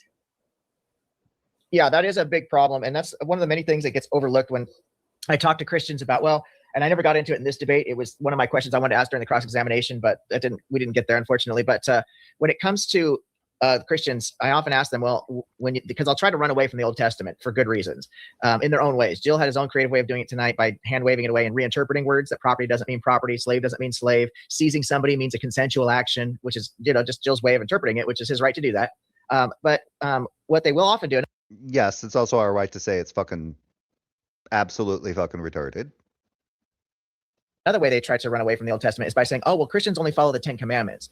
Well, in the 10 Commandments, the commandment of not worshiping false idols, if you actually read the rest of that, right, it says, because I am the Lord your God, am a jealous God, and I will punish the iniquities of the children of the father to the third and fourth generation, right? Which tells you that this God of the Bible is perfectly fine with punishing people for sins they didn't actually commit. It's the father's sin, it's the it's a grandfather sin, and even the great grandfather sin that the child is being punished with. You don't have to go all the way to Exodus to get this narrative, because we already know from the get-go that we're all being punished allegedly because the naked woman ate the magic fruit because it's not the talking snake told her to do it or some kind of crazy shit like that. But whatever it is, this passing off the punishment is just par for the course, and it starts in Genesis and it goes all the way through to Revelation.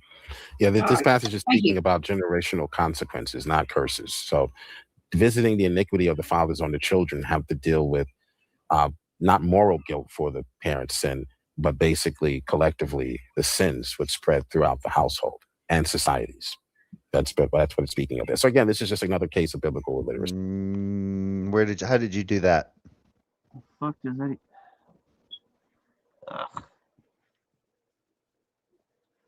You just. I am a jealous God, punishing children for the iniquity of the parents to the third and fourth generation of those who reject me. So if the first generation of maternal whatever, right? Paternal, maternal, the great grandfather, all right, rejected God, then the children would be punished all the way down. How did you square that fucking circle, Jill? It says right there, you shall not bow to them and serve them, for I, the Lord your God, am a jealous God, punishing children for the iniquity of parents to the third and fourth generation of those who reject me, but showing steadfast love to the 1,000th generation of those who love and keep my commandments. It's literally saying in the narrative that according to that, this is God saying, I punish children for the iniquity of their parents.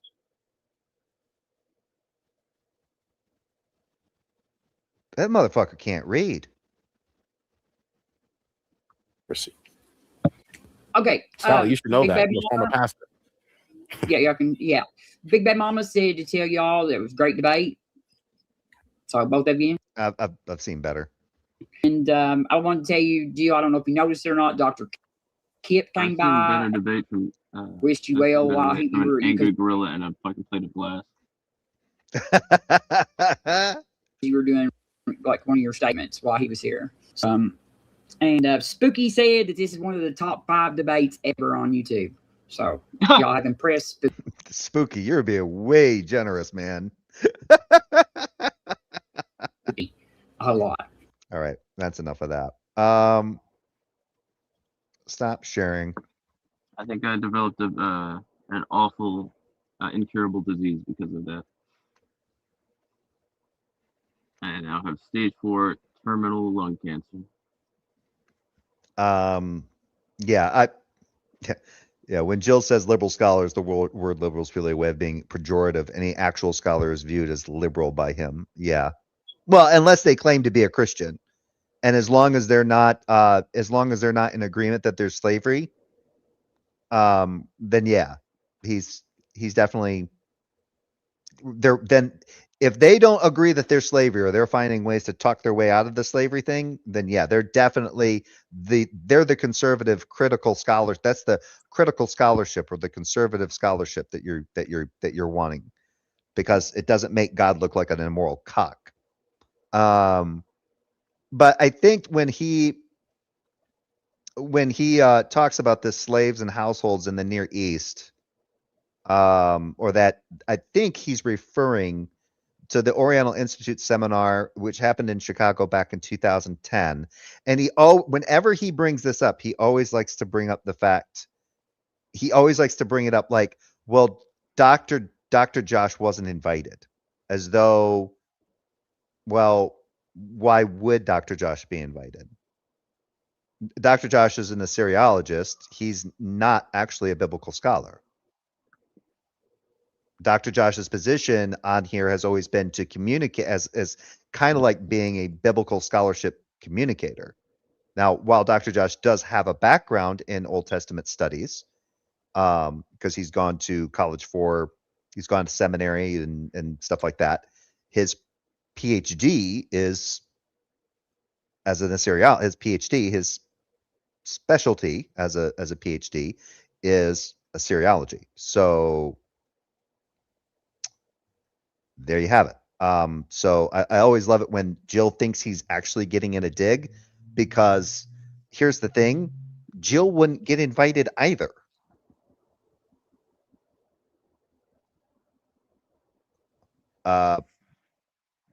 So the preface of this, I have the paper, and this was used by Praise to he tried to basically use this. Now, the first thing that the paper presupposes by the title is slaves.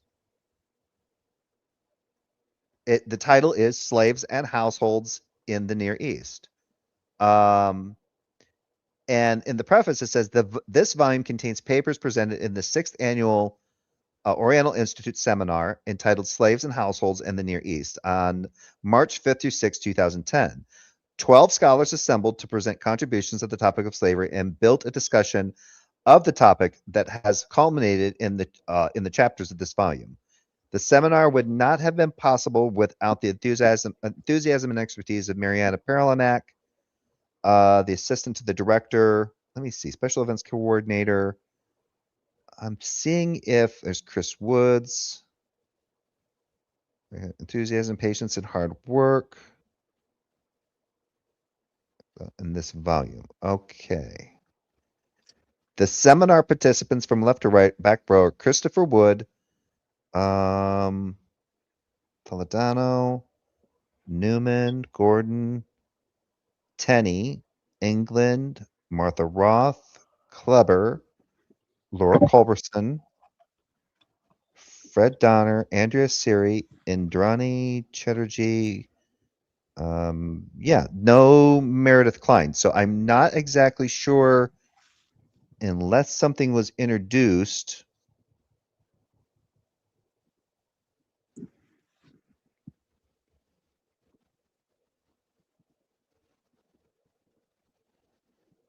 There's a case on the Ottoman.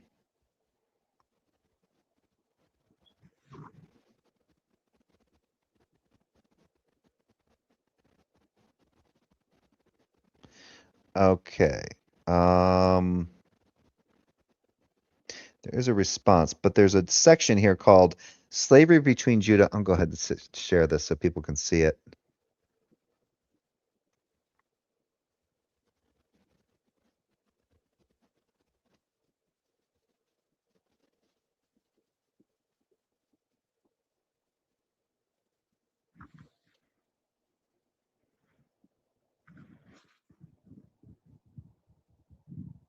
Yeah, Josh's actual doctorate was in Assyriology. Yeah. He wrote his dissertation on the lamentation liturgies of the city of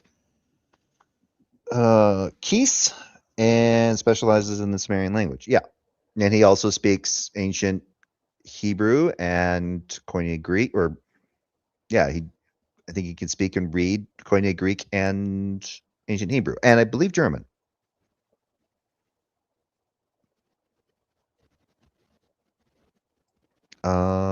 Let me see here. Gotta share this thing out. Getting lost in my own shit here.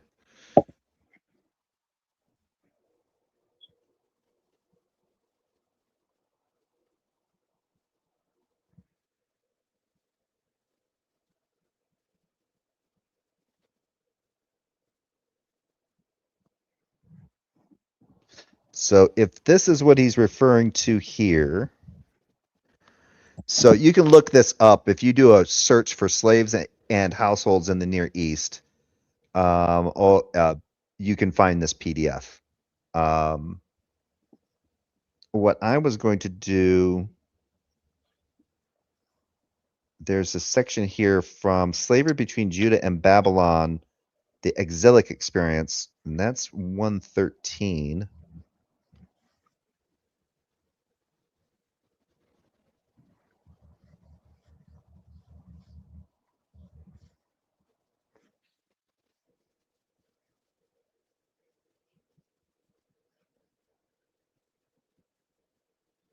Yeah.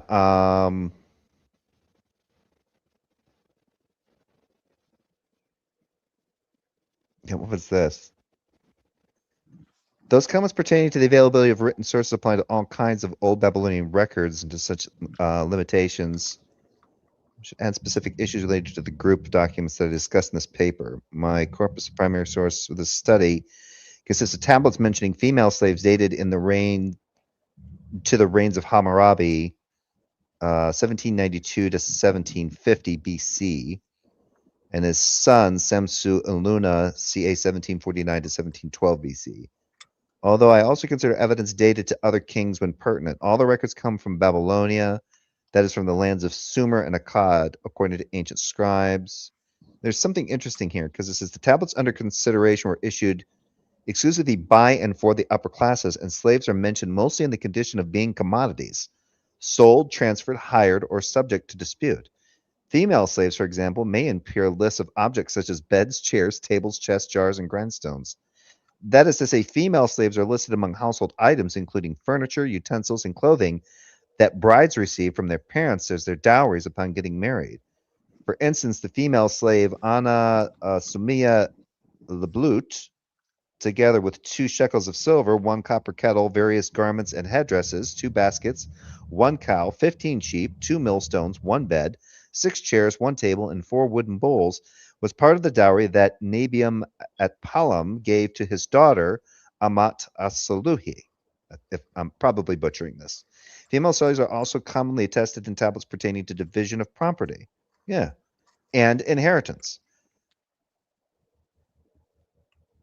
Slave sale contracts, for their part, provide relatively basic personal information about slaves alongside the price that the buyer paid. Particulars include sex expressed by the terms male or female, slave, his or her name, the clarification whether this was a house-born slave or one bought from another city or territory.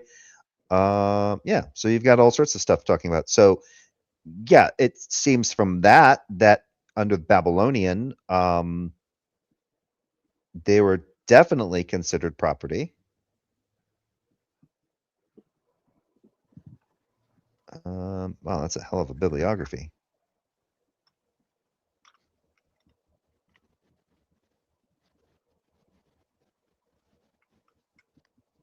I think I gotta go through this paper.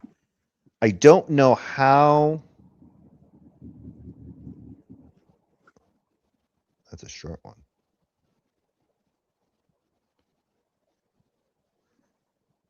I think I'm coming up on second 3, second and first.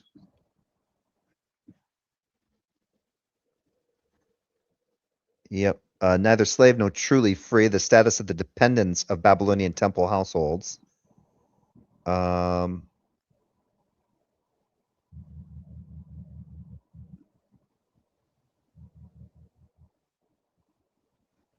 this is interesting.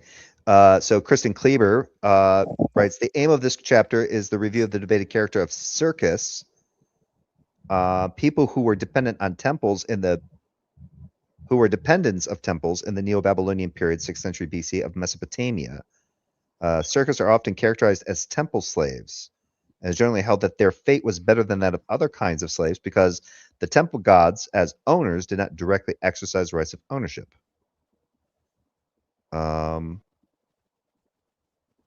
I argue that circus were not slaves, in fact, but are better understood as institutional dependents whose limited freedom in comparison with free citizens of a Babylonian town was a result of the social subordination to an institutional temple household. After a brief overview of the status terminology used in the 6th century BC. Okay, that's interesting.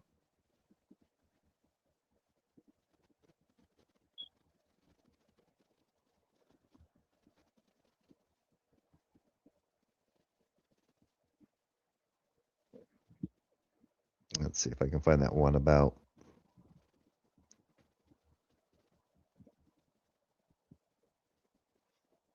Yeah, much scholarly work has been done. So this is slavery between Judah and Babylon, the exilic experience. And again, this isn't a theological one. This is kind of looking at the writings. This is more of a historical one, right? So much scholarly work has been done on the institution of slavery as documented in the Hebrew Bible and the corpus of Neo-Babylonian documents. From these studies and others, we know that the authors of the Hebrew Bible attempted to distinguish in various ways the Israelite practice of slavery from that of its neighbors. Until recently, no firsthand information, legal records from exilic and early post-exilic period legal practice concerning this subject was known. Now, however, documents from the communities of exiled Judeans in rural Babylonia reflecting at least 4 generations have come to light. These important texts are referred to as the Judean. Okay,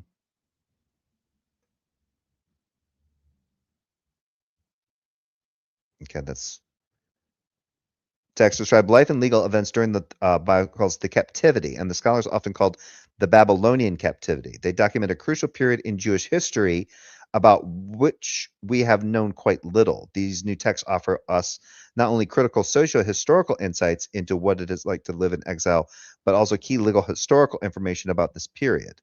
Now, bear in mind, this would be after the supposed writings of the Old Testament.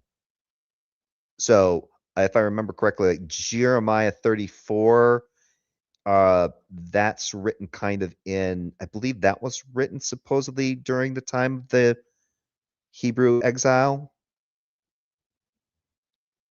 Or I think they were under Babylonian rule. But anyway, I could be wrong.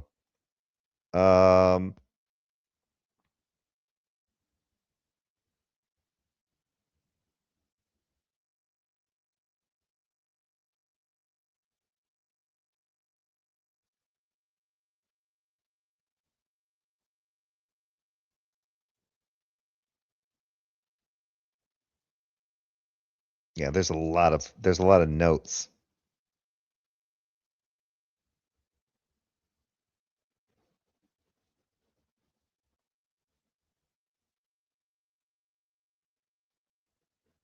Yeah, I'm just kind of yeah. So this I believe this is what Jill's referring to, but it's definitely it's 160 pages, this PDF. It's definitely a lot. It's a lot to chew on. And the thing is that this document isn't meant for lay people. So certain things may not make sense to your average lay people because it's predominantly written for other scholars. I'm gonna get the fuck up out of here. All right, man. It was fun. Just kidding. It was terrible. I hope Jill falls into a pit and breaks both of his legs. Okay. See you, man.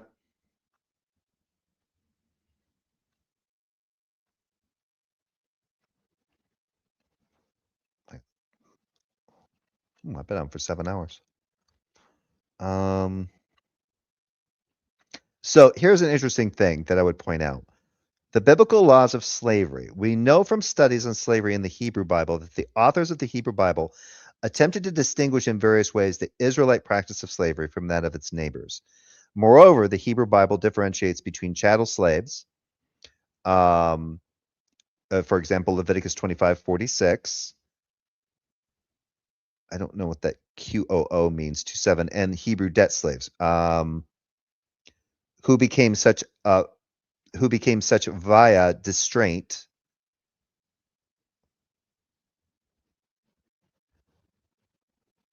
Oh, yep.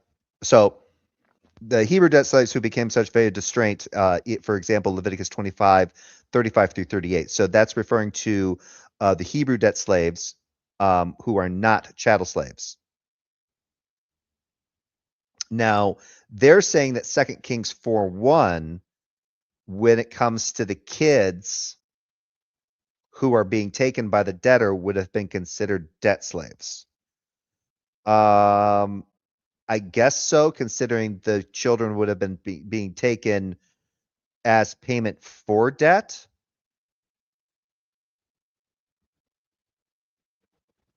Because the kids, yeah, I don't agree with that. Why would you write that?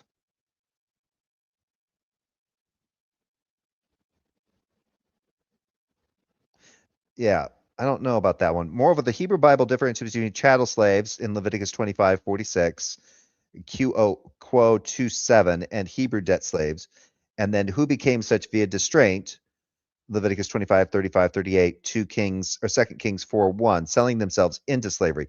But in 2 Kings 4:1, the children aren't selling themselves into slavery.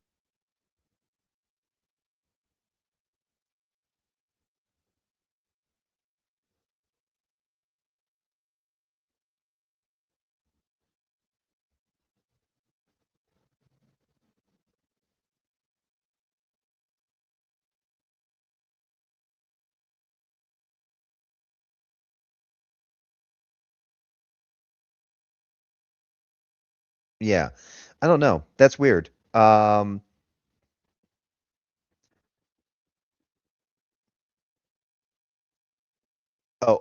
debt slaves who became such via distraint. Oh, okay. Yep. 2 Kings 4:1 does qualify. Then selling themselves into slavery, that's Leviticus 25:39 through 43. So that's, and then being sold by their parents into slavery, Nehemiah 5:5. Chattel slaves were typically foreigners acquired by purchase, e.g., Leviticus 25:44. And then it gives Genesis 37:28. 39, 1 through 6, Psalms 105, 16 through 18. In war, it goes through all, it gives all of these. The Hebrew Bible does not envision Hebrews owning Hebrew chattel slaves. Surprisingly, Deuteronomy 23, 16 through 17 even provides protection for escaped slaves. Slaves who have escaped to you from the owners shall not be given back to them. That does not say that.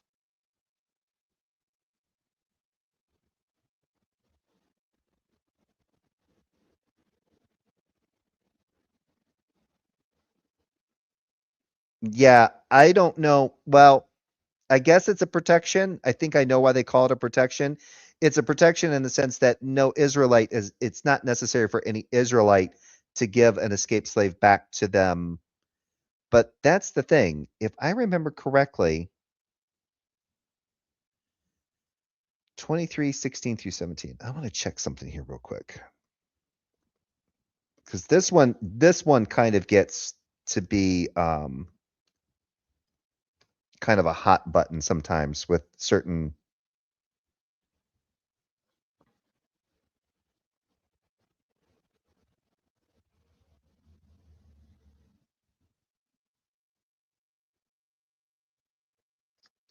Which one was that?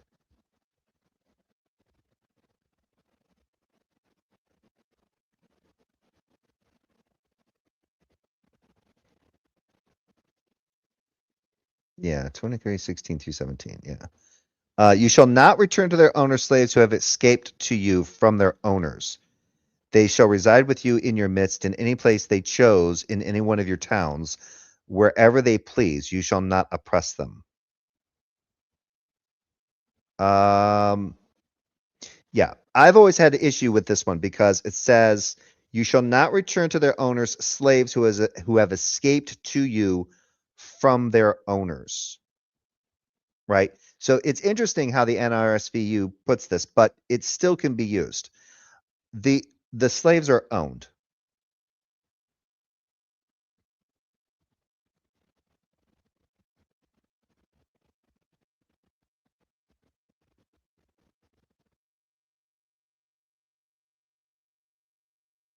Right? So there's ways to talk about this, but it's very interesting that it's put this way. You shall not return to their owners slaves who escape to you from their owners. But that's the thing. Jill would say, well, these aren't slaves. They're not owned people, but they are owned according to this. Well, now you have to ask yourself, what does it mean to be owned? It's contract language. It's the same as them being like an like an NBA, like an NBA player. They're they're players who are being returned, who have escaped their owners.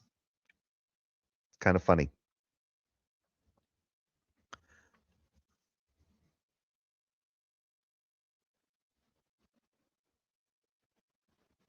That one was always kind of funny to me because it's like, are they referring to slaves outside of the land of Israel, or are they referring to like chattel slaves even within? Because the way that it's actually written, it says, "You shall not return to their owner slaves who have escaped from their owners.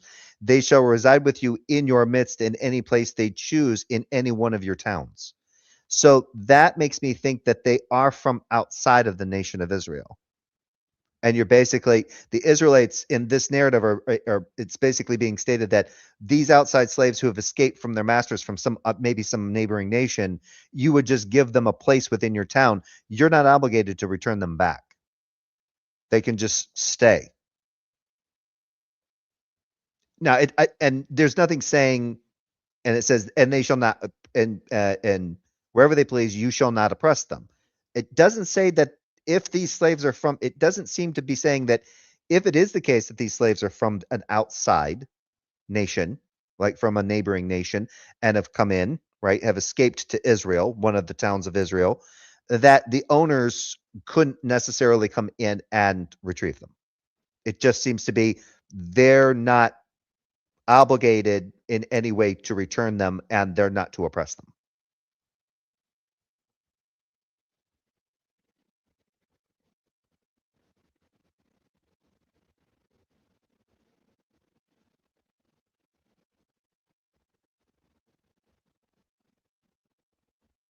Yeah, I don't know how Jill is thinking that this particular if he is referring to this particular seminar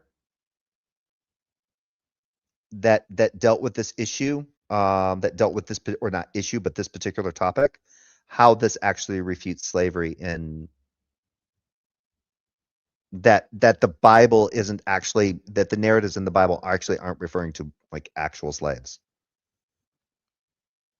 So there's that.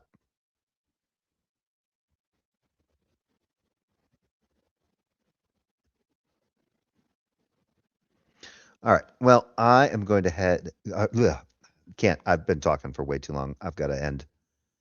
I got to end this. Thanks for those who have come in to listen. Thanks to Vegeta and Simus for coming in and giving me some good laughs, keep me company. And thank you, chat, for participating. And I'll see you whenever I see you.